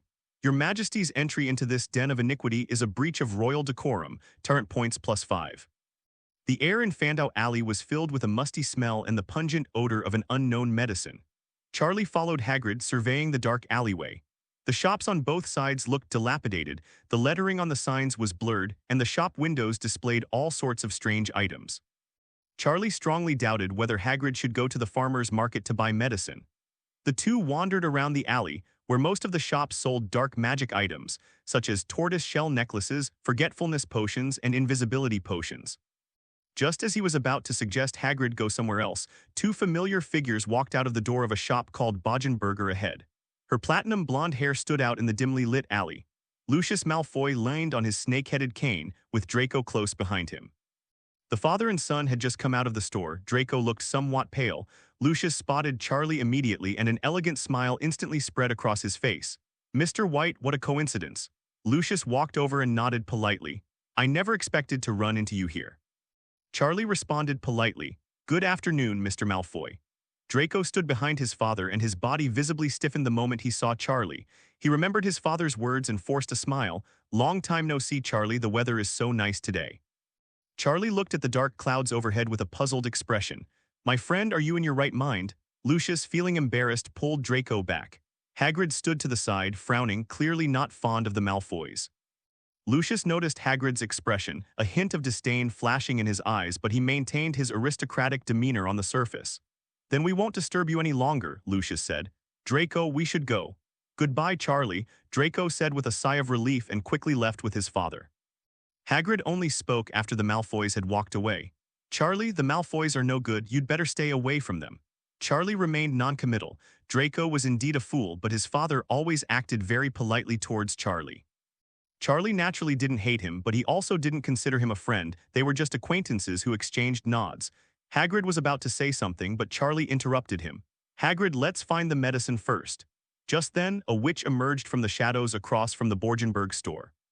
The witch looked exactly like a witch. Her gaunt face was covered in wrinkles, 2 pustules grew on her hooked nose, her lips were thin and black, and she exuded a sinister aura. Charlie had no doubt that she would pull a poisoned apple out of her pocket. "What kind of potion do you need?" the witch asked in a hoarse voice, her eyes darting between Hagrid and Charlie. "Do you have any medicine to get rid of flesh-eating slugs?" The witch grinned, revealing a few yellow teeth. "Of course, this medicine is very common." She pulled a small bottle from her tattered robe. It contained a green liquid. "Too sick." Hagrid bought it without hesitation. Charlie seized the opportunity to ask, "Do you have medication to sterilize owls?" The witch glanced at Charlie in surprise, then pulled out a packet of powder. "Just sprinkle this on the owl's food. It works very well, but the flavor will be a bit strong. One's sick." Charlie also paid for it. The two turned to leave, only to see Harry Potter staggering out of Borgenberg. He looked somewhat flustered, his eyes darting around, clearly lost. The witch selling medicine saw Harry and a greedy glint flashed in her eyes. She reached out her withered hand and grabbed Harry's arm. "My dear, are you lost?" The witch's voice grew even hoarser. "Shall I take you to find your mother?" Harry was startled when he was suddenly grabbed. He tried to break free, but the witch's hand held on tightly. "I don't need it, thank you." Harry's heart pounded. The witch wouldn't give up and continued to pull on Harry. "Once I catch you, you're not going anywhere, you're mine." Hagrid strode over. "Let him go." He shoved the witch aside and she staggered a few steps, dropping the potion dish in her hand with a crisp shattering sound. "What are you doing? Are you trying to double-cross me?" The witch screamed, her voice so shrill it gave anyone a headache. "I spotted him first." Charlie found it too noisy and simply pulled out his wand. "Seal the tongue and lock the throat." The witch's voice abruptly stopped. She opened her mouth but no sound came out. To prevent her from retaliating, Charlie added 2 more spells. "Disarm you." Legs stiffen and he stops, he dies. The witch's wand flew into Charlie's hand and he froze, collapsing to the ground unable to move. She could only stare wide-eyed at Charlie in terror. "If you keep arguing, your next move won't be so gentle," Charlie said coldly, twirling his wand in his hand. The witch's eyes were filled with fear. Harry finally relaxed. For a moment he truly thought he was doomed. "Harry, what are you doing here?" Hagrid asked with concern. "I'm lost," Harry said somewhat awkwardly. "I originally wanted to go to Diagon Alley to buy books, but the Floo fans led me here." "The Dursleys don't have Floo powder. Whose house did you go to?" "I was a guest at Mr. Weasley's house." Let's go to Diagon Alley," Charlie said. Harry was covered in soot and looked like he had just climbed out of a chimney. When Hagrid saw Harry like this, he rolled up his sleeves to brush the dust off Harry. Charlie reacted quickly, grabbing Hagrid's arm. "Wait, Hagrid." Charlie looked at Hagrid's fan-like hand and felt that if he slapped Harry, Harry would be left with a whole corpse. "I'll do it." Charlie took out his wand and gently waved it at Harry. Completely cleaned up. A flash of light and the soot on Harry vanished completely, leaving even his glasses sparkling clean. "Thank you, Charlie." The 3 of them walked out of Knockdown Alley and onto the main street of Diagon Alley. Sunlight streamed onto the stone path where wizards thronged about. In the distance, the snow-white building of Gringotts came into view. "I need to go to Gringotts to exchange some galleons," Charlie said. Harry nodded. He also needed to go to Gringotts to get the money. Just then, a voice came from the steps of Gringotts. "Charlie, Harry, Hagrid." Hermione was standing on the steps waving at them, her thick brown curls shimmering in the sunlight. She ran quickly down the steps, a smile of excitement on her face. What a coincidence, are you here to buy books too? Charlie nodded. That's right, there are just too many books to read this semester. Is it a lot? I think it's all right, especially since it's Lockhart's book. He was a great wizard, very knowledgeable. After Hermione finished speaking, she squinted at Harry. Harry, why didn't you reply to my letters during the summer vacation? Harry quickly explained. It's not that I didn't want to reply, it's just that a house elf named Dobby intercepted my mail. And my aunt and uncle have locked me in my room so I can't get out at all. Hagrid's face turned ashen upon hearing this. What, they locked you up? Hagrid's voice was filled with anger. How could the Dursleys treat you like this? Hagrid was so angry that his beard trembled and his huge fists clenched so tightly they cracked. Hermione looked at Harry with concern. Harry quickly reassured Hagrid, "It's all right, Hagrid, Ron and the others rescued me." Hermione's expression softened after hearing Harry's explanation, and then she looked at Charlie. It's understandable that Harry didn't see the letter and didn't reply. Hermione's eyes sharpened. But Charlie, what do you mean by writing only read in your reply? Charlie blinked. Of course it was because he was too lazy to write a letter. I'm tired of reviewing memorials, so what's wrong with just writing read? Because I have so much to say, one sheet of paper simply can't contain it all. Hermione narrowed her eyes, her expression clearly showing she didn't believe a single word. Just then the Weasleys saw Harry. Here, Harry is here. They were extremely worried when Harry went missing. Harry, are you all right? Mrs. Molly looked Harry up and down with concern. We guessed you missed the fireplace. Where did you go? Knockdown Lane, Mrs. Weasley, I'm sorry to have worried you. Harry felt a little guilty. Ron exclaimed, Tumblehouse Alley, Mom never lets us go there. Mr. Weasley ruffled his hair. Mom is right, you'd better never go. Seeing that Harry was all right, Mrs. Molly took Charlie's hand. You must be Charlie. I've often heard Ron and the others talk about you. Charlie smiled at the enthusiastic lady. Hello, Mrs. Weasley.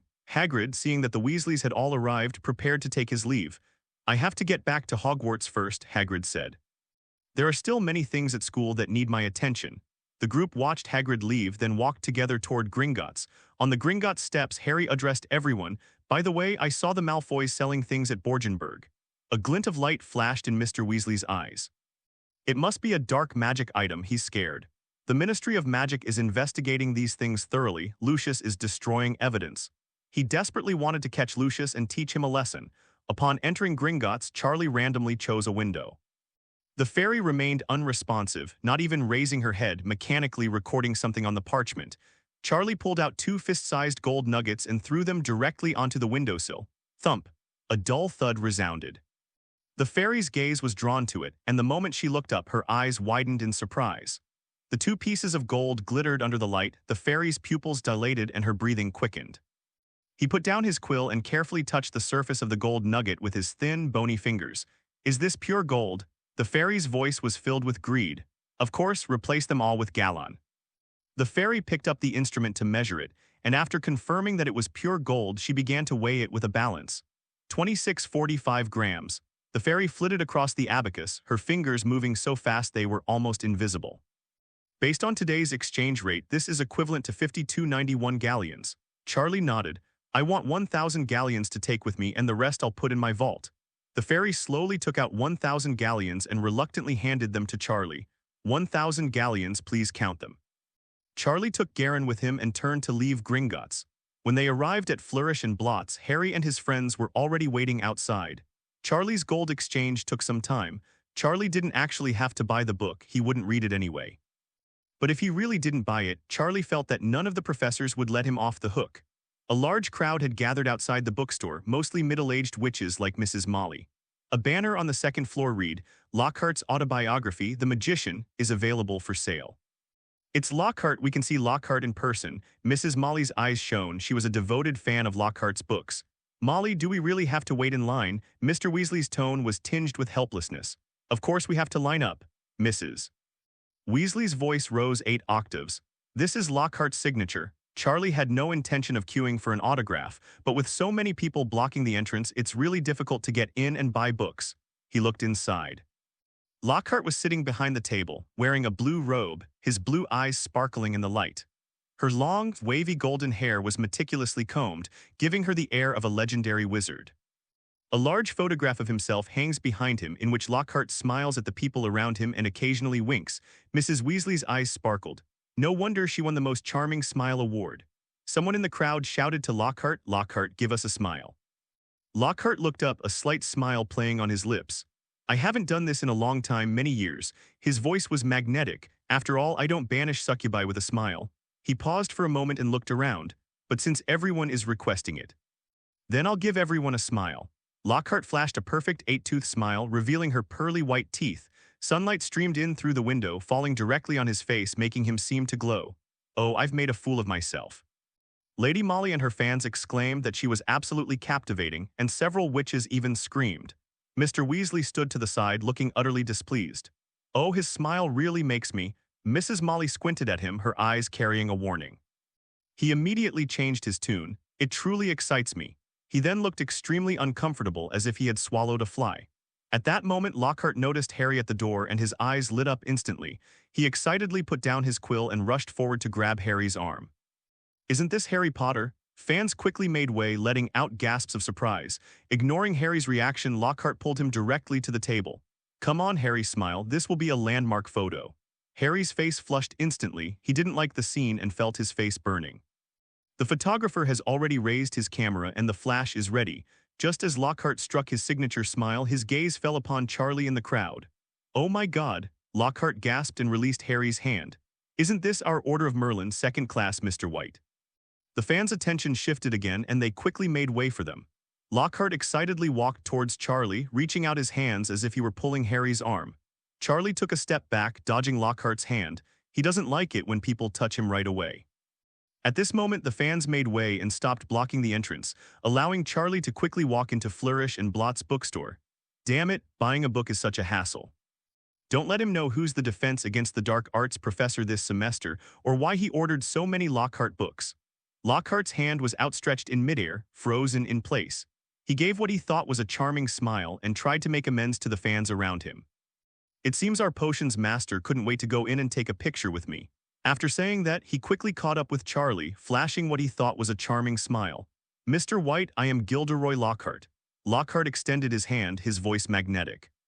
"I've long admired your name, it's truly an honor." Charlie frowned as he looked at Lockhart's beaming face. To him, the smile seemed utterly fake, like a meticulously rehearsed performance. As for why Charlie thought that way, it's because he smiled like that when he was being hypocritical. "What's up?" Charlie's tone was cold. Lockhart, realizing that Charlie wasn't as easy to deal with as Harry, immediately changed his strategy. He took out a complete set of Lockhart's works from behind the table and handed it to Charlie with both hands. "This is just a small token of my appreciation." Lockhart's smile grew even brighter. "These are the textbooks required for Hogwarts this semester. I think you'll definitely find them useful." Charlie looked at the thick stack of books, a hint of surprise flashing in his eyes. "Free books." He took the book, a smile spreading across his face. "You should have said so earlier. I always thought Lockhart seemed like a good person, someone who was sincere." Lockhart was pleased with himself, then turned around and got Harry the whole set. "Mr. Potter, this is for you too." Harry took the book, somewhat bewildered. Lockhart looked around and saw the photographer was still waiting, then a brilliant idea struck him. "How about the three of us take a group photo?" He stood in the middle with his hands on Charlie and Harry's shoulders respectively. "This is truly a historic moment." A fan nearby exclaimed excitedly, "This is truly a moment of the century," but some people in the crowd whispered among themselves, "Charlie is even more charming than Lockhart. He's a second class, which is higher than Lockhart's." Lockhart's ears were very sharp, and he immediately heard the sentence. A hint of displeasure flashed in his eyes, but he maintained a perfect smile on his face. Lockhart subtly placed his hand on Charlie's head and covered Charlie's forehead with his sleeve. From an outsider's perspective, it looks like a senior taking care of a junior. Charlie felt the weight on his head and realized something was wrong. This guy is trying to use his and Harry's prestige to elevate himself. A cold smile curled at the corner of Charlie's lips. "That's a different price." He quietly placed his hand behind Lockhart's back where no one could see. The 5 fingers instantly transformed into dragon claws. Charlie grabbed Lockhart by the back and pulled him down forcefully. Caught off guard, Lockhart lost his balance and fell heavily to one knee. Lockhart gasped in surprise. Just then, the photographer pressed the shutter. The flash went off. The photo captures this moment. Charlie stood ramrod straight, a smile on his face. Harry looked completely bewildered. Lockhart, on the other hand, knelt on one knee, leaning towards Charlie, his expression one of fear, as if he were bowing to Charlie. The surrounding fans were stunned. "What's going on? Why is Mr. Lockhart kneeling?" Charlie feigned a touched expression and reached out to help him up. "Mr. Lockhart, you are amazing. You even squatted down to take the photo to accommodate our heights. Lockhart's face flushed slightly. He was angry because he had suddenly felt a great force pulling him. He quickly stood up, accepted Charlie's reasoning, and didn't want to embarrass himself. Haha, it's all I should do. The surrounding fans were full of admiration. As expected of Mr. Lockhart, he's so thoughtful. The photographer holding his camera seemed somewhat at a loss. And this photo, of course we should use it. Charlie spoke first, a bright smile on his face. This photo captures one of Mr. Lockhart's most tender moments. It's very meaningful. Lockhart didn't know what the photos looked like either, and he was still a little shaken from the fall. He could only force a smile and nod. Yes, it's very memorable. The crowd applauded wildly, and Lockhart went back to sign autographs for his fans. Charlie and Harry got the book and were about to leave the store. Just then, Draco walked over.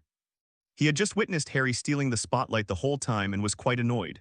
Potter, aren't you enjoying the limelight? Draco's voice was clearly sarcastic. How does it feel to have the entire magical world revolving around you? Charlie raised an eyebrow. Are you targeting me? Draco saw Charlie's expression. His face instantly turned pale and he stammered an explanation. I'm not talking about you, Charlie. I'm talking about Potter. His voice was trembling slightly. Ron sneered from the side. Is Draco being dramatic again? Why does he become so timid whenever he sees Charlie? I'm not a coward. Draco's face flushed red, but his voice clearly lacked confidence. Just then, Mr. Weasley walked over, frowning, and asked, Ron, what are you doing? Get out of here. Lucius strolled over slowly, a sarcastic smile playing on his lips. Oh, Mr. Weasley, with his many children and grandchildren, actually has money to go shopping. That expression was practically a carbon copy of Draco's. Mr. Weasley's face instantly darkened. Lucius, you'd better be careful lest the Ministry of Magic find something wrong with you. Lucius gave a mocking smile. You're working so hard, shouldn't the Ministry of Magic give you a raise? Mr. Weasley's face darkened further. Lucius continued, his tone full of mockery. Looks like no. Seriously, with such a low monthly salary, what's the point of working so hard? He reached into Ginny's crucible and took out the second-hand beginner's guide to transformation, flipping through the tattered pages. Even your daughter's books are second-hand. Oh, not just your daughter, but all your pig-like children. These words were like a knife to Mr. Weasley's heart. Mr. Weasley completely lost his temper and lunged forward. Shut up, Fred and George shouted from the side. Beat up his dad. Kill this old B************. D. Mrs. Molly hurriedly called out, Arthur, stop, but it had no effect whatsoever. Mr. Weasley and Lucius were already wrestling. The bookshelf was knocked over, books were scattered all over the floor, and fans screamed and scattered in all directions. Charlie's inner gossip began to awaken, and he watched the two fight with great interest. In the wizarding world, I've never heard of anyone being seriously injured by a punch. Even minor injuries can be healed with a spell or a potion. This kind of scene is like adding to the festivities. At this point, some people stepped forward to break up the fight, and the scene became quite chaotic. Charlie also pretended to step forward. He said to Mr. Weasley, garlic bird, you can't beat him. Then he turned to Lucius and said, Look how fierce he is, don't fight him, you'll get hurt. Your Majesty is quite adept at mediating disputes. If it weren't for your Majesty, the two would have stopped fighting long ago. Tyrant Points +10, the two fought even more fiercely. Mr. Weasley's fist slammed into Lucius's nose with a dull thud. Lucius, not to be outdone, grabbed Mr. Weasley's hair and pulled it down forcefully. Stop. Several adult wizards rushed over and worked together to separate the two. Mr. Weasley's robe was torn and his left eye was bruised. Lucius's blonde hair was disheveled and he had a nosebleed. Charlie thought to himself, what a pity. I haven't had enough yet. This is much more exciting than Quidditch. Mr. Malfoy straightened his disheveled robes and picked up the snake-headed cane from the ground. He dusted himself off, trying to regain his former air of nobility. But with the nosebleed still flowing, she couldn't be any more elegant. He picked up the second-hand beginner's guide to metamorphosis and walked up to Ginny. Little girl. Lucius's voice was venomous as he threw the book back into the crucible. Put your book away. Your father can't afford a second book. Ginny's eyes instantly welled up with tears. Mr. Weasley tried to rush forward again, but Mrs. Molly held him back tightly. Arthur, don't be impulsive. Lucius turned to Charlie, the malice on his face vanishing, replaced by a gentle smile. I'm sorry, Mr. White, you must have found this amusing. He bowed slightly. Draco, let's go. The father and son disappeared into the crowd. Mrs. Mori was trembling with rage. Arthur Weasley. Her voice was sharp and shrill. Look what you've done. Mr. Weasley hung his head like a child who had done something wrong. Fighting in front of children. The farce just now had killed everyone's interest in continuing to shop. Let's go back. Mr. Weasley wiped the blood from his nose, his voice muffled. It's time to go back. Mrs. Molly said coldly. The group walked silently toward the Cauldron bar. The atmosphere was slightly tense. Charlie took the subway back to the orphanage. Pushing open the door, I saw that Feng was still asleep. Charlie tiptoed over and took a piece of jerky from the bag. These are snacks he bought especially for Feng. He took out the packet of sterilization powder and sprinkled it on the jerky. Instantly, the color of the jerky changed to a strange hue. The once enticing brown color turned into a bizarre green, and an indescribable stench emanated from the jerky. It tastes like a mixture of rotten fish and moldy cheese with a hint of sulfur. Charlie covered his nose and took 2 steps back. Is this thing really edible? He gently nudged the Storm. Storm, wake up. Storm opened his eyes and yawned. It stretched and its feathers fluffed up. I brought you something delicious. Charlie held up the jerky. The Storm immediately perked up. It hopped in front of Charlie and flapped its wings excitedly. Then he brought his head close to the jerky. I smelled it. Storm's expression froze instantly. It raised its head and stared at Charlie with an extremely human-like gaze. That look seemed to say, "Do you think I'm stupid?" The holiday flew by, and before we knew it, it was September 1st, the start of the new school year. Charlie dragged his suitcase to King's Cross Station, where a surging crowd and a cacophony of voices filled the air. He skillfully located the wall between platforms 9 and 10, and just as he was about to cross it, he caught a glimpse of a furtive figure out of the corner of his eye. It was a house elf, hiding behind a pillar and secretly observing something. Charlie squinted. The little elf had unusually large ears, a small body, and was wearing a tattered pillowcase. The little elf noticed Charlie's gaze, trembled in fright, and instantly teleported away. Charlie shrugged, not thinking much of it. It's probably a pure-blooded family that came to send their child. These noble families all have house elves. He passed through the wall and boarded the Hogwarts Express. In a dark corner of the station, Dobby teleported out, panting heavily. He almost got caught. Dobby knew it was Charlie White. He had seen Charlie's picture on the front page of the Daily Prophet back at Malfoy Manor.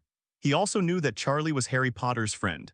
If Charlie finds out, his plan to prevent Harry from going to school will be ruined. Thankfully, Charlie didn't catch up. Dobby hid in a corner, nervously rubbing his fingers, silently praying that Harry wouldn't come. But the Weasleys arrived at the station 10 minutes before the train departed. Dobby's heart sank to the bottom. The Weasleys, Percy, Fred, George, Ginny, and Harry, a large group of them, made their way to platform 9 3/4. "Hurry up, the train is about to leave," Mrs. Molly urged. Everyone else made it through the wall successfully, leaving only Harry and Ron at the very end. "Let's go," Ron said excitedly, pushing the luggage cart.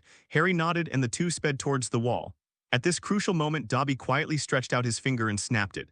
In an instant, the magical wall that could be passed through turned into a real, solid wall. Bang. Harry and Ron crashed heavily into the wall, falling over and scattering their luggage all over the floor. Hedwig's cage slammed to the ground, emitting an angry cry. The muggles around them turned their heads and pointed at each other. "Oh my God, what's wrong with these two kids? Did the luggage cart go out of control?" Harry's face turned pale, his nose hurt terribly from the impact, and his glasses were askew. Ron was in a worse state. He had bumped his forehead and was groaning while clutching his head. It's nothing, the luggage cart just overturned," Harry hurriedly explained while reaching out to touch the wall. The cold, hard touch confirmed that it was indeed a real wall. "How is this possible?" Ron touched it too, his face instantly turning pale. "Everyone else has already gone over there." Harry's heart was pounding and a wave of panic washed over him. "We can't get in, but the train is about to leave." The sound of a train whistle drifted from afar. It wasn't the Hogwarts Express, but it still made Harry uneasy. "What should I do? What should I do?" Harry was frantic, pacing back and forth. He was worried that he wouldn't be able to go to Hogwarts. Ron gritted his teeth, then suddenly thought of something. "Harry, we can go in a flying car." "What?" Harry's eyes widened. "It flies very fast, it can catch the train," Ron said excitedly, "and it can become invisible so muggles can't see it." Harry hesitated. "But we're not adults yet, so we can't use magic outside, including magical items. There's some kind of law that says underage wizards can use magic in emergency situations," Ron said, patting his chest. "My dad works at the Ministry of Magic. I know this better than anyone." Hearing this, Harry finally felt relieved. Since there is legal protection, then there is no problem. "Okay, let's go." The two hurriedly packed their luggage and rushed out of the station with their luggage cart. They found the blue Ford in the parking lot. The two stuffed their luggage into the trunk and placed Hedwig's cage in the back seat. Ron got into the driver's seat and Harry sat in the passenger seat. He pressed the invisibility button and the entire car vanished into thin air instantly. Then the engine was started and the entire car soared into the sky. On the other side of the wall, the Weasleys put the children on the train, and Mrs. Molly began to count the children's heads. Percy, Fred, George, and Ginny all went up, she counted on her fingers. Where are Harry and Ron? Mr. Weasley looked around. The station was bustling with people, but he couldn't see the two boys anywhere. Weren't they just behind us? Mrs. Molly's voice began to sound anxious. The train whistle sounded, signaling its imminent departure. Go check the car, Mr. Weasley shouted at the car window. Fred, George, Fred leaned out of the car window. What's wrong, Dad? Are Harry and Ron in the car? Go find them. Fred and George exchanged a glance. Oh, our little Ronnie is playing hide-and-seek. Hurry up, Mrs. Molly stamped her feet in frustration. The train began to slowly pull away, and the Weasleys could only watch helplessly as it left the platform. Let's go back and look, Mr. Weasley said, taking his wife's hand. They might still be at the station. The two hurriedly returned the way they came, searching everywhere in the station. I asked several staff members, and they said that the two children pushing luggage had just fallen here, and they didn't know where they were now. Finally, they arrived at the parking lot, and Mr.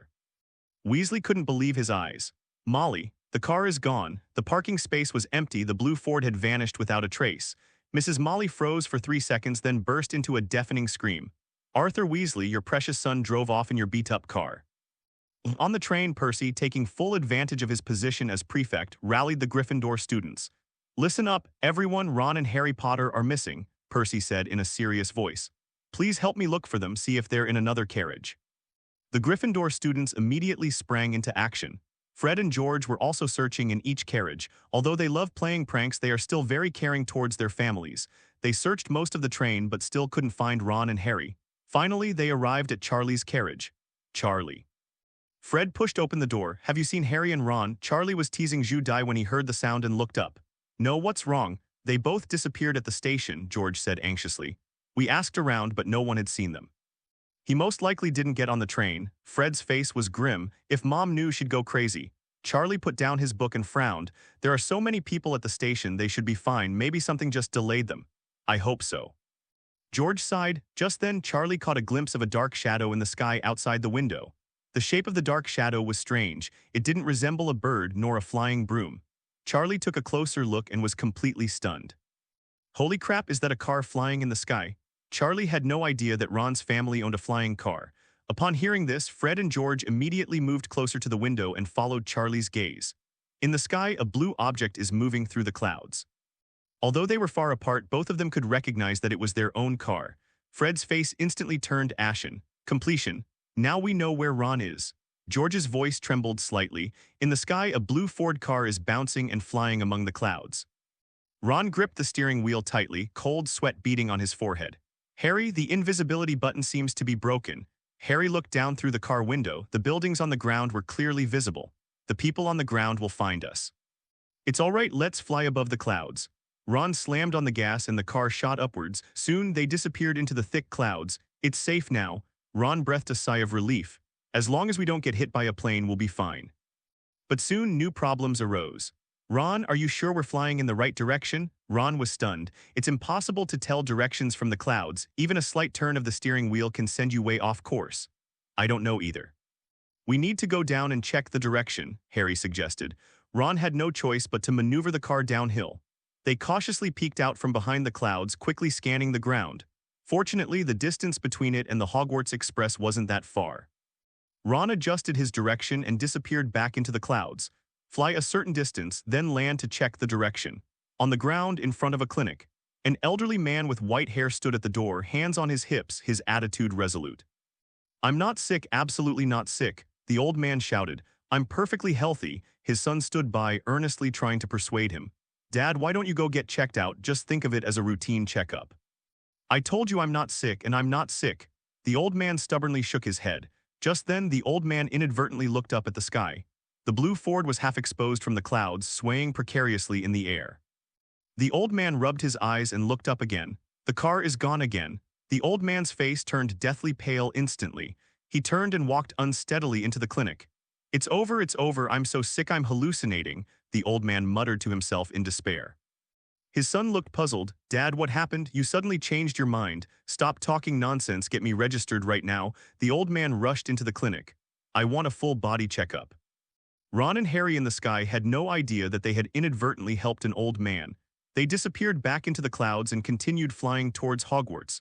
Time passed slowly, and the sun gradually set in the west. The Hogwarts Express finally arrived at the station. Charlie dragged his suitcase off the train, and Zhu Dai was put back into the suitcase by Charlie. Fred and George followed closely behind, both of them looking grim.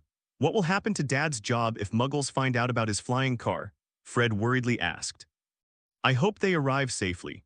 George sighed. Second-grade students no longer need to cross the lake by boat. Instead, they travel to the castle by horse-drawn carriage. Charlie found an empty carriage, and just as he sat down, he saw Ernie Macmillan walking towards him. "Charlie, it's been a long time. I've seen you in the newspapers several times," Ernie said excitedly. Charlie greeted him with a smile, referring to himself as a homework helper, crossed out, but as a kind and helpful roommate, he was someone he should get along with well. A short while later, Hermione also rushed over. "Charlie," Hermione gasped as she climbed into the carriage. "Fred told me Harry and Ron didn't get on the train. How did that happen?" Charlie briefly explained the situation. Hermione turned pale after hearing this. "They won't be expelled, will they? Hogwarts has very strict rules." "Don't worry, Dumbledore won't expel a student over something so trivial," Charlie reassured him. Just then, a familiar voice rang out. Charlie." Everyone turned to look, and Draco was standing next to the carriage with a shy expression on his face. "May I come up?" Draco asked cautiously. Crabbe and Goyle stood behind him, their expressions as if they had seen a ghost. "Who are you? Get off Draco right now."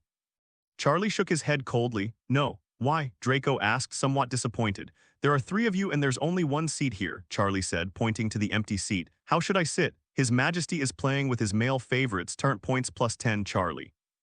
"Don't you want to read what you're saying? This lousy system really needs some serious tweaking."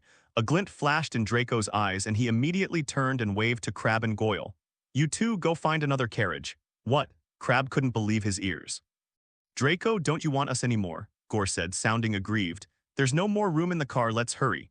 Draco shoved the 2 of them away without any hesitation. Crabbe and Goyle walked away looking aggrieved. They couldn't understand why Malfoy had suddenly changed his expression.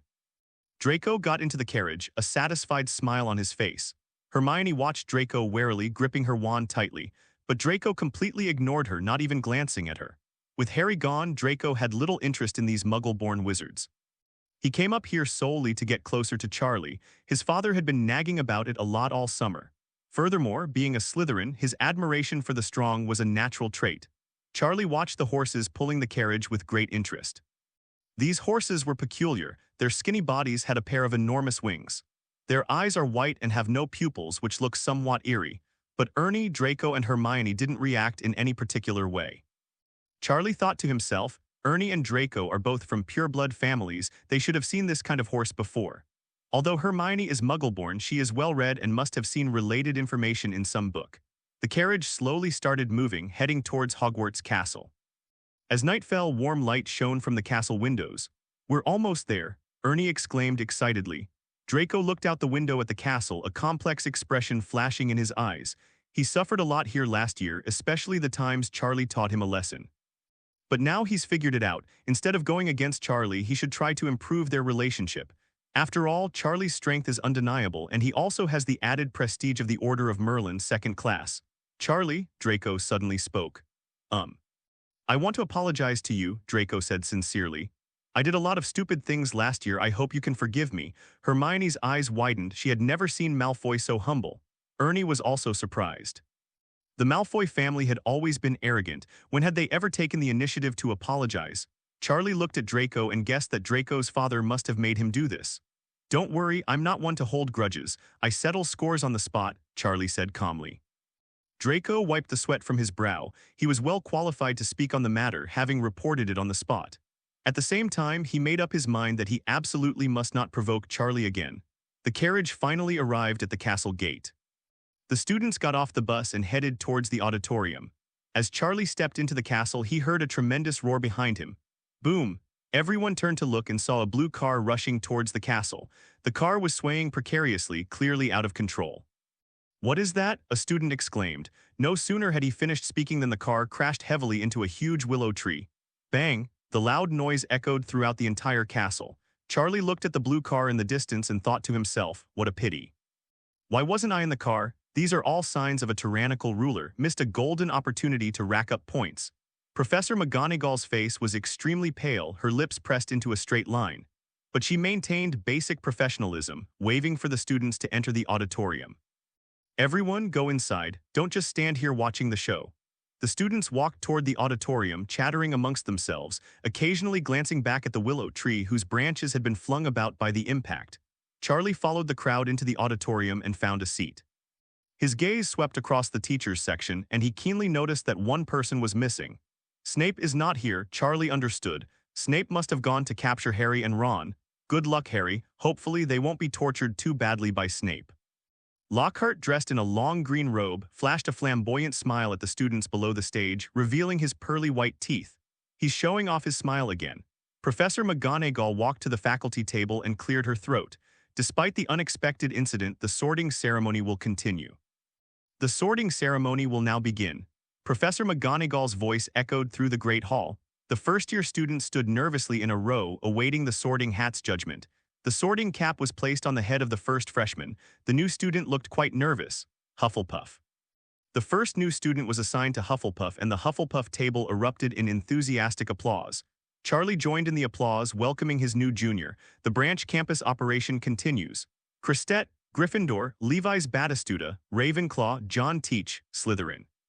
Charlie noticed that there were an unusually large number of students assigned to Hufflepuff this semester, more than a dozen in total. Finally, it was a familiar name's turn. Ginny Weasley.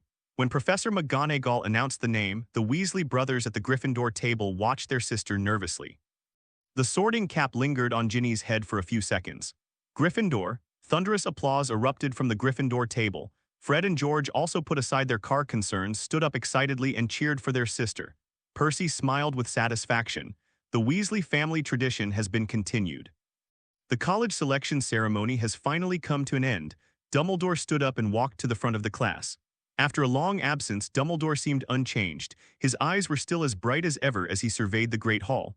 Welcome back to Hogwarts, everyone. Dumbledore's voice was gentle yet powerful. Before we begin our feast, I have a few things to say. He paused, his expression turning serious. First, I want to emphasize some school rules. Nighttime outings are prohibited. I hope some students will remember this. His gaze swept across the Hufflepuff table, clearly directed at certain students. Sleeping in class is prohibited. Charlie touched his nose, pretending not to see. The forbidden forest outside the school is dangerous, and you must not enter without permission. It contains many dangerous creatures, including werewolves, giant eight-eyed spiders, and so on. Dumbledore continued, and also keep an eye on your owls and don't let them always spend the night in the owl house. The female owls in the owl enclosure are all pregnant now. A burst of laughter erupted in the auditorium. The students whispered among themselves, discussing the matter animatedly. Professor McGonagall's face darkened further. She walked over to Dumbledore and said in a low voice, "Albus, don't say such things." Dumbledore smiled and nodded, raising his hands to signal everyone to be quiet. All right, now let's enjoy our food.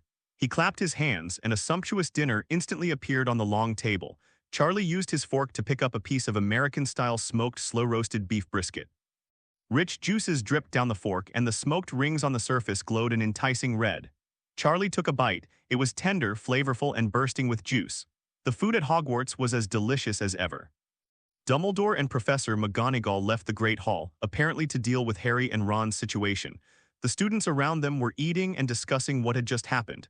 "Did you guys see that car? It's absolutely insane," Ernie exclaimed excitedly. "I heard Harry Potter and Ron Weasley were driving inside," Justin said in a low voice.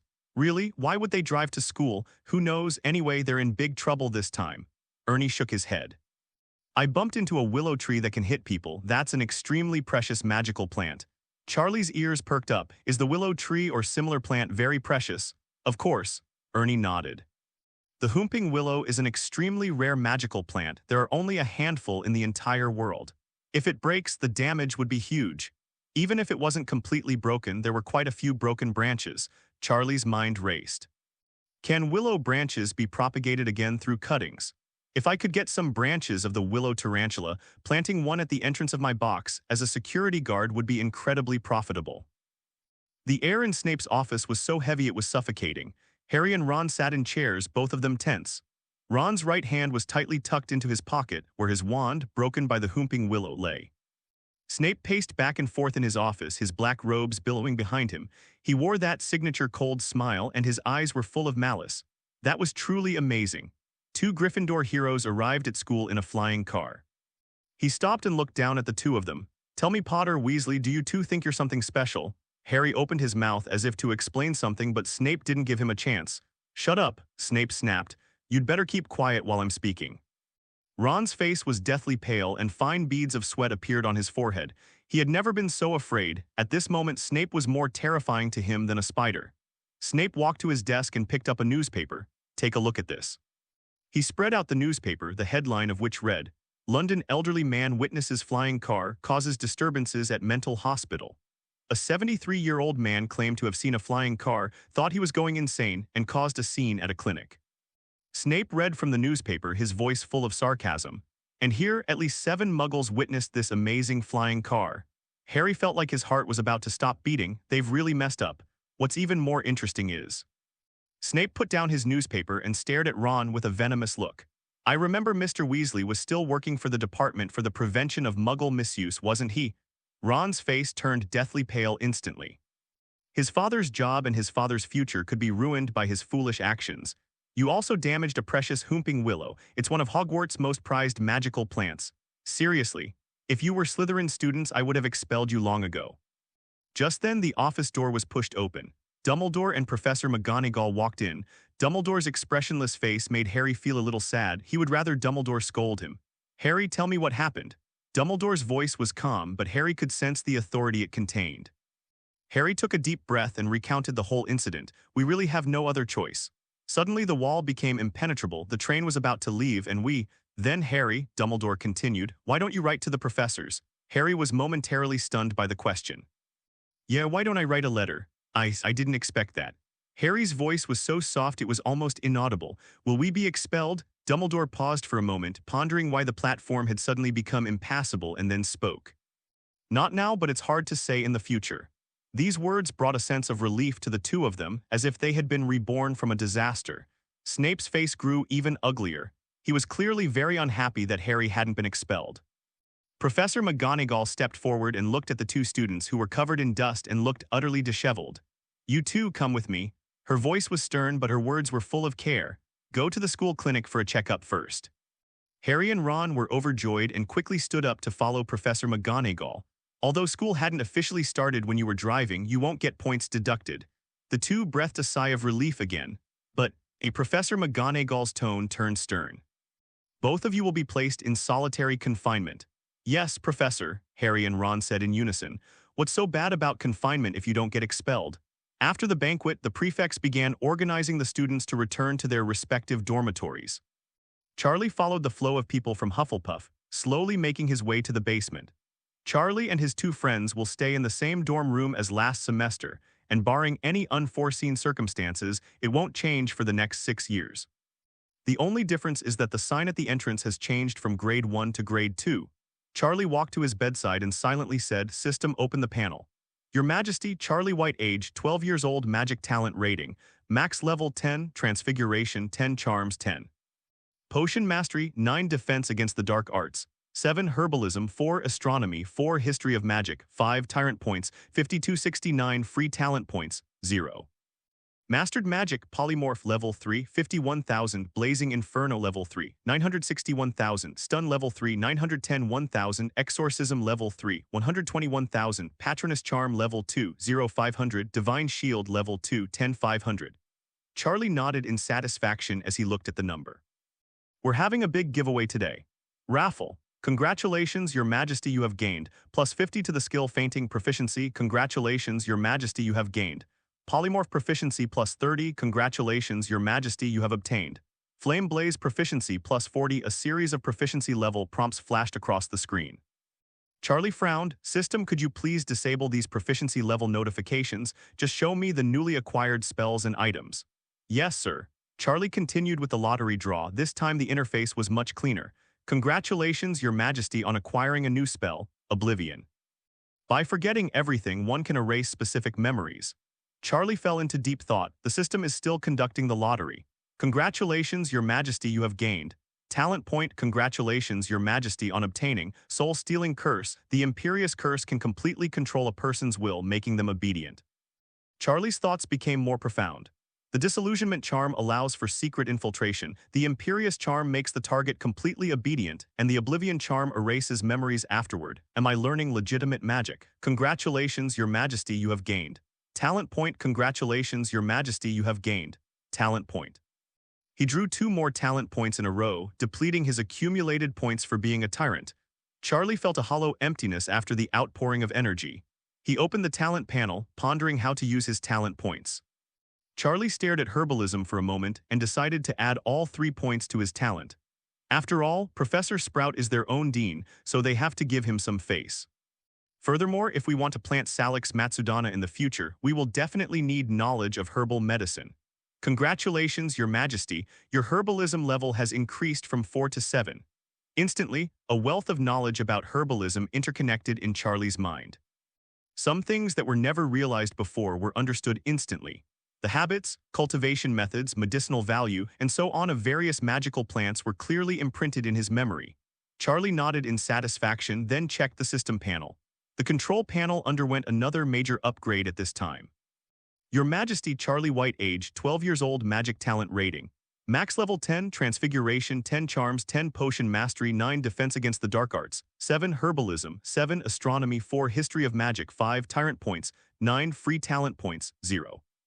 Mastered Magic Polymorph level 3, 551,000, Blazing Inferno level 4, 145,000, Stun level 4, 210,500, Armored Body level 4, 95,000, Patronus Charm level 3, 1,000, Divine Shield level 3, 1,000. The Transfiguration spell is already at the middle level of level 3, the flames are raging, the characters are dazed and confused, and the armor protects them. These 3 old friends have already reached level 4. The other spells have all reached the mid-level proficiency of level 3, and Divine Strike and Guardian Angel have also been successfully upgraded to level 3. Charlie took out his wand and whispered, "Take protection." A silver-white dragon flew from the tip of the wand and hovered in the dormitory. At this point, the dragon's form had solidified and become lifelike, with each scale clearly visible. Its whiskers fluttered, its eyes shone brightly, and it exuded unparalleled majesty. "Merlin!" Ernie exclaimed, his eyes wide. "What is this?" Justin was also shocked. "Charlie, what kind of spell is this?" Charlie put away his wand and the dragon vanished. "This is my guardian angel," he said casually. Ernie was filled with envy. When will I ever be able to learn a spell of this level? After testing the spell, Charlie, Ernie, and Justin greeted each other. "I'm going out for a walk, you all should get some rest." Ernie and Justin weren't interested in going out at night, and they were worried they wouldn't be able to get up for class the next day, so they didn't go with Charlie. Charlie carried the non-marking stretch case out of the dormitory and into the corridor. He took out his wand and cast an illusion spell on himself. His body instantly became transparent, blending into the surrounding environment. Filch is probably on patrol now, it's better to avoid trouble. Charlie quietly slipped through the castle corridors and headed toward the willow tree. Sure enough, they encountered Filch on the road. His cat, Mrs. Loris, was twitching its nose as if it had smelled something, but when I looked up I saw nothing. Charlie soon arrived outside the castle. Moonlight spilled onto the grass, and in the distance stood that thorny willow tree. At this moment, the willow tree looked quite miserable. Thick branches were scattered all over the ground. There were obvious impact marks on the tree trunk, and a large piece of bark had been scraped off. Charlie approached cautiously, gathering the scattered branches. These branches looked quite vigorous and would be perfect for propagation by cuttings. Just as he bent down to pick up the branches, the willow tree suddenly sensed something. The massive tree trunk began to sway, and the remaining branches assumed an attacking posture. Gurgle, gurgle, gurgle. Several thick branches lashed out in Charlie's direction. Charlie quickly took a few steps back, getting out of Willow's attack range. This guy's perception is pretty strong, Charlie thought to himself. Even with the illusion spell cast, Willow could still sense his presence. This satisfied Charlie's need for security. If it were so easy to pass, what would be the point? Charlie had no choice but to stand at a distance and use his wand to control the scattered branches to fly over. A branch flew in. One by one, the branches obediently flew to Charlie. He stuffed all the branches on the ground into the box. Actually, most of the branches are too damaged to be used for cuttings, but who cares? Cast a wide net to catch more fish. What if it sprouts? Have faith first. Just then, Charlie caught a glimpse of a petite figure in the distance out of the corner of his eye. The figure looked particularly thin in the moonlight, wandering around outside. "Ginny has been very happy lately.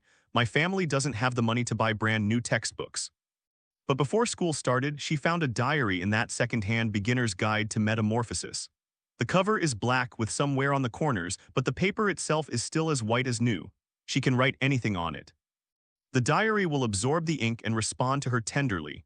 Her handwriting was neat and elegant, as if a gentle friend was conversing with her on the paper. This feeling is wonderful. It's like having gained a close friend with whom I can talk about anything. She learned from the diary that its owner was named Tom, and that he was a senior student at Hogwarts many years ago. Although Ginny's family loved her dearly and her brothers treated her very well, she was, after all, a girl. Her brothers might not understand her thoughts, but her diary could. Tom always listened patiently to her, offered advice, and made her feel understood like never before. After being assigned to a college, she took out her diary in her dorm room, intending to talk to Tom about the start of the semester. "Tom, I was sorted into Gryffindor today."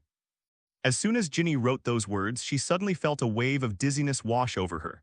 My eyelids felt heavy, and my consciousness began to blur. She tried to fight off the drowsiness, but her body wouldn't obey her. The quill pen slipped from my hand, and the ink smeared a small patch on the parchment. A moment later, Ginny woke up, but her eyes were utterly cold, completely unlike her previous gentle and innocent gaze. She looked at the words written in the diary, a hint of disgust in her eyes. "Tom." She waved her hand, crossing out the word Tom and changing it to Voldemort.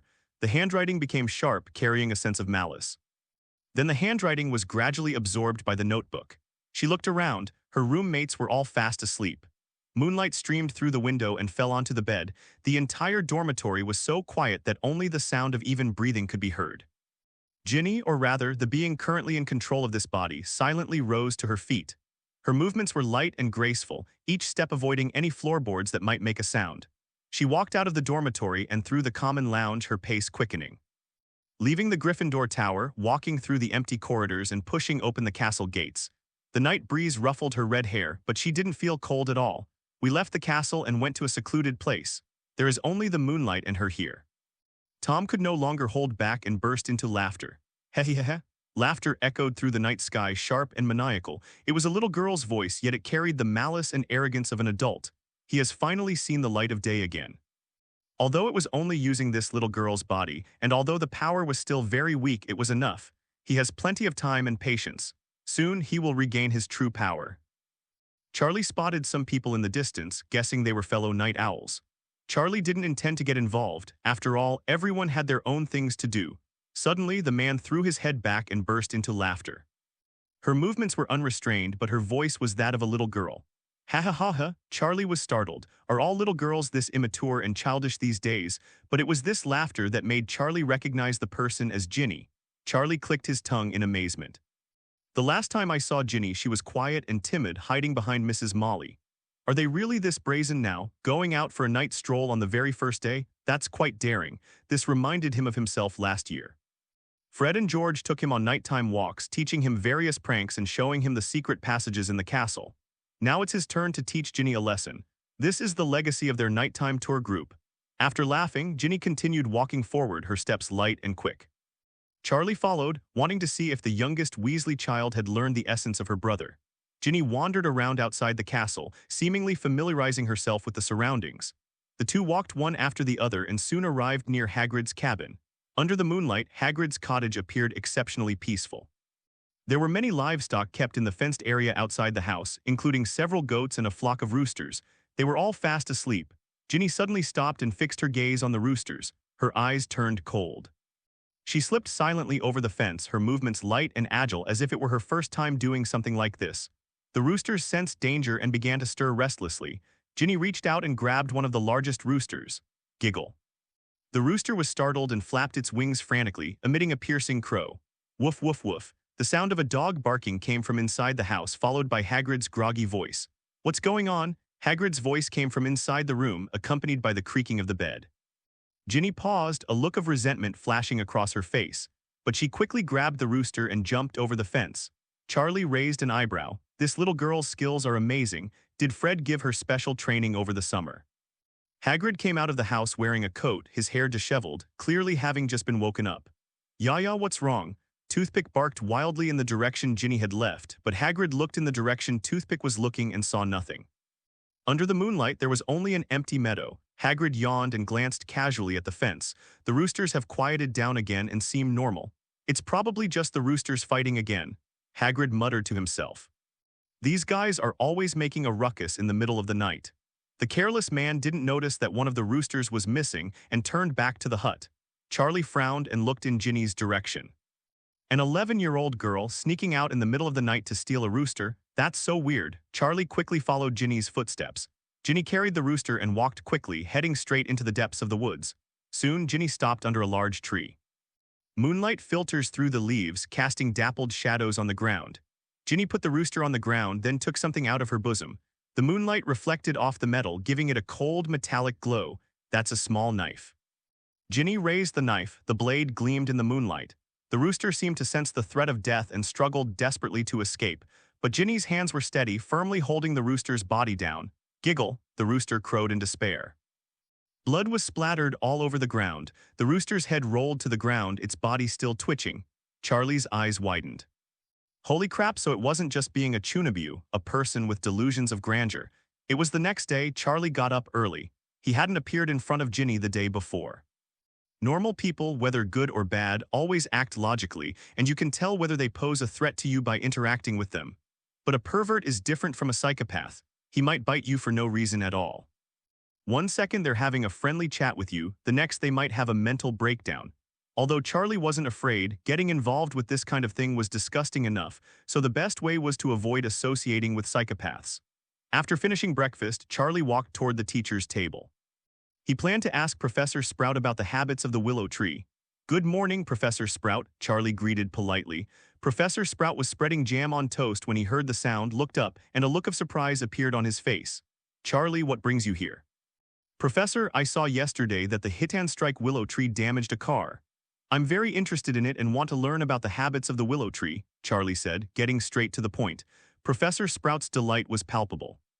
This was the first time Charlie had ever asked about herbalism. As the headmistress of Hufflepuff, she had a love-hate relationship with her gifted student, Charlie. "What I love is that Charlie is indeed smart, but what I hate is that the boy doesn't care much about herbalism." Professor Sprout excitedly put down the toast. "I'm going to treat that hit-and-run willow after I finish eating. Come with me." Just then Lockhart suddenly came over. "Oh, the whooping willow." Lockhart flashed his signature bright smile.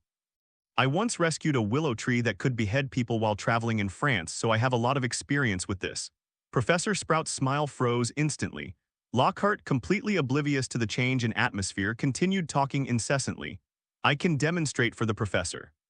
Of course, I'm not saying my herbalism skills surpass his. I've just encountered this situation during my travels." Professor Sprout's face turned very ugly. She gripped the knife tightly, her knuckles turning white. Charlie's lips twitched. This guy's emotional intelligence is practically non-existent. He tells a professor he has more experience. Does he think he's Chef Huang? The professors around him were all busy eating, and no one paid any attention to Lockhart. Professor Flitwick even rolled his eyes. Charlie felt embarrassed for him, but Lockhart seemed oblivious to the fact that others were unhappy with him and continued talking to other professors. "Professor Flitwick, what do you think of my suggestion?" Professor Flitwick didn't even look up. "I think you should focus on eating breakfast." Lockhart's smile was somewhat forced, but he still turned to Snape, unwilling to give up. "Severus, what do you think?" "Shut up," Snape said coldly. "Your nonsense is more boring than your book." Lockhart's face flushed instantly.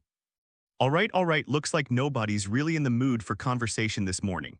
Just when the atmosphere was at its most awkward, the owls flew in. A large flock of owls flapped their wings and circled above the auditorium. The students stretched out their hands, waiting for their letters.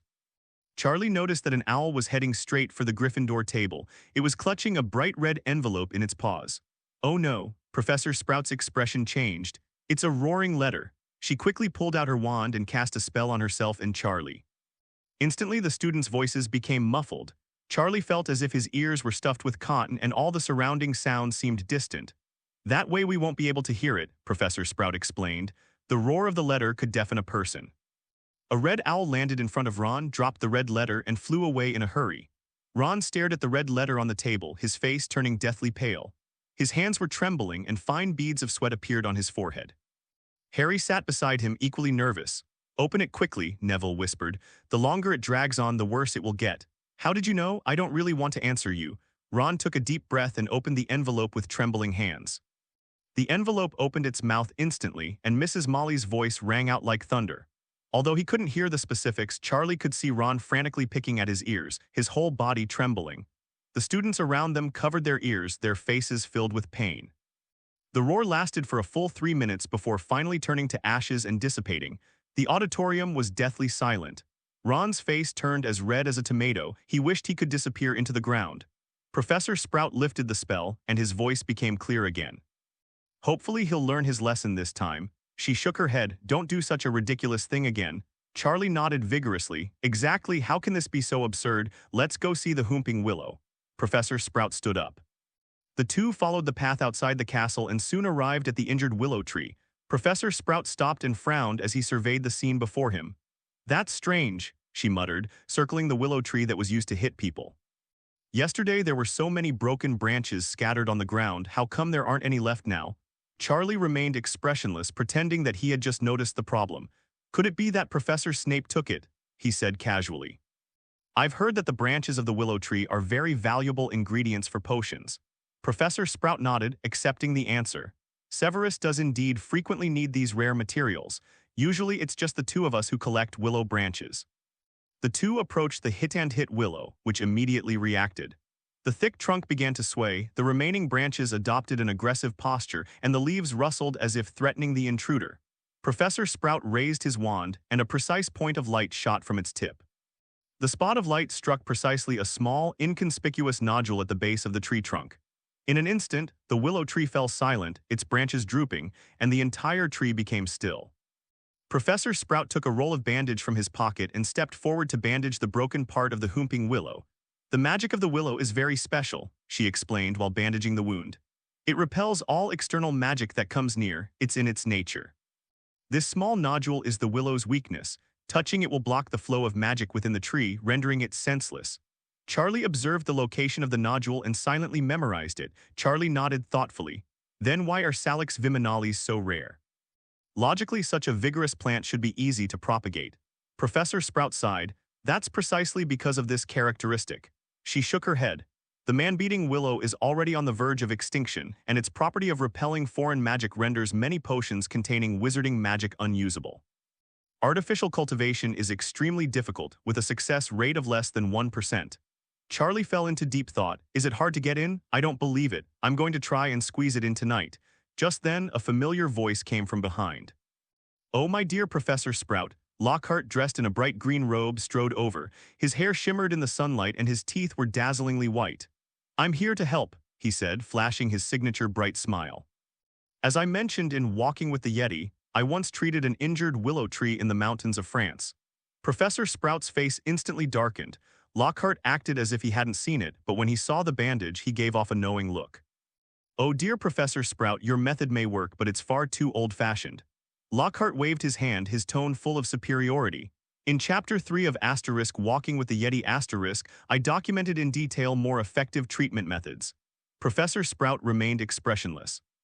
It seems Professor Lockhart is more knowledgeable than I am. I've never heard of any new treatment for the strike willow. No, of course you're more professional, Lockhart said, feigning modesty.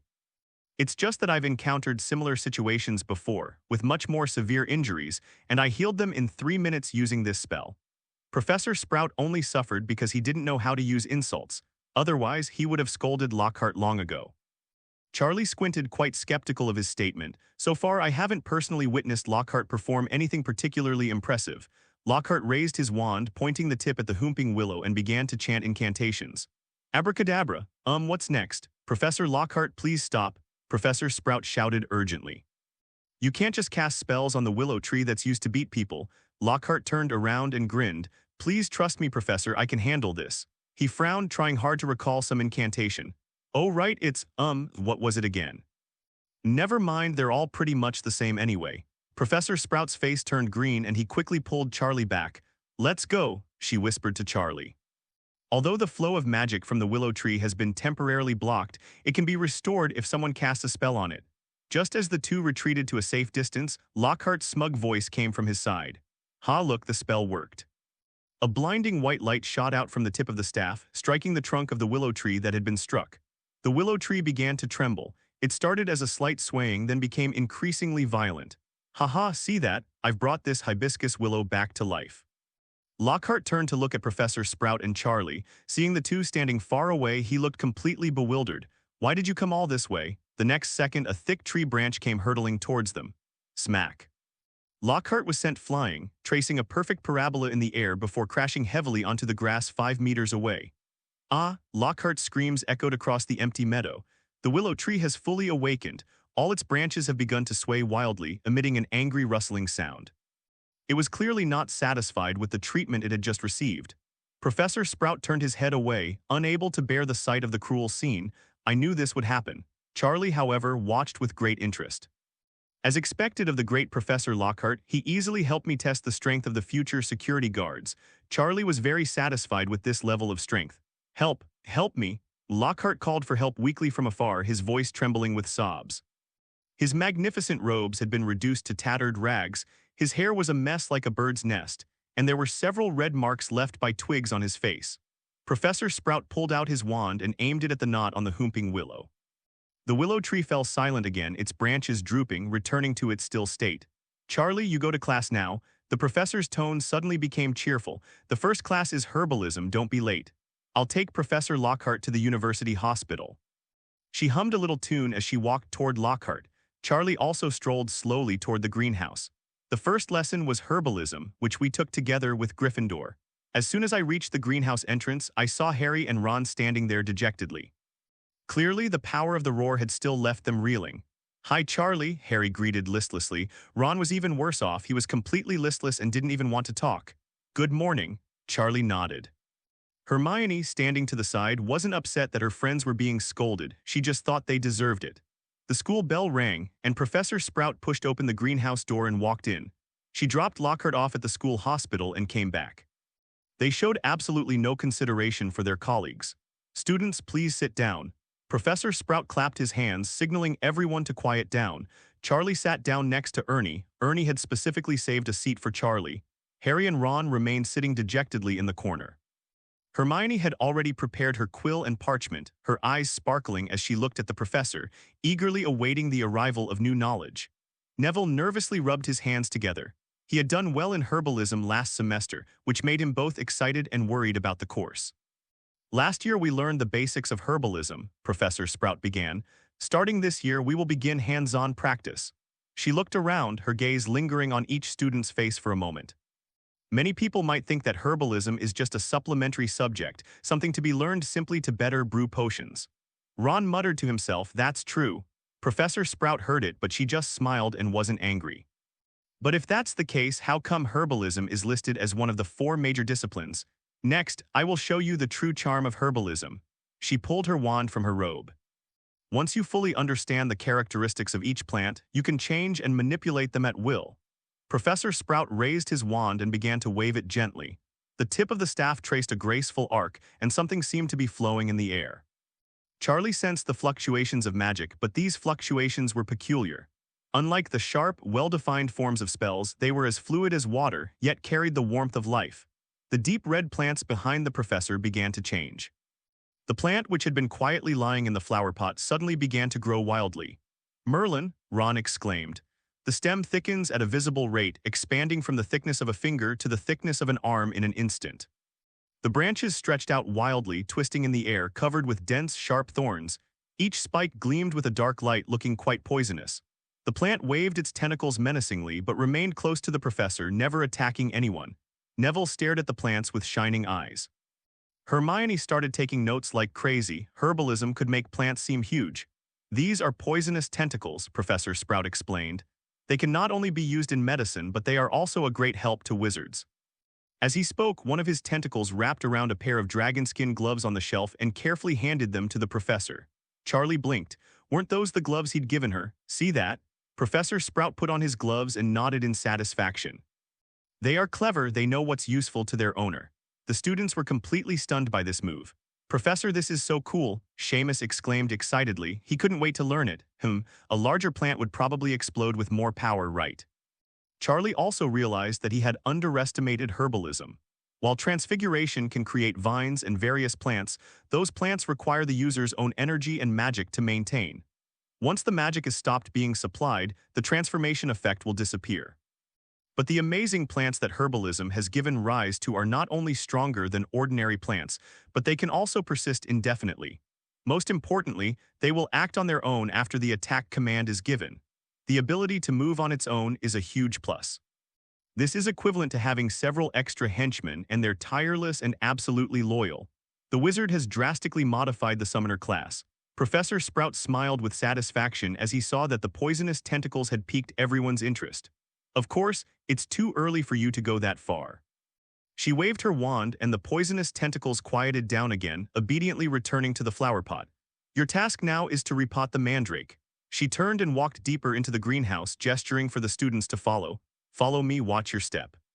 The group followed the professor to a round table on which were neatly arranged a circle of small flower pots, each containing a plant that was green with purple hues. This is mandrake. Professor Sprout clapped his hands, gesturing for everyone to form a circle. They are essential ingredients in most antidotes, but they are also very dangerous. Does anyone know why? Hermione's hand shot up so high she nearly knocked Harry's glasses off. Miss Granger. Because the cry of the mandrake can be deadly. Professor Sprout nodded in satisfaction. Excellent, 10 points for Gryffindor. Exactly, the cry of a mature mandrake can kill anyone who hears it. The professor took a bunch of pink earmuffs from the shelf. Therefore, we must take precautions. She gave each student a pair of earmuffs and wore a pair herself. Oh damn it, these earmuffs are pinching my ears so hard. Ron cried out in pain as he was born after putting on the earmuffs. Mr. Weasley, just bear with it. A tighter fit is better for soundproofing.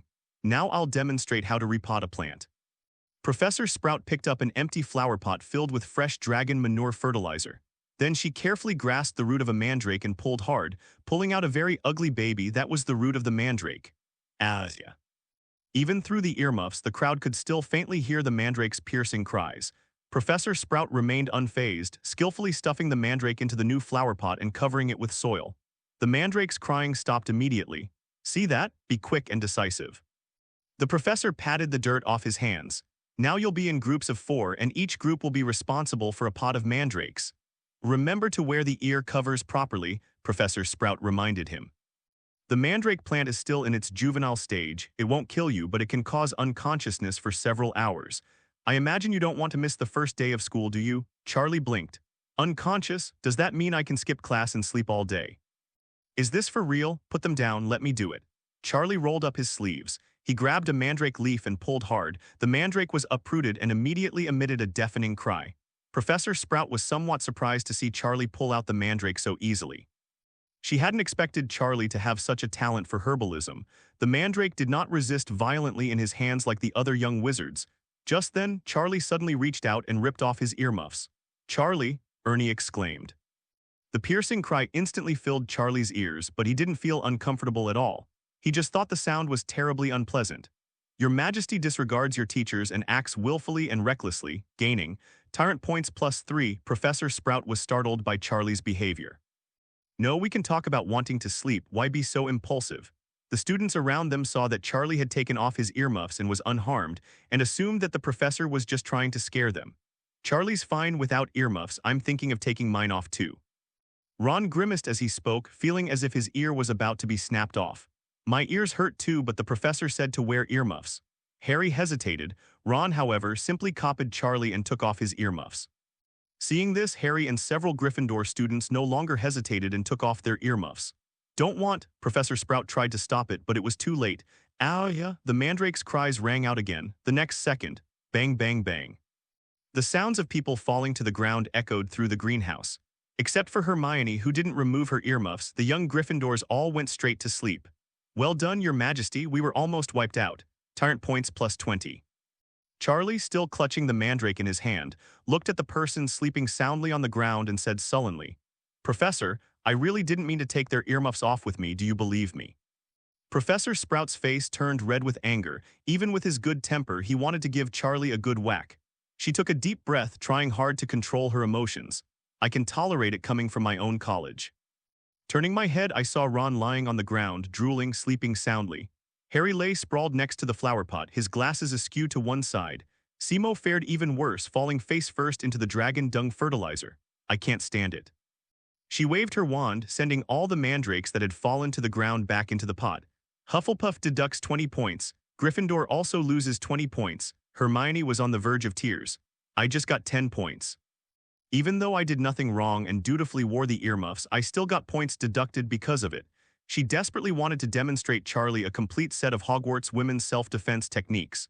Charlie was incredibly thick-skinned. Hermione's gaze couldn't penetrate him at all. Professor, I have a question. Speak, Professor Sprout replied impatiently. Why didn't I faint? Professor Sprout was furious, but he still answered seriously. The cries of mandrakes have limited effect on powerful wizards, especially since these are only young mandrakes. But she suddenly raised her voice. This is not a reason for you to disregard safety regulations. Okay. Charlie nodded repeatedly, looking very obedient. Professor Sprout looked at the students on the ground, his head throbbing with anguish. Charlie, go and take the unconscious student to the school clinic. She still needed to continue teaching the Badgers who weren't unconscious, and she didn't really want to see Charlie right now. Charlie shrugged. No problem, Professor. He couldn't be happier to not have to attend classes. Charlie waved his wand and cast a levitation spell. Ron, Harry, Seamus, and several other Gryffindor students floated up and lined up behind Charlie, arrived at the school hospital. Mrs. Pomfrey had Charlie put them on the bed. After examining her, Mrs. Pomfrey said, "It's nothing serious, I'll wake up after a few hours of sleep." Charlie was relieved after hearing this and left the school hospital. There was still some time before get out of class ended. Charlie now has two choices, go back to school or go wherever he wants. Hesitating for even a second would be a waste of this time of freedom. Charlie decisively chose option 2. Charlie decided to go back to his dorm first. Entering Hufflepuff's underground dormitory, Charlie skillfully crawled into the seamless stretching box, in a cave in a hilly area. Judai was stealthily approaching Norbert. While Norbert was sleeping, it stole 2 pieces of gold from the pile of gold that Norbert was lying under, then quickly stuffed it into his large stomach. Its eyes narrowed into 2 crescent moons, completely satisfied. When it looked up, Norbert opened its big eyes and looked at it with a mocking expression. Judai stood there stunned, then turned to run away, but his short legs couldn't outrun Norbert and Norbert grabbed him. It lifted its hind legs and swayed up and down for a while. All the reserves that Judai had painstakingly accumulated inside him were spilled out. Soon, seeing that he couldn't shake anything out, Norbert gently tossed Judai out of the cave. Judai landed with a thud at the cave entrance and launched into a tirade of curses at the cave. Chirp, chirp, chirp. The insults were incredibly vulgar. At this moment, Charlie entered the box, and Judai, as if he had found a powerful backer, went straight for Charlie. Norbert was listening smugly to Judai's rant when he suddenly stopped. So he peeked out of the cave, saw Charlie, and immediately ran over. Judai came up to Charlie and started chattering away. Before Charlie could even listen carefully, Norbert shoved him aside with his butt. Charlie was very satisfied to see the 2 beasts acting like family. Nobel, Judai, you 2 go play over there. Charlie pointed to the other end of the box. Norbert nodded humanely. Judai wanted to say something more, but Norbert covered his mouth and led him away. With the 2 beasts gone, Charlie found the huge pile of willow branches he'd picked up yesterday to beat people up. These branches vary in thickness, the thickest being as thick as an arm and the thinnest as thick as a thumb. Charlie picked a branch of medium thickness and found a suitable spot near the entrance of the box. This is it. He stuck the branch into the ground, then squatted down and placed his palm on the branch. Taking a deep breath, Charlie began to try to infuse magic into the branches. Magic flowed from his palm, slowly seeping into the veins of the branches. Surprisingly, the magic entered very smoothly without encountering any obstacles. Huh, Charlie blinked, somewhat puzzled. Willow tree was supposed to resist external magic, right? How did it get in so easily? Under the whole heaven, all land belongs to the king. On the shores of the earth, all people are subjects of the king. The willow tree that beats people naturally also submits to your majesty. The system's voice rang in my mind, its tone full of flattery. Charlie rolled his eyes. Speak like a human being, stop flattering me. Yes, your majesty's magic has been modified by the system to be the most balanced and harmonious magic in the world. This is the mark of an emperor. Even the willow tree that strikes back will not reject such magic. Charlie nodded. Even a tyrant is still a ruler. As he continued to infuse the magic, Charlie could sense the changes within the branches. The once withered branches began to come back to life, and the magical channels inside were reactivated. A few minutes later, tender green buds began to sprout from the tips of the branches. It's done. Charlie looked at the tiny sprout with excitement. Although it was only the size of a grain of rice, it was definitely alive. However, its growth rate is indeed slow, far from Professor Sprout's ability to grow into a thick vine in the blink of an eye. Charlie stroked his chin, analyzing the reasons. He guessed that the professor's magic frequently entered the poisoned tentacles, giving him a particularly clear understanding of their structure. Even those poisonous tentacles had long since taken the shape of the professor.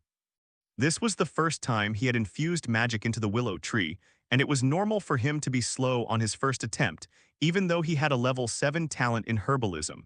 Having figured this out, Charlie was no longer in a hurry. There's plenty of time, we can take it slow. He picked up a second branch, placed it beside him, and continued to infuse it with magic. Time passed slowly, and Charlie was completely immersed in the joy of farming. Watching withered branches come back to life under my magical nourishment, the sense of accomplishment was overwhelming. She didn't even go to the auditorium for lunch. Instead, she had Billy bring her a sandwich. The sandwiches are quick to eat. You can finish them in a minute and then go back to farming. Charlie felt that the dormant farming genes within him were about to awaken. Norbert lay on the ground watching Charlie work, his dragon eyes filled with curiosity. Zhu Dai lay on Norbert's head. He had given up struggling. Occasionally scratching its dragon scales with its tiny claws, using Norbert as a mobile massage chair, was its final act of revenge. The man and the two beasts spent the entire noon like that. With afternoon classes approaching, Charlie looked at his work. A row of tender green shoots stood neatly arranged near the entrance of the box, brimming with life under the magical light. However, only half of the branches have been planted. There's still a huge pile waiting to be processed. Looks like I'll have to work overtime tonight, Charlie stretched. He stood up, dusted off his hands, and then turned to look at Norbert and Zhu Dai. Listen up, both of you, don't go near this area. Charlie pointed to the row of small buds. These little guys are still very fragile. If you trample them and damage them, I'll confiscate all the gold. Norbert nodded quickly, indicating that he understood. Zhu Dai remained motionless, which was hilarious. It was as if his gold had been confiscated. Charlie climbed out of the box and dusted himself off. The timing is perfect. It's time to go to my defense against the dark arts class. He straightened his robe and walked towards the classroom. Although Lockhart seems unreliable, it's not a bad thing for Charlie. Anyway, Charlie wouldn't pay attention in class, and the more unreliable he was, the easier it was for Charlie to slack off. The defense against the dark arts classroom was already quite full. This lesson was for Hufflepuff and Slytherin together. Charlie saw Lockhart sitting on the podium as soon as he entered the room. The guy was wrapped in bandages with his left arm in a sling, but he seemed to be in good spirits. The wizard's physical condition is indeed formidable. Despite being whipped so badly by the willow this morning, he can still attend classes normally. Lockhart saw Charlie enter and a hint of embarrassment flashed across his face. Charlie witnessed Lockhart's embarrassing moment that morning, and even Lockhart's thick skin couldn't quite hold back. Ahem. Lockhart cleared his throat, trying to strike an elegant pose. Charlie glanced around the classroom and sat down in the last row next to Ernie Justin. Charlie also led the two of them from the first row to the last row. At that moment, Malfoy suddenly stood up from Slytherin's side and strode over to Charlie. "Charlie, may I sit here?" Malfoy pointed to the empty seat next to Charlie, a fawning smile on his face. The girl who looked like a poodle was originally sitting next to Malfoy. She looked at Charlie with a blank expression and a hint of hostility. Charlie nodded and gestured for Malfoy to sit down beside him. Malfoy, having achieved his goal, sat upright next to Charlie. This puzzled Charlie. When did Malfoy become so serious? The way he's studying so intently is almost like he's been possessed by Hermione. Lockhart was covered in bandages, but he still maintained his signature smile. His once charming smile now looked somewhat comical, and with all those bandages, he looked exactly like a mummy. "Welcome to the defense against the dark arts class students," Lockhart began in his exaggerated tone. "I am your professor, Gilderoy Lockhart, a third-class member of the Order of Merlin, an honorary member of the Defense Against the Dark Arts, and a 5-time winner of the Most Charming Smile Award from Wizarding Weekly **. Of course, I don't often mention this since I don't drive away banshees with my smile." The students below the stage looked at each other in bewilderment. Charlie scoffed, "You practically have this award written all over your head. Of course, I assume you've all previewed my work." Lockhart surveyed the room with a smug look. A boat trip with vampires, a vacation with ghouls, a walk with a she-devil, and so on. Justin muttered to himself, "I haven't read a single one.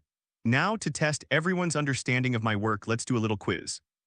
Lockhart instructed the students in the front row to distribute the exam papers to everyone. "Why doesn't he use magic?" Ernie asked, somewhat surprised. Wasn't this a trivial matter that the professor could easily handle with a wave of his hand? Charlie took the test paper, looked down at it, and was completely stunned. Question 1. What is Gilderoy Lockhart's favorite color? Question 2. What is Gilderoy Lockhart's birthday? Question 3. What did Gilderoy Lockhart consider his greatest achievement? Charlie blinked, then blinked again. What kind of crazy test is this? Is this defense against the dark arts class or a Lockhart fan meeting? If anyone can solve this problem, I'll eat the exam paper. Charlie was about to throw the test paper aside when he suddenly heard the rustling sound of writing next to him. Turning my head, I saw Draco writing furiously. Charlie was even more confused. When did you Malfoy become a Lockhart fan? That doesn't make sense. Whenever Harry makes a little bit of a splash, Draco catches the scent and comes running, unleashing a torrent of abuse on him. Lockhart is practically an authority when it comes to showing off, so how could Draco be a fan of his? Something's wrong, something's very wrong. In less than 10 minutes, Draco had answered all the questions. He noticed Charlie's surprised look, smiled sheepishly, and then secretly handed his test paper to Charlie. Is this for Charlie to copy? But he felt ashamed to even copy these questions. But then he saw the name Charlie White written at the top of the exam paper. It turns out that this exam paper was written by Draco for Charlie. That's fine now, it's already being fed to its mouth, isn't that ridiculous? Charlie handed his blank exam paper to Draco, who then continued writing furiously. Ernie and Justin were dumbfounded. Charlie, what's wrong with Draco? Ernie asked in a low voice. Didn't he and you two not get along before? Charlie frowned. What are you saying? What are you saying? Draco is my dearest friend, my brother. Justin rolled his eyes. You've got no shame. Are you going to copy it or not? Hee, thank you, Godfather. Half an hour later, Lockhart asked everyone to hand in their papers. Charlie handed in the test paper filled with answers. Then I returned to my seat and sat down. Draco, you're a Lockhart fan. Draco quickly shook his head. I'm not his fan. Her tone was full of disdain. What's so admirable about that flashy guy? Charlie raised an eyebrow. Then why did you know how to do those problems? Did you actually read his book? Draco leaned closer to Charlie and whispered. Lockhart handed out this test paper during class this morning, and the high-scoring students all received bonus points. The Slytherin upperclassmen have compiled all the answers. Let's come here to rack up points. As he spoke, Draco pulled a piece of paper from his pocket which was covered with answers. Charlie took the slip of paper and glanced at it. It contained the standard answers to all the questions. It just goes to show they're Slytherin, they'll do anything for points. However, this trick actually worked on Lockhart. Soon, Lockhart finished reading all the exam papers and a look of great surprise appeared on his face. Oh, this is fantastic, Lockhart exclaimed excitedly, waving the exam paper around. Almost everyone in Slytherin got a perfect score. Charlie, Ernie, Justin, and Hannah, you all get full marks too. You all know my secret is that I want to eradicate evil from the world and make my line of hair care products bestsellers. Lockhart announced triumphantly, Slytherin gets 50 points, Hufflepuff gets 30 points. All right, now that I have a good understanding of your level, it's time to begin the lesson. Lockhart collected the exam papers and laboriously dragged a large cage covered with a cloth out from under the podium. Lockhart looked at everyone with feigned mystery. Classmates, today I'm going to show you the most terrifying thing in the magical world. Charlie was highly skeptical of this claim. What kind of terrifying creature could be kept in such a small cage? At its size, Norbert could only be flown like a kite. Ready. Lockhart grasped the corner of the veil. I'm going to lift it. He abruptly ripped off the cover. Ta-da, Cornish elves. The cage contained a group of tiny blue sprites, about 20 in total, each only the size of a palm. They have pointed ears and wings and they are chirping in their cage. Malfoy let out a sneer. That's it. The other Slytherin students joined in the laughter. This thing really isn't exactly a terrifying creature. Lockhart shook his head, somewhat annoyed. It seems everyone is quite confident in dealing with them. All right, let's begin our practical exercise. As he spoke, he opened the cage. The little elves instantly flew out and darted around the classroom. They let out piercing screams and began to wreak havoc. Some grabbed ink bottles and splashed them into the air, the black ink falling like raindrops. Some were tearing apart students' quills and parchment, sending fragments flying everywhere. Some even charged directly at the students, their little mouths agape as if they wanted to bite them. Get out of the way, they're going to bite me. The students scattered in panic and the classroom descended into chaos.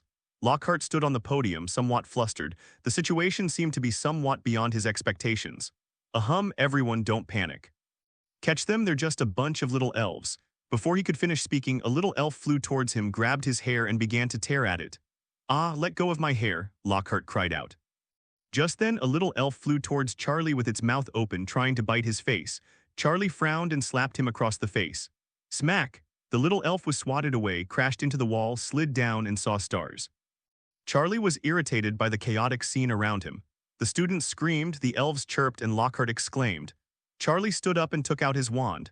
He didn't intend to aim at each elf one by one, that would be too much trouble. Charlie raised his wand and waved it gently. The wand traced complex trajectories in the air, its tip gleaming with a red light. The thug is down. As the incantation was uttered, countless red dots of light spread indiscriminately outwards from Charlie as the center. Countless red lights burst forth like fireworks, illuminating the entire classroom. Charlie's face was illuminated by the red light, his eyes hidden in the shadows of his hair, giving him an imposing, regal air. Charlie reduced the power of each spell but greatly increased their number. This is very effective against sprites. The little sprites flying in the sky were all hit and fell to the ground one after another. Bang, bang, bang. A series of thuds echoed as more than 20 sprites were wiped out. The students escaped unharmed because they hid under their desks. Only a few unlucky souls peeked out to watch the commotion, were hit by stray bullets and fell to the ground as well. Lockhart, standing on the podium, became the most conspicuous target. A dense barrage of curses struck his face, his eyes rolled back, and he collapsed straight down. Bang! The classroom fell silent instantly. Charlie waved his wand and sent all the unconscious elves into their cages. Then he cast a counter-curse on the person who had been affected. Recover quickly. Several flashes of white light appeared, and the students and Lockhart, who had been lying on the ground, woke up. Lockhart groggily sat up, and seeing that the classroom had returned to calm, he quickly tried to appear composed. Very good. He tidied his messy hair. I was just about to make my move. As you all know, I'm quite adept at dealing with these dark creatures. But Charlie used his spell very cleverly. He forced a smile. Hufflepuff plus 20 points. The Hufflepuff students erupted in enthusiastic cheers. Charlie's curse is different from mine. By Merlin, I shall call him our second-year goat. Lockhart is so weak he can't even handle a bunch of little elves. Clearly, anyone with eyes wouldn't believe Lockhart's story. The Badger Cubs excitedly discussed the exciting scene they had just witnessed. Charlie made them proud. The farce ended, and it was time for Get Out of Class to end. Charlie plans to return to the seamless expansion box and continue his farming business. Half of those willow saplings that were meant to hit people haven't been planted yet. Lockhart, however, began preparing for the next lesson. Although Hogwarts students have a relaxed course schedule, the teachers are really busy. After all, a teacher has to teach 7 grades, working from morning till night. Lockhart looked at the unconscious elf in the cage and fell into deep thought. Since students can handle Pokémon, it's perfectly fine to release them in class. Furthermore, the next class is a Gryffindor and Ravenclaw second-year class. Gryffindor has Harry, their savior. If Charlie can solve it, then Harry should be able to too, right? Should we add more to the sprite? Charlie knew nothing of these things, he was only focused on farming.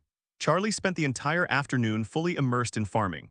Magic flowed continuously from his palms, nourishing each seedling. Under his careful care, those branches sprouted tender buds the size of grains of rice.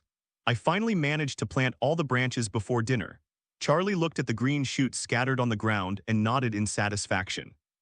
All you need to do is continue to infuse magic power, and you'll get a whole forest of man-hitting willows. Moreover, after being infused with Charlie's magic, the magic within these whomping willows is of the same origin as Charlie's, and they will absolutely not attack Charlie. Charlie took the trunk out and went to the auditorium. Charlie had been busy all day and hadn't eaten anything. He was starving. He immediately switched to eat rice mode: roast beef, mashed potatoes, pumpkin juice, honey cake. Charlie devoured the food in front of him in a flash. Just then Harry, Ron, and Hermione walked towards them. "Good evening, Charlie." Charlie looked up and burst out laughing at the three of them. "Did Lou Williams suck your mouths?" Ron and Harry looked extremely forlorn. His school uniform was tattered, his hair was a mess like a bird's nest, and there was some unknown substance stuck to it. Ron still had a tooth mark on his nose. Only Hermione looked all right.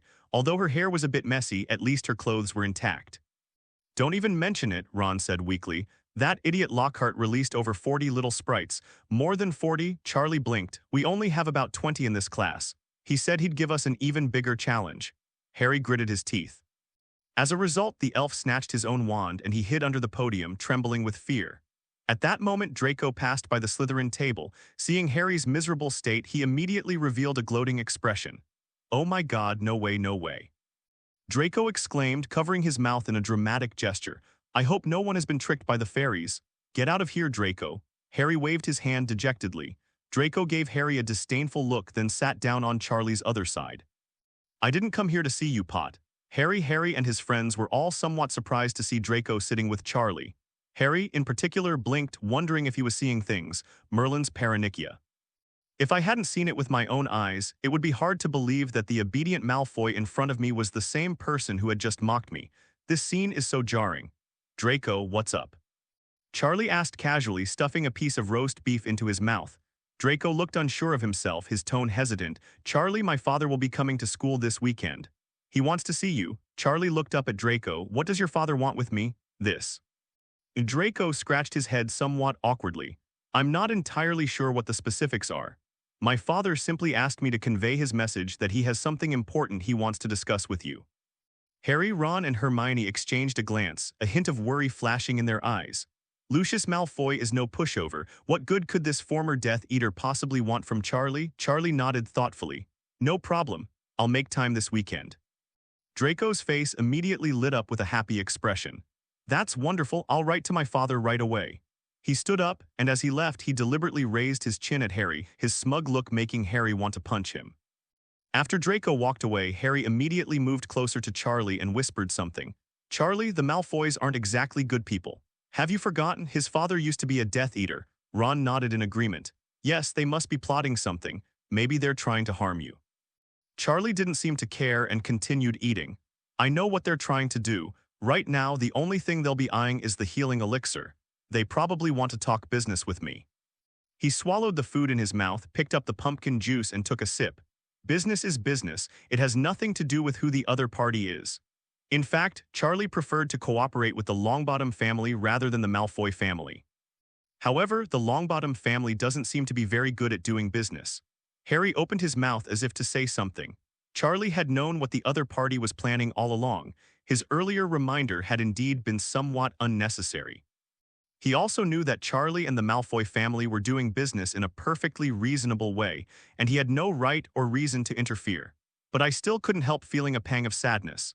He wasn't the only one who felt this way. Harry and Ron had no appetite for dinner all night.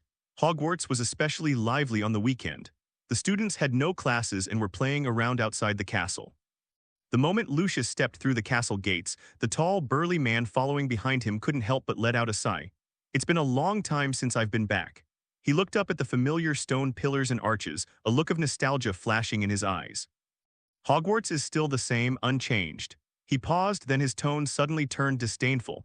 It's a pity the current headmaster is that old fellow Dumbledore, and there are so many damn mudbloods in the school. Lucius's brows furrowed instantly. He turned around abruptly and warned in a low voice.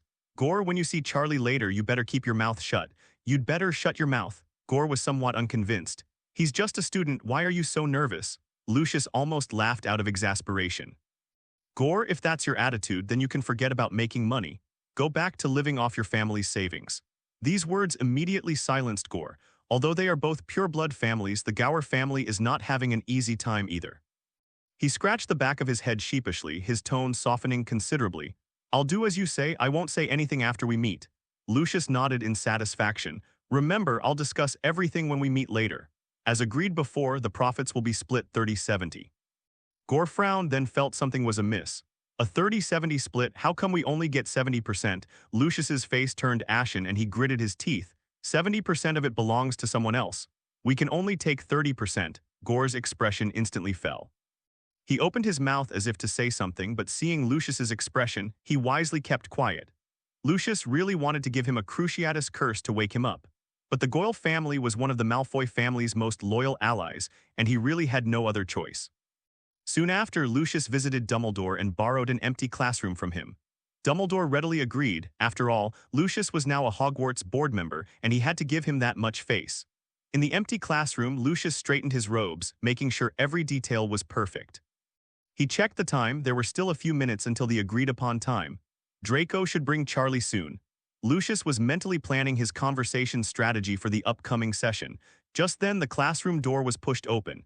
Draco walked in first, followed by Charlie. Charlie scanned the classroom as soon as he entered, his gaze finally settling on Lucius. Mr. Malfoy, Charlie nodded politely. Lucius stood up, a standard aristocratic smile on his face. Charlie, it's a pleasure to meet you. Please sit down. Lucius gestured for Charlie to sit down. Charlie didn't stand on ceremony, sat down in the chair and got straight to the point. What brings you here, Mr. Malfoy? Gore frowned. Why is this kid so direct? He has absolutely no manners. Doesn't he even know how to exchange pleasantries? Lucius was also taken aback, not expecting Charlie to be so direct. However, he quickly recovered, thinking that perhaps all potions masters had this kind of personality. All right, since you're being so direct, I won't beat around the bush either. Lucius cleared his throat. I've come to discuss a business deal with you. Charlie raised an eyebrow, signaling him to continue. I hope the Malfoy family can become your agent. Lucius's tone became more formal. We're willing to help you sell the potions you concoct and we'll split the profits 30-70. 70% is yours, 30% is ours. He didn't use any negotiation tactics with Charlie. Instead, he directly expressed his sincerity, because he was very optimistic about Charlie's future. After listening, Charlie did not answer immediately but looked at Lucius thoughtfully. Healing potions are indeed extremely difficult to concoct. Apart from Charlie, only a handful of potions masters in the entire magical world have been able to successfully make them. Lucius sought to collaborate with Charlie for two reasons. Firstly, because Charlie, as the developer, produced the most effective healing potion. Secondly, Charlie's talent is truly astonishing. At only 12 years old, he was able to concoct potions of this caliber. Who knows what new potions will be developed in the future? If they can establish a long-term partnership with Charlie, they will be able to get their hands on these precious potions firsthand. This is the real reason why they are willing to give up 70% of the profits. Charlie was silent for a few seconds, then slowly said, I want 80%. However, I can also give you the newly concocted potions to sell in the future. Upon hearing this, Gore immediately became restless. 80%? Wouldn't that make them beggars on their knees? With a whoosh, Gore stood up from his chair, about to speak. But when he looked up, he saw Lucius's cold eyes staring intently at him. The warning in his eyes was so obvious that Gore wisely shut his mouth. Lucius's face was grim and his tone was clearly displeased. Gore, why are you standing up? Gore scratched the back of his head awkwardly. I need to use the restroom. Then why don't you get lost? Gore slunk away from the classroom. After Gao left, the classroom fell silent. Lucius fell into deep thought. Trading a 10% profit for an exclusive sales slot with a potion master seems like a worthwhile deal. Moreover, Charlie is the youngest potions master in the wizarding world. From a marketing perspective, this alone is enough to attract attention.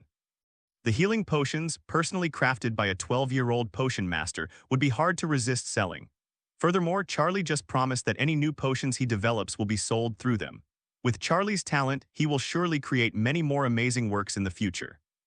If we don't seize this opportunity now, once Charlie has truly matured, we might not even be qualified to discuss cooperation anymore. With that thought in mind, Lucius nodded. Deal. However, I have one condition, Lucius added. What are the conditions? Charlie asked. I hope to sign a formal contract to secure our partnership, Lucius said. In addition, I expect you to provide at least 100 bottles of healing elixir each month. After thinking about it, Charlie realized that 100 bottles of healing potion wouldn't be a difficult task for him. Sure, but I have a condition, Charlie said. You say. I will provide you with potions every month, but you don't need to worry about when or how I brew them. Charlie's tone turned serious. He didn't want anyone to force him to concoct medicine, taking up too much of his time. Lucius nodded quickly. Of course, that's the right thing to do. The two quickly finalized the details of the collaboration. Lucius pulled out a pre-prepared contract from his pocket, magically modified a few clauses, and then handed it to Charlie. Charlie carefully reviewed the contract, and after confirming there were no hidden traps, he signed his name on it. Lucius also signed the contract, and then used magic to make a copy for Charlie. It's a pleasure doing business with you. Lucius extended his hand. It's a pleasure working with you. If the deal settled, Charlie intended to return to the lounge, but Draco eagerly tugged at his sleeve, his eyes gleaming with excitement. Charlie, don't go yet. Draco's voice was excited, like a child eager to show off a new toy. I have a big treasure to show you. Charlie raised an eyebrow. What is it? You'll find out when you come with me. Draco mysteriously led Charlie to another empty classroom, pushed open the door. 7 brand new brooms were neatly arranged in the classroom, each one gleaming with oil. The streamlined design, exquisite hand-carved details, and signature gold accents. The latest Nimbus 2001, Draco opened his arms wide, his voice filled with pride. She was just born last month. Charlie approached and examined the brooms more closely. It's definitely a good product, at least its appearance is much better than the Sweeper series provided by the school. Just by looking at it, you can feel how fast it flies. Where did you get so many brooms? Charlie asked. Draco puffed out his chest triumphantly. My father sponsored it. I am now the new seeker for the Slytherin Quidditch team. Charlie gave him a strange look. You use connections, huh? Draco's face flushed red instantly. What do you mean by backdoor? He exclaimed, waving his hands excitedly. Can funding be obtained through back channels? Harry only got there because of the Nimbus 2000. Next came words like funding and fairness, which I couldn't understand. The classroom was filled with a cheerful atmosphere. Charlie ignored Draco. He stared at the brooms, lost in thought. He also watched his own college's games last semester. Cedric is a very strong seeker and the other players are also good, but the broom was terrible. Hufflepuff uses old-fashioned items provided by the school, some of which are even models from over a decade ago. It has a slow flight speed, poor maneuverability, and is prone to malfunctions at crucial moments. Watching football last semester was like watching the Huxia national football team in my past life. I was furious at their lack of competitiveness. Soon, Lucius delivered a large quantity of potion ingredients. Charlie moved all the materials into the seamless stretching box and began a new round of potion making. Brewing healing potions is a skilled task, but it's something Charlie is already very familiar with. He simultaneously manipulated more than a dozen crucibles, magic flowing from the tip of his staff, precisely controlling the timing of adding each ingredient. The heat, the temperature, the number of stirs, every detail must be perfect. In half a day, Charlie had cooked all the ingredients. All that's left is to wait a month and the potion will be ready. Saturday has arrived. Students in Year 3 and above can apply to go to Hogsmeade on weekends, which is the largest wizarding village in Britain. Charlie had nothing to do on the weekend and wanted to go check it out. Logically speaking, Charlie shouldn't go now, but Charlie usually doesn't play by the rules. He went directly to the twins. Given their familiarity with the castle, they would surely know where the secret passage led out. Fred and George were just coming out of the Gryffindor common room. They were heading to the courtyard to meet up before heading to Hogsmeade. They hadn't spent the gallon they got from Charlie at the end of last semester, so they were going to the condiment joke shop to see what new prank props were available. Seeing Charlie approach, the two exchanged a glance. Good morning, Charlie. Good morning, I'm here to see you. It would be my pleasure to serve our king. Fred mischievously bowed to Charlie. Do you guys have any way to sneak out of school? Charlie asked bluntly. Want to go to Hogsmeade? George raised an eyebrow. Right. The twins looked at each other again, then simultaneously gave each other mysterious smiles. Come with us. They led Charlie to a corner and Fred pulled a seemingly ordinary piece of parchment from his pocket. That's our secret, George said smugly. Come on, show me. Charlie raised an eyebrow. Fred unfolded the parchment, then took out his wand and tapped it lightly. I solemnly declare that I will not do good deeds. Read it aloud, George urged. Charlie did as he was told. I solemnly declare that I will not do anything good. The parchment changed instantly. Ink emerges from the paper, quickly sketching and drawing, forming complex lines and patterns. Large green text appeared at the top, moon-shaped face, insect tail, large feet and pointed fork. Gentleman dedicated to assisting those who create magical pranks, introduced with great fanfare, Marauder's Map. A few seconds later, a detailed map appeared in front of Charlie. This map shows all the information about Hogwarts Castle. Every room, every corridor, and every secret passage is clearly marked. Even more amazing is that there are countless small dots moving on the map, each labeled with a name. Charlie could see Professor McGonagall in her office, presumably grading assignments. Snape is in the cellar, probably brewing a potion, and then there was the time he spent with Fred George. This is the Marauder's Map, Fred explained. That's how we managed to sneak out of school at night without getting caught, George added. Charlie studied the map carefully and found that it did indeed mark several secret passages leading to Hogsmeade. Now I'm passing it on to you. Fred solemnly handed the map to Charlie. We've memorized all the secret passages, but remember to say prank over when you're done, and the map will turn back into regular parchment. Charlie took the map, feeling a little touched. This thing is absolutely priceless to the twins, and they're actually willing to give it to them. Thanks, don't mention it, we're friends. George patted Charlie on the shoulder. The twins followed the main group to Hogsmeade. After they had gone some distance, Charlie took out the Marauder's Map and studied it carefully.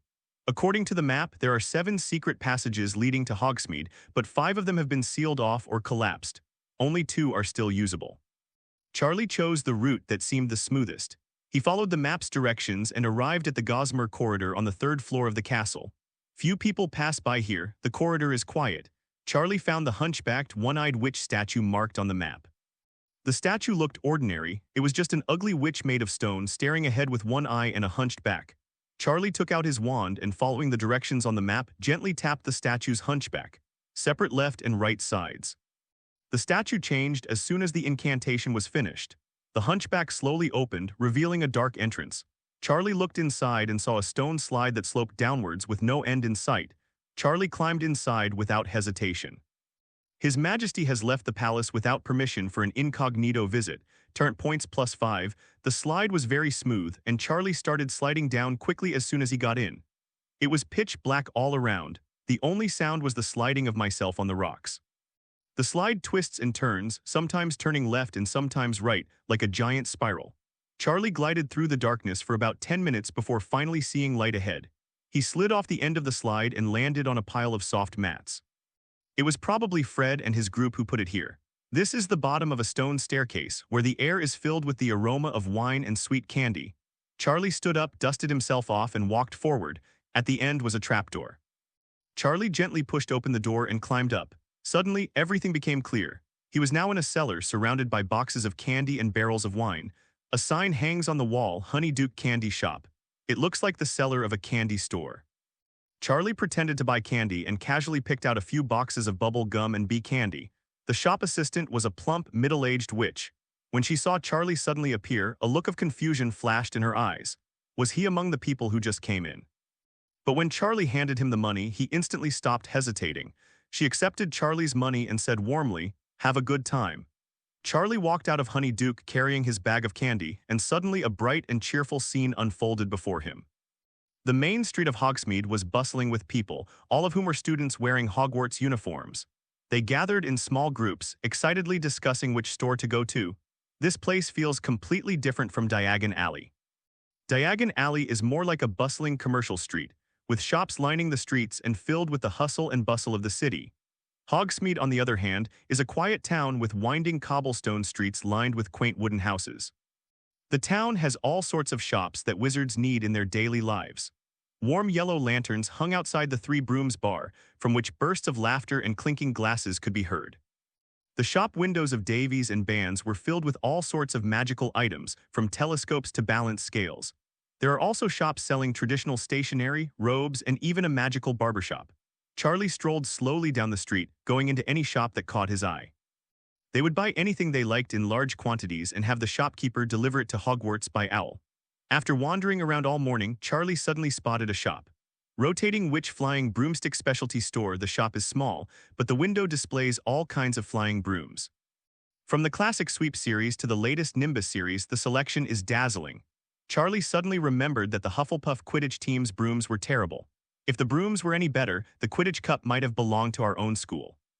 So that watching football matches won't leave me feeling as helpless as watching the Huxia national football team. Charlie decided to become the top player on the college team.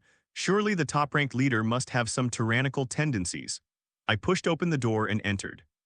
The shop owner was a tall, thin, middle-aged male wizard who wore thick glasses. He was wiping a gleaming silver broom when he heard the doorbell and looked up. The shopkeeper's eyes lit up instantly when he saw that Charlie's wizard robes were well-tailored and made of high-quality fabric. This is a wealthy customer. He quickly put down the broom and greeted them warmly. "Welcome to the Spinning Witch," the owner said, rubbing his hands together. "Sir, are you looking to choose a broom for yourself? We have the most complete range of broom models here, from the entry-level sweeping number 5 to the professional-grade spinning series. We have it all." Charlie looked around the store and got straight to the point. "Do you have the Nimbus 2001? Yes, yes, yes, of course." He rubbed his hands together excitedly. The Nimbus 2001 is the latest model that just came out this year. I've had it in stock at the store, but no one has bought it yet. You have excellent taste. This is the top-of-the-line flying broomstick on the market right now. Charlie nodded. "I want 7. 7? The boss asked in surprise. A hint of doubt flashed in his eyes. Even the wealthiest pureblood family wouldn't let a child buy such an expensive item on their own. Was he being played? Are you sure it's 7? "I'm sure," Charlie said calmly. Although the boss was still smiling warmly, his eyes had already calmed down. "It's not that I don't trust you, but 7 Nimbus 2001s are no small number. This gallon." Charlie pulled out a large piece of gold and threw it to the boss. "This is the deposit. Your Majesty's extravagance is excessive. Tyrant Points +10. The shopkeeper took the gold, glanced at it, and instantly blushed with excitement. "Oh dear, what are you doing? How could I not trust you? What I mean is that 7 broomsticks are too many galleons. You certainly didn't bring them with you. I can go with you to Gringotts to get the money. Look at the mess this has made. I'm not saying anything more. I'll get you the goods." He hurried toward the warehouse behind the shop, his steps as light as a young man's. Charlie watched his retreating figure speechlessly. He truly was a seasoned businessman. Suddenly, a question arose in his mind. Why do most wizards ride brooms? Couldn't it be something else? Soon, the boss returned carrying a large pile of beautifully packaged boxes. 7 Light Wheels 2001, I'll give you a 10% discount. He carefully placed the box on the counter, afraid of bumping or knocking it over. Charlie seized the opportunity to ask the question that had been bothering him. Boss, I'm curious, why do wizards fly using brooms? Can't we use something else? Oh, you're asking about that? He adjusted his glasses. There's a historical anecdote behind this. The flying broomstick was invented by a great witch in the Middle Ages. The boss's tone became serious, clearly indicating he was well-versed in this period of history. This was during the height of the witch hunts. Witches suffered brutal persecution and had to hide their identities to survive. Most witches of that era disguised themselves as ordinary housewives, and housewives often carried a broom while cleaning. This clever witch transformed ordinary brooms into flying brooms, allowing them to escape easily at any time without arousing suspicion from muggles. As the boss finished speaking, a glint of admiration flashed in his eyes. Later, to commemorate this great witch, the flying device has remained in the shape of a broom. This has become a tradition in the European magical community. Charlie suddenly realized that there was such a historical background. However, a new idea popped into his mind. Can we customize other shapes? Charlie asked. The boss was taken aback. Such a request was indeed rare. He scratched his head. Theoretically, it's possible, but what? The cost will be very high, the boss said with some difficulty. Custom designs require redesigning the flight runes and adjusting the balance system, making the process much more complex. Furthermore, because it deviates from traditional design, achieving the same level of stability will be more difficult. He glanced at Charlie furtively. Charlie then took out another piece of gold from his pocket and gently placed it on the counter. The glittering gold shone brightly under the lights. Is that enough? Charlie asked calmly. His Majesty spends money like water, squandering fortunes. Tyrant Points plus 10. The boss's eyes nearly popped out. Enough, enough, the boss nodded frantically. That's more than enough. His voice trembled with excitement. What shape would you like to customize? A magic carpet or something else? Charlie gestured for the boss to lean closer. I want it like this. The boss suddenly realized. I understand. Charlie left his name as the recipient. Pack these 7 brooms up and send them to Hogwarts. He wasn't worried that the boss would break his promise. Having run a shop in Hogsmeade for so long, no normal person would ruin their reputation for a single sale. Of course, if he really isn't quite normal, then Charlie will help him become normal again. It was already dark when Charlie returned to the castle from Hogsmeade. He bought Ernie a lot of gifts. As a reward for his trusted little brother who was also his homework helper crossed out. But then I thought, Hermione is doing her own homework too, so I can't be biased towards her. Since Hermione has already been chosen, then Harry, Ron, Malfoy, Jenny, the twins, and Justin should also share in the good fortune. Charlie gave Ernie a set of high-end magical stationery, a quill, an inkwell, and parchment, all from the best brands. He was so engrossed in his homework that he couldn't stop. I gave Jenny a beautiful necklace with a sparkling gemstone set in it. Jenny excitedly rushed towards Charlie, wanting to kiss him. Charlie reacted quickly, reaching out to cover her face. That cunning woman, she actually tried to take advantage of me. During the dinner, Charlie took out gifts for the other colleges. He bought Hermione a collector's edition of the Universal Spellbook. After Hermione received it, she excitedly grabbed Charlie's sleeve and shook it wildly. The twins' gift contained some rare prank props and materials. Ron's set was a chess set, and the pieces were all exquisitely crafted. Draco's was a fine cufflink, engraved with the Malfoy family crest. Draco took the cufflinks and happily put them on. He wasn't interested in the value of the cufflinks themselves, but rather in the fact that Charlie was willing to prepare a gift for him and one that was very suitable for him. Thank you, Charlie, I really like it. After thanking him, Draco gave Harry a defiant look. Harry squinted, wishing he could punch Draco. Charlie then gave Harry his gift, a complete set of Quidditch gear. Harry excitedly accepted the gift, then taunted Draco in return. Their eyes met in midair, almost sparking. Early the next morning. During breakfast time in the auditorium, students and professors ate their meals at their respective seats. Suddenly, a large flock of owls flew in from the ceiling. This is common at Hogwarts. Owls frequently deliver mail and packages, but today is different. 7 exceptionally large owls stood out, their talons gripping long bundles as they flew straight toward Charlie. All eyes in the auditorium were drawn to it. What's that? Some students whispered among themselves. The package is so long. It looks very heavy. 7 owls landed in front of Charlie and carefully placed the package on the table. Charlie took out some owl treats and fed them, then started unpacking the package. The first layer is thick, shockproof packaging. The second layer is a beautiful silk wrapping cloth. The entire auditorium fell silent as Charlie tore open the last layer of packaging. 7 brand new Nimbus 2001 brooms appeared before the crowd. The streamlined design, exquisite hand-carved details, and signature gold accents. Each one was glossy and shiny, gleaming in the light. "Merlin's beard," a student exclaimed. "That's a Nimbus 2001. The latest model. My God, Charlie bought 7 at once." The entire auditorium erupted in cheers. The Nimbus 2001 is the latest model broom released this year, and its price is outrageously expensive.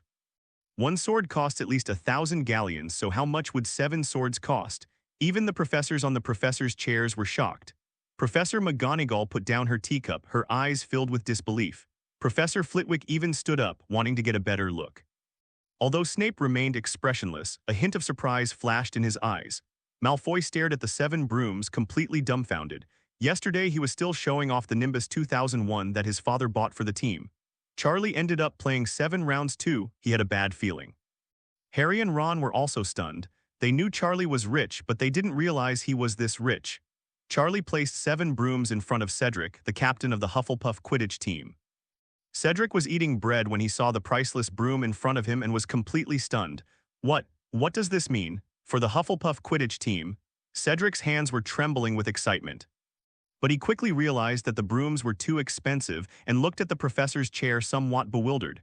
Professor Sprout was also shocked by this scene. She put down her cutlery and walked over quickly. "Charlie, this is too expensive," Professor Sprout said seriously. "The college cannot accept such an expensive gift." Charlie had anticipated this reaction. "Professor, I didn't donate the broom to the college," Charlie explained. "It's just being lent to the college." Professor Sprout's expression turned conflicted upon hearing this. "Besides, I've already bought it. It would be a waste not to use it. I want to see the Academy win the championship. The Academy winning the Quidditch Cup is the best reward for me." Charlie's request was reasonable, to trade a broom for the Quidditch Cup victory. "In that case," Professor Sprout nodded solemnly. "Charlie, on behalf of the college, I thank you for your funding. You will be an outstanding contributor to the college." Cedric became excited when the professor agreed. He carefully picked up a broom, savoring its perfect balance and smooth feel. "Charlie, I assure you," Cedric said earnestly, "we will definitely win the championship." The other Hufflepuff team members also gathered around, their faces beaming with excitement. Although Hufflepuffs aren't competitive, Charlie has sacrificed so much for them, and they certainly won't give up and disappoint us. At the very least, we will do our best to win the Quidditch Cup. Professor McGonagall and Professor Flitwick exchanged a glance at each other from their professors' chairs, their eyes filled with envy. "Why isn't Charlie a student of Gryffindor Ravenclaw?" Malfoy sat at the Slytherin table, staring at Charlie in disbelief. "Oh no, it seems he's caused trouble by showing off to Charlie." Cedric held onto the Nimbus 2001 tightly, unwilling to let go. For Quidditch enthusiasts, a good broom is like a wife. "Professor, may I request to use the Quidditch pitch today?" Cedric asked Professor Sprout. "We must begin training immediately." Professor Sprout, seeing his students' enthusiasm, wouldn't dampen his spirits. "Of course, I'll write you the approval slip right away." She took out a quill and began to write on the parchment. "But Cedric, remember to take good care of these brooms." "Don't worry, Professor." Cedric took the approval slip and looked at Charlie. "Charlie, you absolutely must come watch our training." Cedric's eyes were full of anticipation. "I assure you I will absolutely not let you down." Charlie nodded. "Okay, I'll go. After breakfast." Charlie strolled leisurely toward the Quidditch pitch. Summer has just passed, and the bright sunshine shines on the grass with a gentle breeze blowing. Charlie sat down in the audience, only to be surprised to find 2 familiar figures there. Hermione was holding a thick book, Quidditch Origins, and reading it. Ron, meanwhile, was eating a bag of chocolate frogs while glancing towards the court. "What are you all doing here?" Charlie sat down next to them. Hermione looked up. "We've come to watch Gryffindor practice today. Gryffindor training." "We Hufflepuffs train too." "Ah." The 3 were stunned. Just then a commotion came from the field. Cedric led the Hedgehog team onto the pitch from one side. The 7 people, each carrying a brand new Nimbus 2001, marched in unison. But as soon as they entered the stadium, they saw 2 other teams walking in as well. The Gryffindor team entered from the left, with Harry following behind Captain Wood. The Slytherin team entered from the right side, with Draco standing smugly at the front of the field. The 3 teams met in the center of the field. The air froze instantly. The three teams stared at each other, sparks flying. Neither side was willing to back down. Wood spoke first. "We've booked the course for today." Flint scoffed. "We also made an appointment." Cedric held up the approval slip in his hand. "I have Professor Sprout's approval slip." The three team leaders simultaneously pulled out their respective approval slips. The signs all indicate the permits for using the stadium today. It was clearly a false alarm. Draco stepped out from the Slytherin ranks. His silver-gray eyes swept over the Gryffindor team, finally settling on Harry Potter. Draco's voice was clearly laced with sarcasm. "Last semester, all you had was a good broom. This semester, my father sponsored 7 Nimbus 2001s for Slytherin." He clapped the broom in his hand triumphantly. "It updates faster than your Nimbus 2000. I guarantee you Gryffindors won't get a single point." Harry's face darkened. Clearly this was bad news, meaning the entire Gryffindor team would be at a disadvantage. "Charlie sponsors and you sponsor too, you shrewd little devil." Charlie, Ron, and Hermione came down from the stands and Ron made a sarcastic remark. Charlie's lips twitched. This kid insulted 2 people with just 1 sentence. Draco glared fiercely at Ron. "You idiot Weasley, you know nothing." Hermione followed up with the final blow. "What's wrong with what Ron said? Harry got into the team based on his ability, and you rely on a broom." These words struck a nerve with Draco. His face flushed red and he opened his mouth to retort. "Mud." But halfway through his sentence, he suddenly realized that Charlie was also there. Draco instantly regained consciousness. He remembered using that word to insult Charlie at the beginning of last semester. They were really messed up. Draco quickly corrected himself. "Your mother is doing well." The Slytherin players who had been sneering stared at Draco in disbelief. "No, the mushrooms in the mushroom soup this morning weren't cooked through." "Is Draco poisoned?" Hermione stood there, completely stunned, not reacting at all. But she was polite, blinking slightly. I'm fine, thank you for your concern." The atmosphere became extremely awkward. Seeing the stalemate between the 3 teams, Charlie offered his advice. "How about this? 3 teams playing a practice match together." Wood frowned. "How can we play against 3 teams? Even if they all play together, there are only 2 sets of baskets. How do we distribute them?" Charlie shrugged. "If we can't divide it all, then we don't have to. Only 1 set of baskets is used. Whoever scores a basket gets a point." The Hufflepuff team practically worshipped Charlie at this point, so naturally whatever he said went. Cedric was the first to raise his hand. "I agree." The other Hufflepuff team members nodded in agreement. Gryffindor seemed hesitant. But several players on the team followed Charlie in attacking Voldemort last semester and even earned 10 galleons from him. "I think we should give it a try," Harry said. Wood glanced at his teammates' expressions and finally nodded. "All right, there's no better way anyway." Slytherins now follow Draco's lead, but Draco listens to Charlie. "We'll play however Charlie says." Flint was somewhat reluctant, but since Draco had spoken, he had no choice but to agree. The 3 teams ended up playing a chaotic, amateurish game without any apparent reason.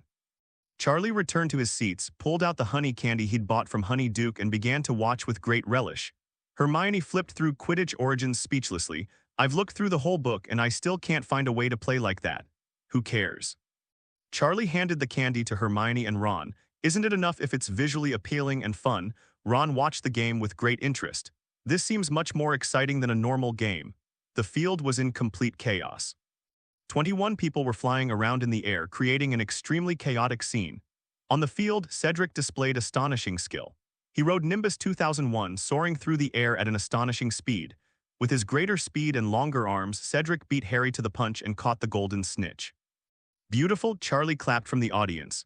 The Hufflepuff team cheered excitedly. "The final score is in, not counting the 150 points for the Golden Thief.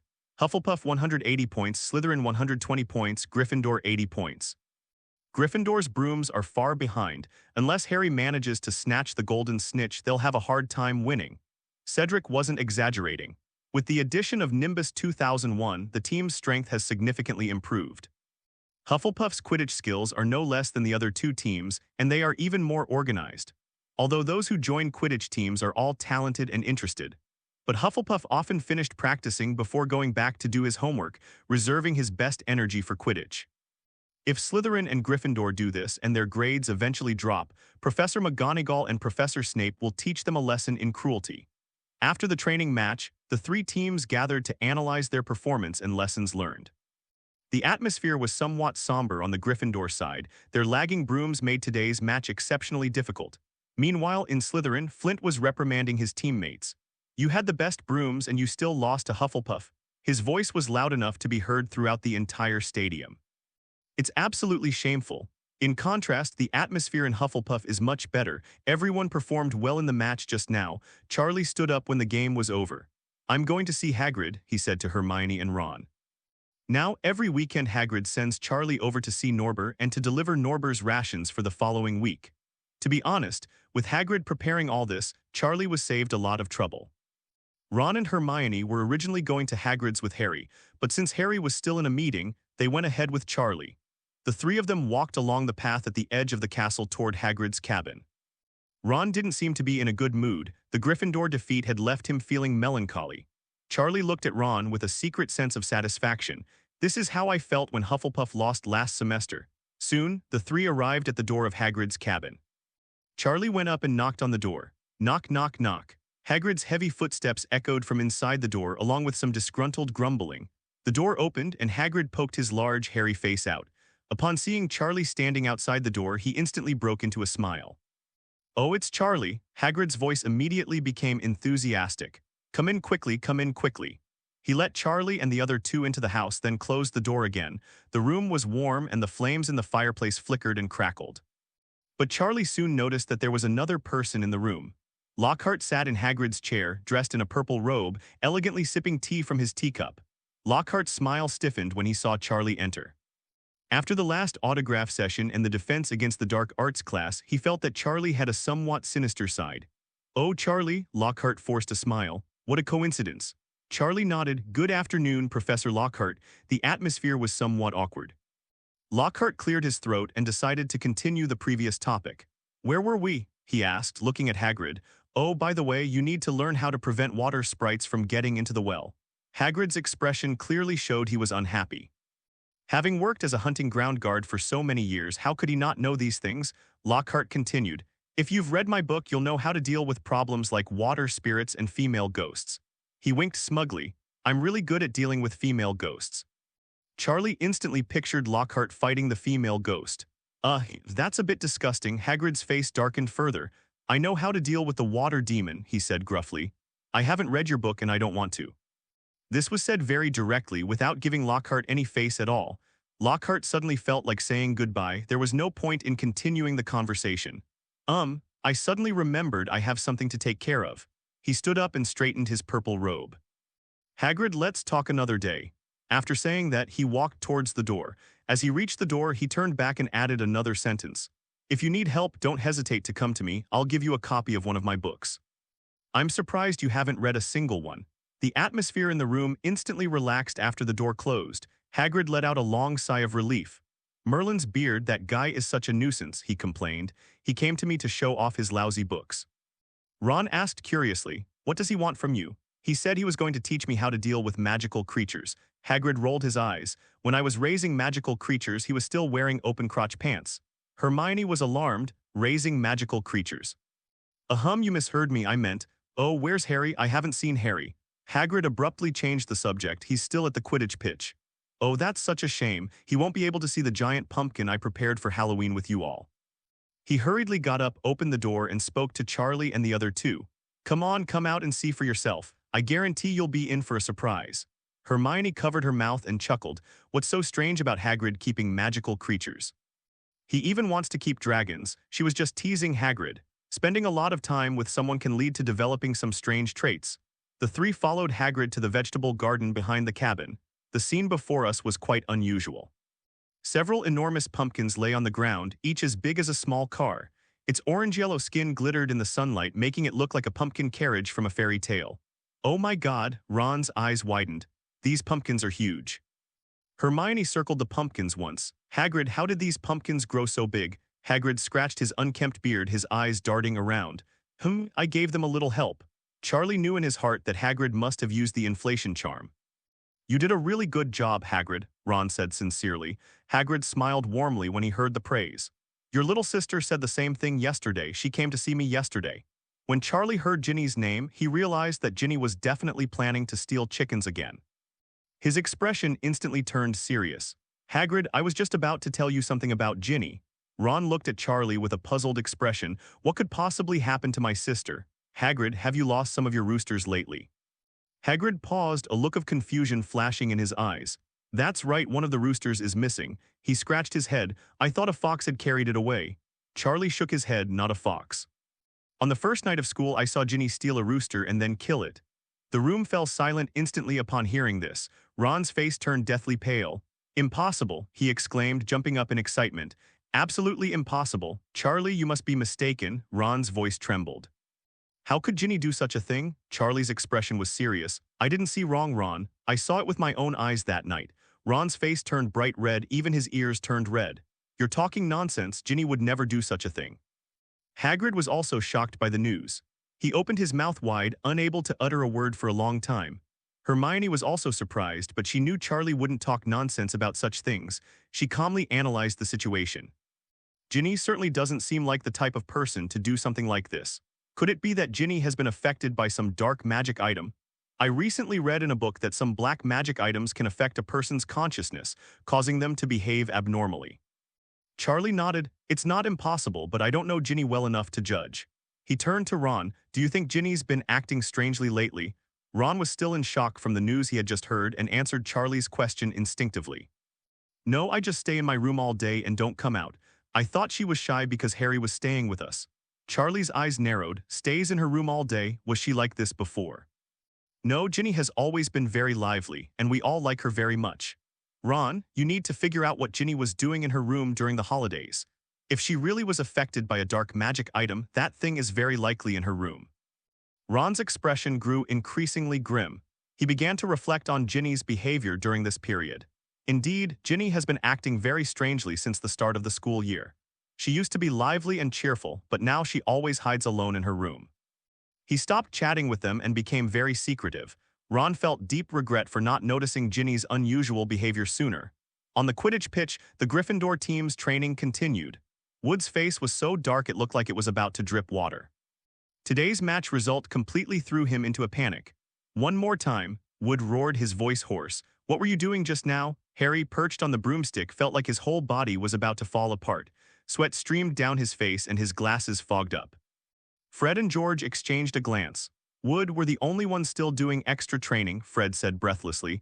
If this keeps up, we'll be exhausted to death before the competition, and that'll scare Slytherin, George chimed in with a complaint. You guys are joking. Wood stared wide-eyed. Did you know that Slytherin and Hufflepuff now both have Nimbus 2001? Our brooms are far inferior to theirs. How can we succeed without putting in double the effort? Harry wanted to say something, but he was too tired to even speak. We were supposed to go to Hagrid's place, but Wood kept me there and I couldn't leave. Just then, the sound of dinner bells rang out in the distance.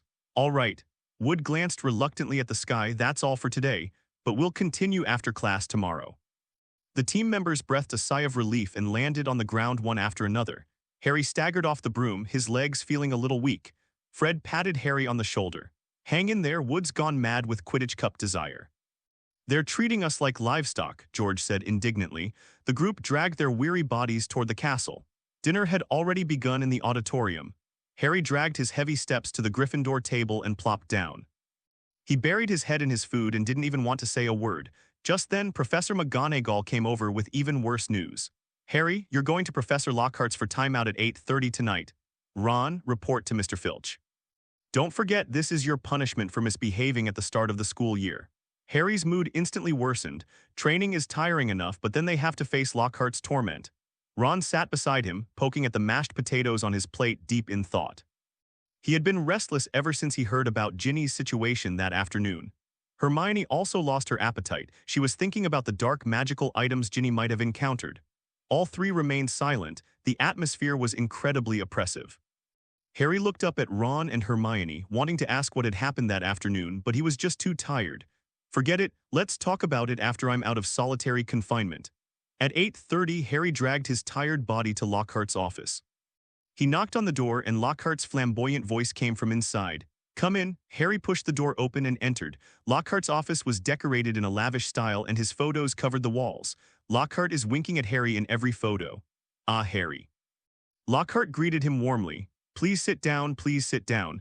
A large stack of letters was piled on the desk, all from fans. Tonight's task is simple. Lockhart pointed to the letters as if Harry had gotten a great deal. Please reply to these messages from my fans. Oh, sometimes obsessive fans can be a nuisance. Harry couldn't see any distress in him. He was completely enjoying himself. He sat down reluctantly, picked up a quill pen, and began to work. Lockhart sat to one side, recounting his heroic deeds incessantly. Harry was replying to letters while being tormented by Lockhart. Exhaustion made his eyelids grow heavier and heavier. Just as he was about to fall asleep, a cold and vicious voice suddenly came. "Want to tear you apart, tear you apart." The voice was sinister and terrifying, filled with malice, sending chills down one's spine. Harry woke up with a start, his hair standing on end. He looked around, searching for the source of the sound. "I'm hungry." "I'll kill you." The sound continued, but it seemed to be fading away. Harry's face turned pale instantly. "Professor," Harry turned to Lockhart hurriedly. "Did you hear that?" Lockhart stopped his long-winded explanation and looked at Harry with a puzzled expression. "What did you hear?" "That sound just now," Harry said anxiously. Lockhart frowned and listened carefully. Apart from the crackling of the fireplace, there was nothing else in the office. "Harry, I didn't hear anything," Lockhart said, confused. "Are you too tired? Are you hallucinating?" Harry was absolutely certain it wasn't a hallucination. He still heard the voice after he regained consciousness. Lockhart walked over and reached out to touch Harry's forehead. "Perhaps I was too tired and my brain was making a mistake. I suggest you go back and get some rest for the night. It should be fine by tomorrow." Harry wanted to argue, but Lockhart had already started tidying up the letters on the table. "That's enough for tonight," Lockhart said. "You definitely need to rest." Harry stood up reluctantly, his heart filled with confusion and unease. Back in the Gryffindor dormitory, Ron was released from solitary confinement and lay in bed but clearly couldn't fall asleep. "Harry." Ron sat up when he heard the noise. "How's Lockhart doing?" Harry sat on the edge of his bed and took off his robe. "Ron, something very strange has happened to me." "What is it?" Ron immediately perked up. Harry recounted the sounds he had just heard to Ron in detail. Ron's expression turned serious after hearing this. "Is it only you who heard that sound?" Ron asked thoughtfully. "This reminds me of what happened last semester." Harry recalled. At the end of last semester, he heard voices saying they wanted to steal the Philosopher's Stone, but neither Ron nor Hermione heard it. The one that made the sound was the snake possessed by Voldemort. Hello, everyone! As we wrap up this video, I want to share a quick note. I have a Patreon account. If you'd like to support me and enjoy on-demand audiobooks, you can become a Patreon member. Alternatively, you can check out my Google Drive link, which has 500+ novel audiobooks available through my Ko-fi or Patreon shop. I appreciate your support.